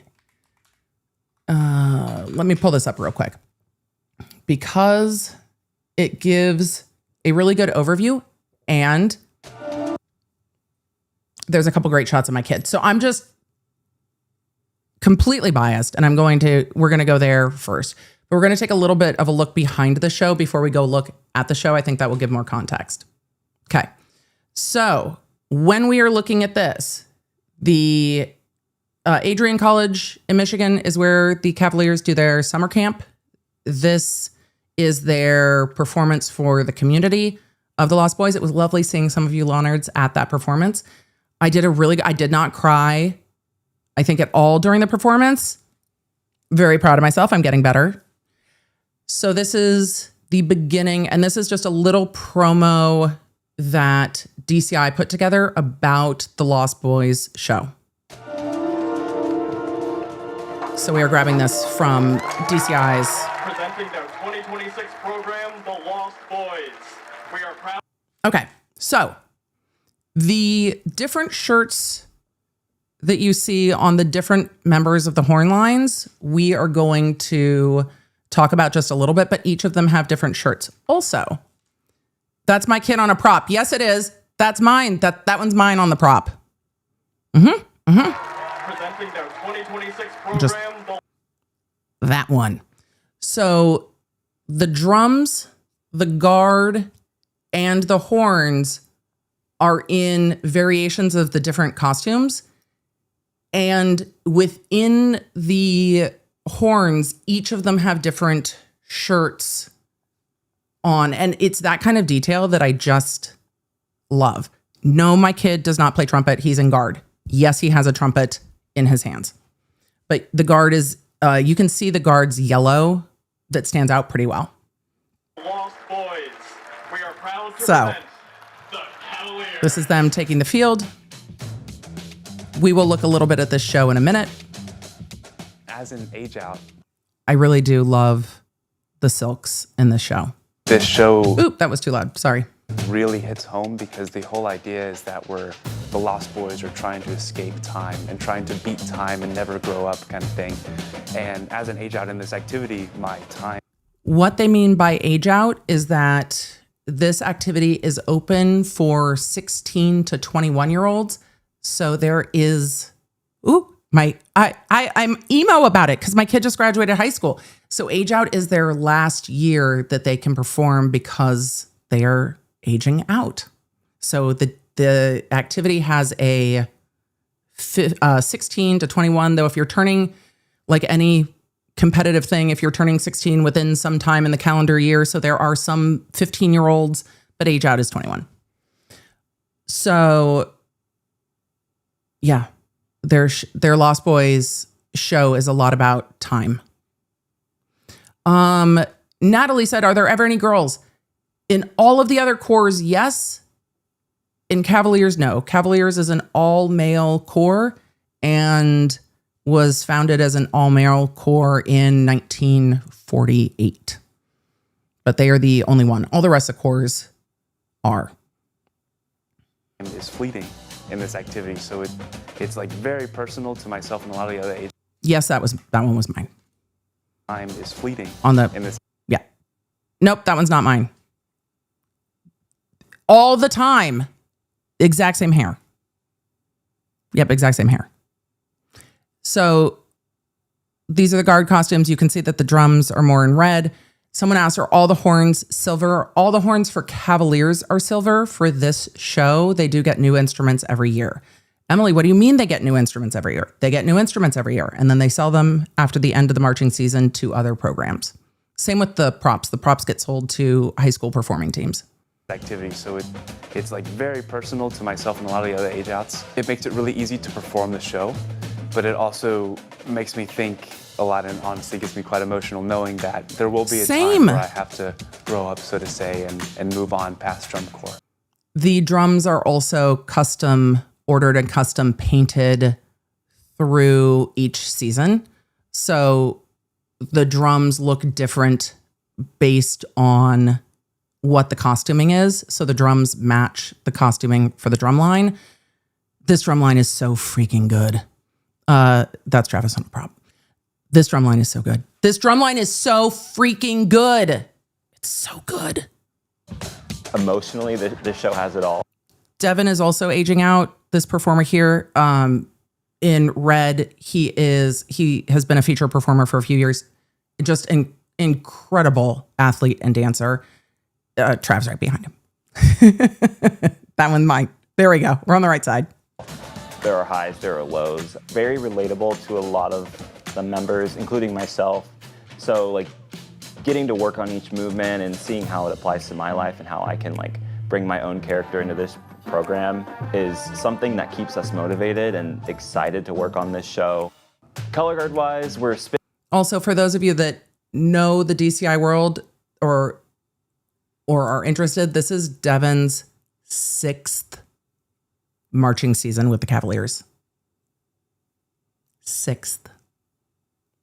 It's insane. Doctor Who said, do they have a big rig? They have multiple big rigs. They have multiple big rigs. When they get down the road, it is multiple buses and multiple big rigs. It looks like a tour going down the road, and all the big rigs are painted with Cavaliers. They also have different names. I don't remember all the names. Travis does. I do not remember all the names. Different type of equipment. We call. That's Travis. Those are clock hands. There are points of this show where you can kind of hear the ticking of a clock. Those are clock hands. Them clock hands. As an audience member, once you realize that our show is specifically tied to the idea of time. Yes, also that's mine. Yeah, that's T. Am I in the way? A little bit. That's my kiddo. Yay, kiddo. And time being a villain. That's still my kiddo. Yay, my kiddo. I think that'll make sense when you see 12 clock hands presented in our closer and how that ties in with the intensity of the music. I think the uniforms are incredible. My favorite part, at least in the Hornline uniform, is we all have those graphic tees. I love the graphic tees. And they actually reference like Cavalier specific things. But there's like, it's so cool because it's like a little piece of our history on our uniform and then the jacket. Okay, so the shirts have lore, but the Gears and Roses shirts, I have a favorite. The Gears and Roses shirts are my favorite. It is awesome. We talk a lot about how much of a privilege it is to do this every day and get to do hard things and get to have pressure. So the Gears and Roses shirts, you can see the roses kind of peeking around. They're so cool. I guess I'm excited for people to see how we handle it and how we carry ourselves and what we're gonna do next. All right, with that background, I think with that background, we can then go take a look at the beginning of their show. But all of the shirts that they created are specific to Cavaliers things. So I also love that there's like lore in what the shirts represent. I think it's so, like, the detail is so fucking cool. I love it. All right, back to Funliner's video regarding the Lost Boys show. Yes, we'll get to see some of the show because I love it.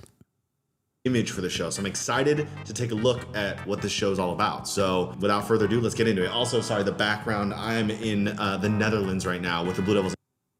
Which is so cool. International course. So setting is... For all of you that are asking, are there international cores? Apparently, yes. Yep. Yes, the answer is yes. The answer is yes. So a little different, but go check out the on tour episodes with the Blue Devils International Corps. Anyways, back to the video. Let's go ahead and take a look at the Cavaliers 2026 show, The Lost Boys. So Emily, Funliner, just yes, what I do, but yes for this. That's yes. So, this is his first look at this show. This is not my first look at this show, but this is his first look at this show. Their 2026 program, The Lost Boys. Hopefully the sound's not too loud. International is proud to present the Cavaliers. Yeah, really like the uniforms. I'm a big fan of I do too. these. This is gonna be really cool. I like them too. Oh, the drumline is wearing different color uniforms too. They're wearing red. So you can see Devin is the feature performer there. Quality. Ooh, that's cool. Emily, are you talking about the guard performance while he's talking about the drumline? Yes. Yes, I am. However, a lot of this drumline also competes in winter drumline with Rhythm X, who broke some scoring records this year. The drumline is really, really, really, really fucking good. Oh, I love the splash of yellow in the color guard as well. These props are very familiar. I feel like Pride of Cincinnati, old props, maybe? I like that the props have doors. I think they're really cool. I think they're really well used. And they're not overpowering the way that some props can be. And the guard kind of comes crawling out of the props at the beginning. Like the Lost Boys are like spilling out. I love it. Yeah, I'm liking it. Long solo from the snare in the middle. Yeah, so this show's about... You're always going to make me happy when you throw a flag. Boys, that's the name. Throw them. Throw them. I want to see flags flying out of everywhere. Love it. Always makes me happy. Like a punk vibe to these uniforms. Very rebellious. Ooh, nice technique. Jazz running into the front. Ooh, yeah. Great. I'm just going to tell you, if you have a show and you do not have a moment in the early part of your show where all of your horns turn to the front and go boom, I'm gonna be mad. I'm gonna be mad. I need all the horn line to turn around to the front and just blow. I need a wall of horns. It is DCI. I need a wall of horns early on in a show. Every single time. Every time. And I generally also want one towards the end of the show. So did I rewind it? Yes. I love it. All of the horns. Turn around. Wall of sound. And in person, you can hear the volume shift. I love it so much. Ooh, nice technique. Jazz running into the front. I love it. Ooh, yeah. Great shape of all those notes from the brass. The huge ensemble with the guard. Ooh, some tough stuff in there too. And that yellow. Yeah, mellows. Good counter line. Yeah, I love the flag silks here. It's good color. I agree. There's those Guns N' Roses shirts or Gears N' Roses shirts on the mellows. Also, this move is very Cavaliers. This is choreo we see from them all the time. And you saw a lot in their show great last year. dynamics from the snares there. Ooh, from the drum line. Right? Yeah. Good Love. use of switching from the duple to the triple time. Difficult content here. I like the yellow flags. That's my contribution. I really like the yellow flags because they pop so well against the fields. So cool. Yeah, adding on to the double time. Good power. Right? Look at all that horn. Yeah, cool. Yeah, I like the props. It kind of like almost reminiscent of like the London rooftops, how the rooftops look and they're climbing on them. I like the choreo in this movement of how the core moves. I love the shapes that they use.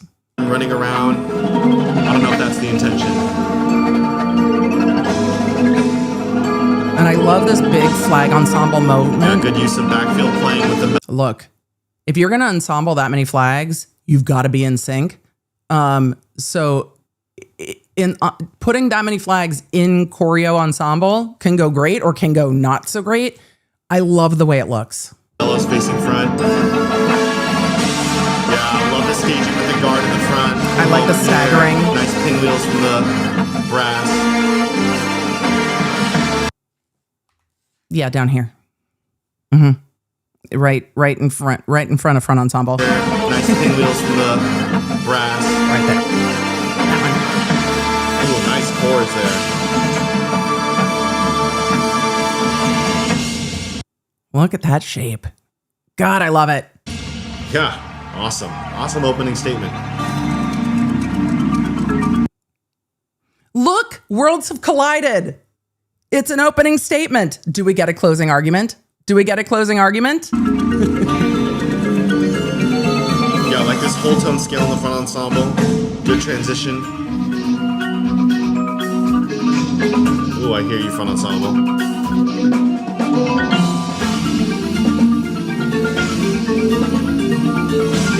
Yeah, drum set player too. Great moment from the front ensemble. And then right as the front ensemble closes, all of those rifles get caught and you're just like, swack. You can hear the rifles catch in person, and you can hear when all the rifles catch at the same time, you hear them also thwack. So it's just perfect. So I love, right? Ooh. And you've got the drum line featured in the field shapes. They're just, I love it. Ooh.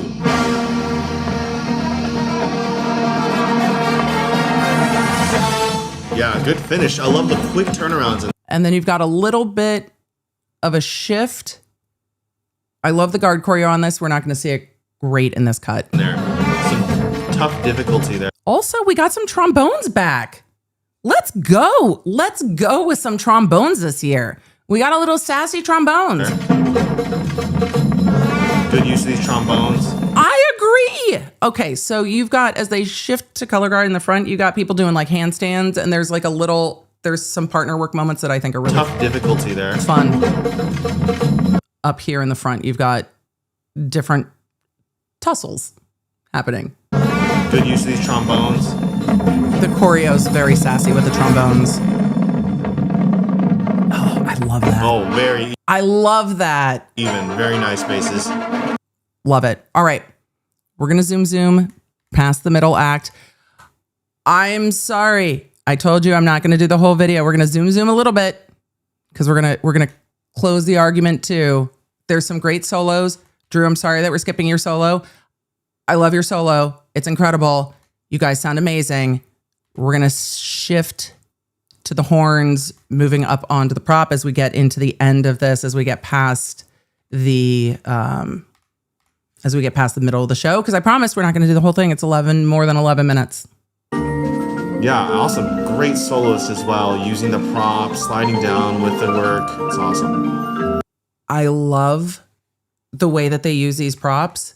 And as the horns start to pile onto the props, and you can see the clock there, but as the horns start to pile onto the props, you can see the guard starting to spill out.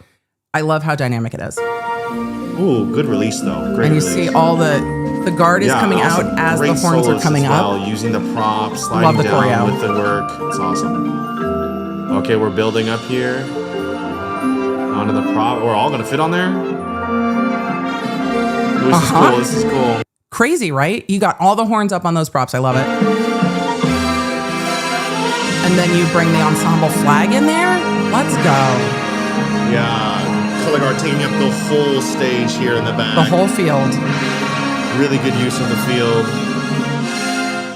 It's just so dynamic. Good length of all those notes from the brass. Nice resolution there. It sounds so good. Yeah, nice timpani featured moment as well. Yeah, great color. Okay, but here's the thing though. The timpani player, when they bring, if you ever see any of these on video, when they bring timpani on and off the field, the timpani player stands with the timpanis in the full Cavaliers swag stance. I have not noticed it from any other corps, but rides off the field with the timpanis, just full swag. It's so cool. The detail is so good. Okay, I'm continuing. Okay, we're continuing. Really good. This is a long time for the brass to just be on that prop, though. I wish you could see some sort of added visual component here. I love that the guard's having their moment. Guard mom. Guard mom. But I also love that it has a pause to shift. And then you see the drum corps kind of funneling out from where front ensemble is. And there's a shift. Like the vibe noticeably shifts, and I love it. See the clock on the prop as well when they come together. Really cool design. Love the colors and the use, like the graffiti aesthetic. Agree. Building into this time narrative, time stops. All right. As they are breaking up these props, my kid comes climbing over the top of it like a creature from the Black Lagoon. However, the camera does cut away. But that's where he is. They use like the graffiti aesthetic. Climbing up the top of the middle one. Building into this Not yet. time narrative, Emily, are we giving commentary or looking for Travis? Both. time stops. Yeah. Right up the top. Hear the ticking of the clock in the front ensembles. And what I love is this is where the guard switches to those clock hands, and you start to hear that ticking in the front ensemble, and then the guard clock hands come in with it. Bass. Oh my god. Oh, this backbeat. I also love the backbeat. As this prop comes in, that one's mine. Emily, we're dividing up the movement. Yes, for commentary about where my kid is. Also, the detail that goes into the show design, it's not just this show, it's all of the shows you see on the field. the detail that goes into the show design just makes me so fucking happy. There are so many layers to these shows, and I love getting to see it. And I always want to know more about the shows and the thoughts behind the shows. I know the most about this one, but I love it. The ticking of the clock in the front ensembles. Bass. Oh my God. Oh, this backbeat. I agree. Yes. Agreed. And this is where those clock hands are all ticking. Great roll. Bass drums. Y'all are hitting that. Hey, I love the shapes. I also love what comes next. Hold on. We got a little bit more. Emily, who are the people walking around? The judges. You mean that the judges walk onto the field? Yeah. All into the field. The judges walk all into the field. Yes, they do. Blue coats. A little bit of Latin feel, but with a heavy backbeat. And then we shift again. Yeah, that upbeat on the cymbal, the ride cymbal, and the motion where they all start to flood to the outside. Ugh, it looks so sick. Ooh, that was really cool. I'm sorry for talking over it. That was really cool. It was cool. I paused it. Do we have, like... You do. Hold on for this. Hold on for what they do with the horns. I backed up, so I didn't break up the flow. But I love the marching. Upbeat on the cymbal, where the ride you see cymbal, them all move out. Look at that. It's so fluid. That was really cool. I'm sorry for talking over it. That was really cool. Do we have, like, modded tuba right now? This is awesome. I love the distortion. Yes, soloist. Okay, so note the guard performer with a rifle on the 25 coming out of the prop. If it looks like he is moving across the field quickly, yes, because he's on a one wheel. 2 guard soloists in the red. It's so cool. Oh, those 4. Look at the one wheel.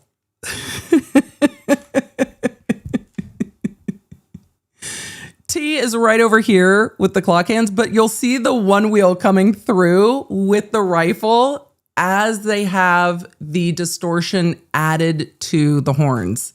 Because that's the tubas. Oh, those 4s in the left is awesome in the snares. Emily, is he playing air guitar on a rifle? Yes. All around the field. Trading left, splitting left shots. Wow, that's cool. I wish I could hear it better. That was awesome. Bang. Emily, there's still a one wheel. on. Yeah, there's still a one wheel on the field. I know that the mellows are impressive, but there's still a one wheel driving around the field. Play that. Wow, really good high brass. There you go.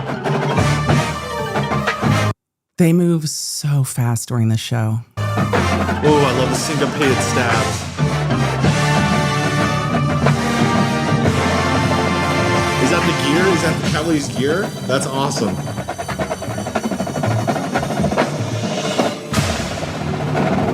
I like the whoosh, ka, as they're starting to shift. They're just whoosh, ka, and then they shift into their next movement. Love it. Love it. Wow. Ooh, that's going to be really cool. That's Travis with a swinging clock hand by the props. That's going to be awesome. Love the swinging arm. Almost like the ticking of the clock hands. Exactly like that. It's exactly like that. Like a pendulum. Mm-hmm. So before they get into the finale, we've got another horn moment. They do not have pianos in front. There is a drum kit down there. There are timpanis, and then there is the rest of the front ensemble with the mellophones. There are also a couple different kinds of cymbals down there, and the different front ensembles. But this corps does not have a piano. They do have a keyboard, I believe, down in front ensemble, though. And they have vibraphones down there too. Okay, soloist bringing us into the next. It's a great solo, I promise you. And now you can see the Gears and Roses shirts because the jackets the jackets are gone, and we start moving into final form where you have the guard taking over the entire field again. So good. Feature moment. Oh, I didn't let the solo finish getting into the end. Solo like that at the end of the show after blasting.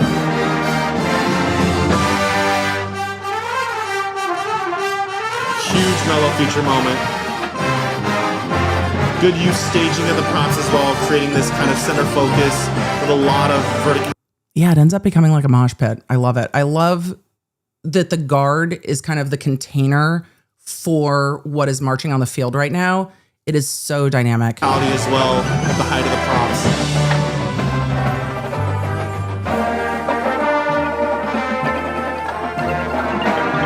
Love. I also love how seamlessly the guard comes into the center.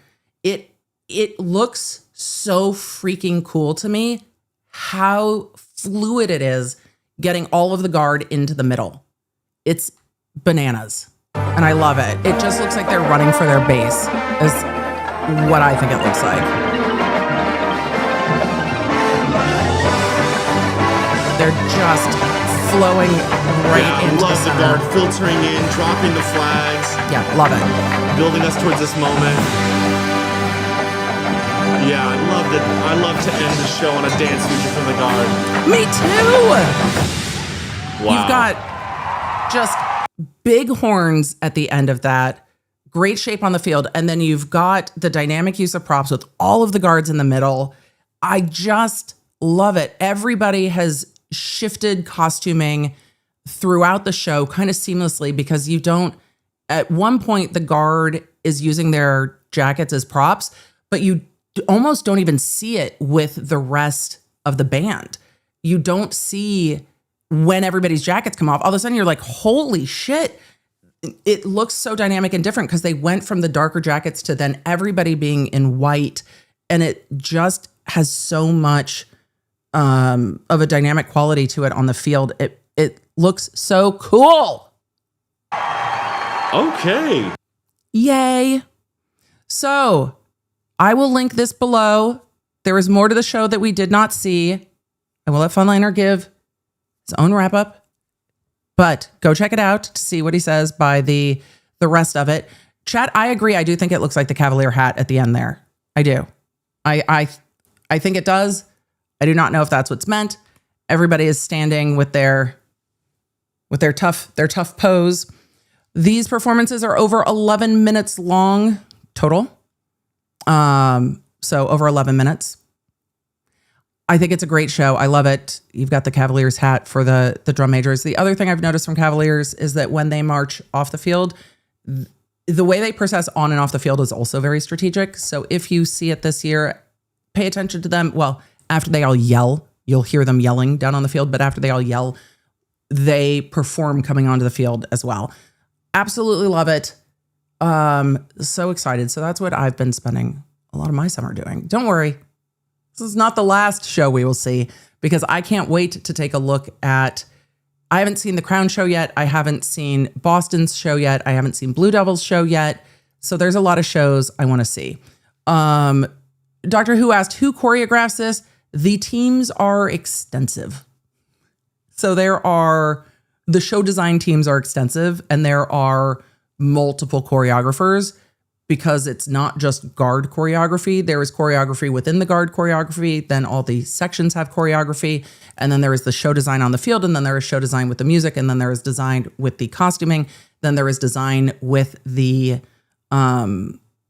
props as well. The staff is not insubstantial. So yes, there is lots of work that goes into this at camp and even well before it. So there's lots, and it's fun. So there are a lot of the choreographers who work with DCI, again, from my understanding, also work with marching bands throughout high school, college, etc. in the fall. and also works shows for Winter Guard and for Winter Drumline. So there are folks that are planning shows in multiple different areas of marching performing arts. It is an entire world, and there are lots of very well-known professionals within it. And then they also bring in folks to do certain aspects of it. So you might have somebody choreographing kind of the whole show who brings in a specific dance choreographer to do some of the dance choreo, and somebody who comes in to work on like rifle and saber choreography specifically, stuff like that. So it just depends. It just depends. But yes, there are lots of opportunities and lots of shows. But also, I would imagine designing 4 or 5 plus shows a year would take a lot of work. And then there's also like the shirt that you saw one of them in, like UDB, there's also software that helps move everybody's dots around on the field. I mean, who was in high school back in the day when we were just flipping through sheets of paper? So our drill book was different, where they were being plotted out differently, but there are also programs that help plot the field shows and then make sure that each marcher has their dot and knows how to move their dot around the field. And you go through your dot book and your drill book. So it's a lot. It's so cool to see it all come together. But when you see clips of people practicing over the summer, you will see their drill book or their dot book hanging off of them or in like a fanny pack. So you'll see in the summer people in like, tank tops, sports bras, or shirtless with a fanny pack. That's part of why there's a fanny pack, because they've got much smaller dot books than back in the day. And it's great. So it's awesome. So that's what I've been up to this summer. We're going to answer a few questions and then we're going to go. I think it was a good halftime show. I hope so. It was good. There are still poker chips used for dots. I love using poker chips for dots. I think it's fantastic. Let's see. Emily, my high school band director, was one of the choreographers for Phantom Regiment's trumpet line. It was a lot of fun getting a little sneak peeks into the DCI world with him. That is so much fun. I know Classic Trombone, who is a creator on YouTube who also does, I believe, trombone work with Phantom Regiment and some of the other corps as well. It's so cool to see. There is so much beyond, there is so many opportunities beyond marching just in high school or not. And I love that. And so for all of you that are new to like, this is a whole different section of the world. Yes. And I love getting to share a little bit with you. And if you want to see some of the other shows, Funliner has a lot of the shows on the channel. We will link that, of course, down below, so you can go check out the shows and the different corps. The reigning world champions this year are the Boston Crusaders. Boston had a huge year last year with their show Boom. It was their first time winning ever. I think Cavaliers are 6 or 7 time. It's been a minute, but 6 or 7 time world champions with DCI, though it's been a minute. It was Boston's first ever world championship. And you will always hear me talk about how amusing I find it that the Boston Crusaders are actually the Boston area Crusaders. And so their initials on a lot of their merch are BAC. Boston, seriously? Boston. You're just going to be all Boston about it? But Boston's season last year was so cool to watch. I really liked their show Boom. I like the cheekiness. And the thing I enjoy about Boston, and I have not seen their show yet this year, but the thing I really enjoy about Boston is there are these little moments in their show where you're like, wait a second, did they just, and there's just a couple bars of music that you know, and you're like, there are these little cheeky Easter eggs that throughout their show. And it's one of the things I enjoy when you see their shows and look back at it. You're just like, wait a second. Their White Whale show is a show that I really love. We've watched it, I think, on members only. but there's moments of like Pirates of the Caribbean just woven into their show. And you're like, I heard that. And you've got like a trumpet player doing like the Jack Sparrow run. And you're like, of course they are. Of course they are. So there's different levels of cheekiness. And I enjoy the different cores kind of follow their different traditions. And Boston's, from what I have found, and again, I am an outsider observer fan of the world. I have always found that there's like a little bit of a wink and a little bit like of a jokingness to Boston, where some of the other cores are a bit more serious. And I find that to be really fun. It's something I've always enjoyed about Boston. I enjoy that the Cavaliers always have a little bit of a level of leaning into swag. It's kind of the way that they walk onto the field, the way that they walk off to the field, the way that they perform. There's always a little bit of a swagger. There's a Cavaliers kind of confidence there that's got a little cheekiness, but in a different way than Boston. And there are things I love watching the cores grow and it change from, of course, me being old AF. The sport has changed quite a lot and it's fun to see. I'm an enthusiast, so I'm like, I love it. I mean, I can't imagine doing it. I'm way too old to run around a field like that, but I love to see it. I love to see the different equipment. I love to see how color guards are bringing in other things to spinning. And I think it's a lot of fun. It's really fun. I like being an enthusiast though. I enjoy seeing how people put their shows on the field. I enjoy seeing their story told. I love a rockin' show. I love big horn moments. I am not always the biggest fan of like a really moody show. It just depends on how the moody concept plays out. So we'll see. All right. I'm going to do a few questions and then tomorrow we're going to murdaw. And then tomorrow we're going to murdaw because tomorrow we must murdaw because we have so much murdaw that we need to do. So much. All right. Moo Boy said, question, can we get a side quest bumper or swoop? Like Emily dressed like an adventurer going down a dope path. I don't know about that. We're trying to limit the chasing down the wild side quests. But maybe. We'll see. I will take it under advisement because there were definitely side quests to be had. It was needed. The side quests were needed. Let's see.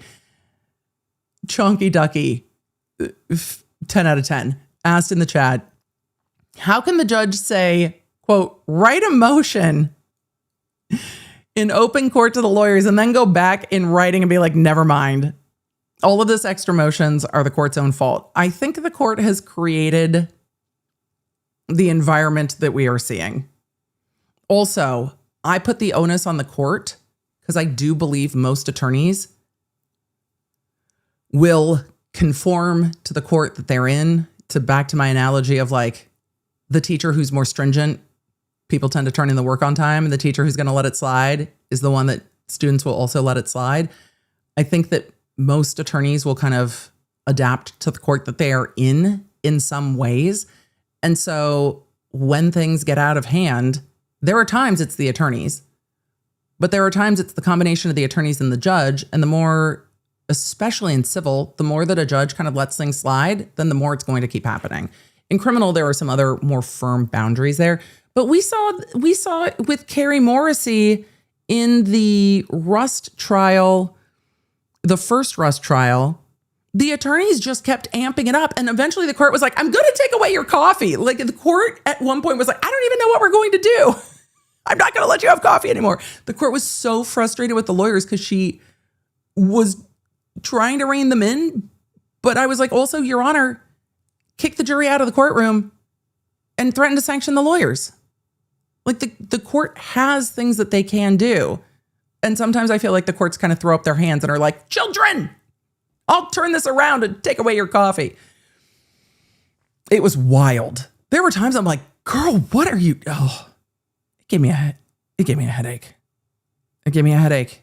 It really did. It was It was a lot. And there were times at the court, I'm like, just don't throw your hands up, rein it in. But it's hard. What do you do with professional adults that refuse to rein it in? I think you have to be willing to follow through with what you threaten. Pesky Pirouette said, remember the movie War Games? Yes. They had to play tic-tac-toe? Yes. With the supercomputer so it could learn? Yeah, the final version.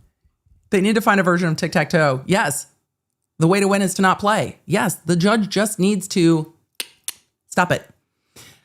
Emily, do you think a motion for recusal may be incoming? I don't know. I don't know, because I don't know which other judges are sitting in the area, because the lawyers are going to look around at the other judges and be like, we might have picked the best of the lot. And also, the judge has a lot of bark, but hasn't really done much. So I don't know if they will. And I don't know if that would be in their benefit to do so, because the judge keeps saying things and not doing as many things. So I don't know if they're going to want to do that. Cindy gifted 20 memberships. Thank you. Also, I would need to see what the rules are in Massachusetts. It might, at this point, be incredibly difficult to make that motion at this point of the case. Also, the court has been clapping back at attorneys on different sides. It's not, I think it's part of this judge's demeanor. But the attorneys that practice before this judge more would have better insight on that. We've only seen this judge in this circumstance.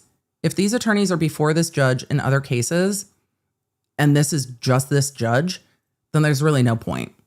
Where I think lawyers, especially lawyers that are local, have such an advantage is that they can see how a court behaves over multiple cases. And then you know if something's kind of amiss or if it's just you're dealing with what you're dealing with. They would know that better than me. So let's see. Nicole said, thanks, Judge Abby. I've watched 3 or 4 different LawTubers cover the emergency hearing, and no one brought up the point about the judges not being allowed to do outside research. Again, it is, as I said, it's something that's like the judicial rules are not at the forefront of my mind. And so that's where I appreciate the conversations I have with other attorneys and judges, is because it also reminds me of the things I don't think of first. And Judge Abby's on the bench every day, so it's exactly what she thinks of first. And it's a good reminder of, right, the judge has to act on things brought to them. And they truly are a referee. They should not be playing the game. They are the referee. And sometimes that goes better than others. And so, CEG, my thoughts yesterday about how the lawyers perceive the judge. Perception's also different. Different lawyers are going to perceive judges differently. Dawn, thank you for the 5 gifted memberships. Sapina Colada, thank you for the 5 gifted memberships. It's so good to see all of you in the chat. I'm going to see if there's any other questions that I did not get to yet. GB Packer fan said the judge used motion practice, then says this is useless motion practice. He says no games. Then he allows games. He's mad that depos aren't done and does 0 about a person not showing up for the depot. I agree with you. I think some of the knot that the judge is in is of his own making. Yeah, I agree. Which is frustrating because I don't think he sees it that way. Right? H Joy in the chat said I'm reporting for state Superior Court jury duty, grand jury. It depends. It could be either. They'll let you know. On Friday, EDB, what should I expect? Bring a book. If it's your first report to jury duty, sometimes they don't want people to be on their phones. So I would bring something to read. So excited to see things from that side. Jury duty can feel like a lot of hurry up and wait. but they will tell you if you're going to be on like a trial or if you're going to be on grand jury duty. They normally designate it on your subpoena because if it's grand jury, it's not always sequential days. And if you get called into a courtroom, if there is a case, the judge will normally tell you roughly the type of case, ask you if you know any of the parties, tell you how long the case is going to be, ask if anybody has hardship with that time. Sometimes you'll go to jury duty for a day and you'll sit in the jury assembly room and nothing will happen. And they're like, all right, well, we'll see you next year. Enjoy. So just bring something to read, something to do. If they tell you that you can't be on your phone, because sometimes when you're sitting waiting in court, they tell you you can't be on your phone, but reading a book or something would not be a problem. So it just depends. Let's see. Given that the judge confirmed what had been pure speculation because he didn't know how to fact check, do you think the judge should recuse himself? I don't think the judge will see it that way. And I do think the judge's, my perception is that I think the judge kind of overreacted a bit more than need be. I think it did kind of confirm that what was in the sealed document, doesn't it? There, I think, were other ways to handle it.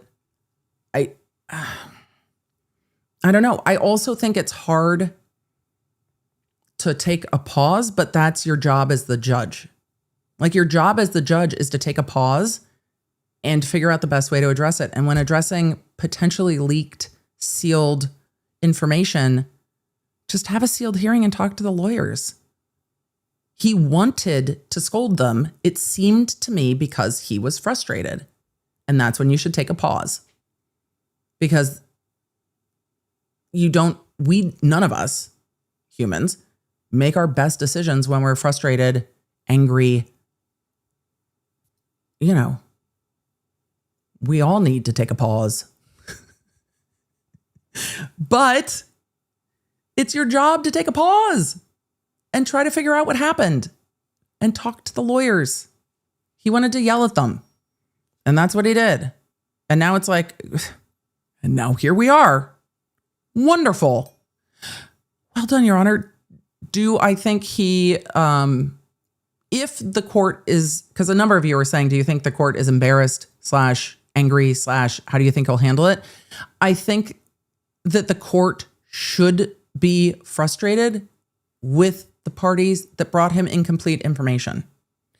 To be fair on that side, it is the judge's job to be the gatekeeper. So if that information comes to the judge, how the judge handles it is on them. Because I can understand an advocate for a party saying, I'm going to do everything I can to advocate for this party. I would hope that lawyers would not misrepresent things to the court. I don't always see that as being the case. I would hope that they wouldn't. I also know a lot of lawyers. So if the lawyers were brought something by someone else saying, I saw this on Twitter, and the lawyer looks at the time and doesn't know that there's multiple possibilities depending on who accesses it, I can see lawyers truly not knowing and being mad. I can see Proctor's lawyers being like, this is bullshit, and I bet this and this and this and this and this. And then they jump the gun. But even if the lawyers are the ones that are jumping the gun, it's on the judge, to rein it back in and be the voice of reason when the lawyers get heated. That's the job of the judge. So I wish the judge would take a beat. We'll see. The tension between law, lawyers, judges, and technology isn't going to get better from here. I am concerned. I have grave concerns. I think that if anyone is technologically inclined and really enjoys the law and thinks that law school is bullshit expensive, I think there is much room adjacent to the legal profession for helping lawyers and law firms navigate technology. I don't think you have to be a lawyer to do it. I think you are going to kind of find a rise in maybe paralegals, but maybe people who are more kind of in the IT realm who are kind of evidentiary technology experts that are helping attorneys and courts navigate this, because there is a growing difficulty, and that's going to continue to grow. There are lawyers who wouldn't really know how to properly preserve something from Instagram or Twitter or Facebook if they saw it. And it is a growing need. So if any of you are interested in kind of forging your own path, there is a lot of room for it. However, lawyers can be incredibly difficult to work with. So find a good one. There are great lawyers to work with. And then there are lawyers that you're looking at being like, why are you hangry 24/7 and yelling at me? Don't work for those. There are lots of different personalities in the law. But I think there's room. And for those that are interested in law school, I think the old adage of like, study political science, philosophy, is not necessarily the path of pre-law anymore. I think a strong understanding of technology and English. I know, Emily, are you telling people to be English majors? I'm saying a strong understanding of technology, English, and critical thinking are more important skills than necessarily other backgrounds, because that used to be kind of the old tried and true of where all the pre-laws came from. I think there's a lot of room to come into law with a broader background. I think it's very needed. So it's going to be interesting to see how the profession continues to evolve, and hopefully evolve in a positive way and not with everybody stomping their feet and throwing tantrums in court. That's not to say I've never stomped my feet and thrown a tantrum in court. Sometimes things happen. I stormed out once. It wasn't in front of a jury. It was warranted. I did slam the door behind me. It was very dramatic. Probably too dramatic. But I didn't get myself sanctioned, so leaving was probably the best option in the moment. All right. Law nerds, it's great to see you. Thank you for allowing the side quest today. Thank you for letting me share some of the things that I am enjoying. We needed a halftime minute. Thank you to Funliner Productions. I did not ask permission, just forgiveness in the go take a look at the video, go leave a like on the video, and go enjoy another aspect of musical marching expression that is not me just being like, that one's my kid. It's commentary, but I love being able to share it with you. And I enjoy taking a moment to look at something that is not lawyers doing all of the most. It's needed some days. Law nerds, I will be back with you tomorrow. We have so much left to cover. We will have a podcast for you Monday. I'm sure things are going to happen this weekend. I will do my best to keep you posted. I'll also be sharing behind the scenes of getting to go see T. It is needed. And I'll see you guys tomorrow on stream. And then I'll see you on the road. Law nerds, you're the best. Thank you for being here. Thank you, Team Baker, for riding through there's some new documents. It'll be fine. I'll see you guys soon. You're the best. Have a good rest of your day. Law nerds. See you tomorrow. Thank you for joining me. Make sure you don't miss a live stream or any of the updates on the cases that you care about most with the Law Nerd app at lawnerdapp.com. It's a free download on iOS and Android, so I can keep you in the loop, because you never know when something's going to pop off. Thanks for being here, and thanks for being a Law Nerd.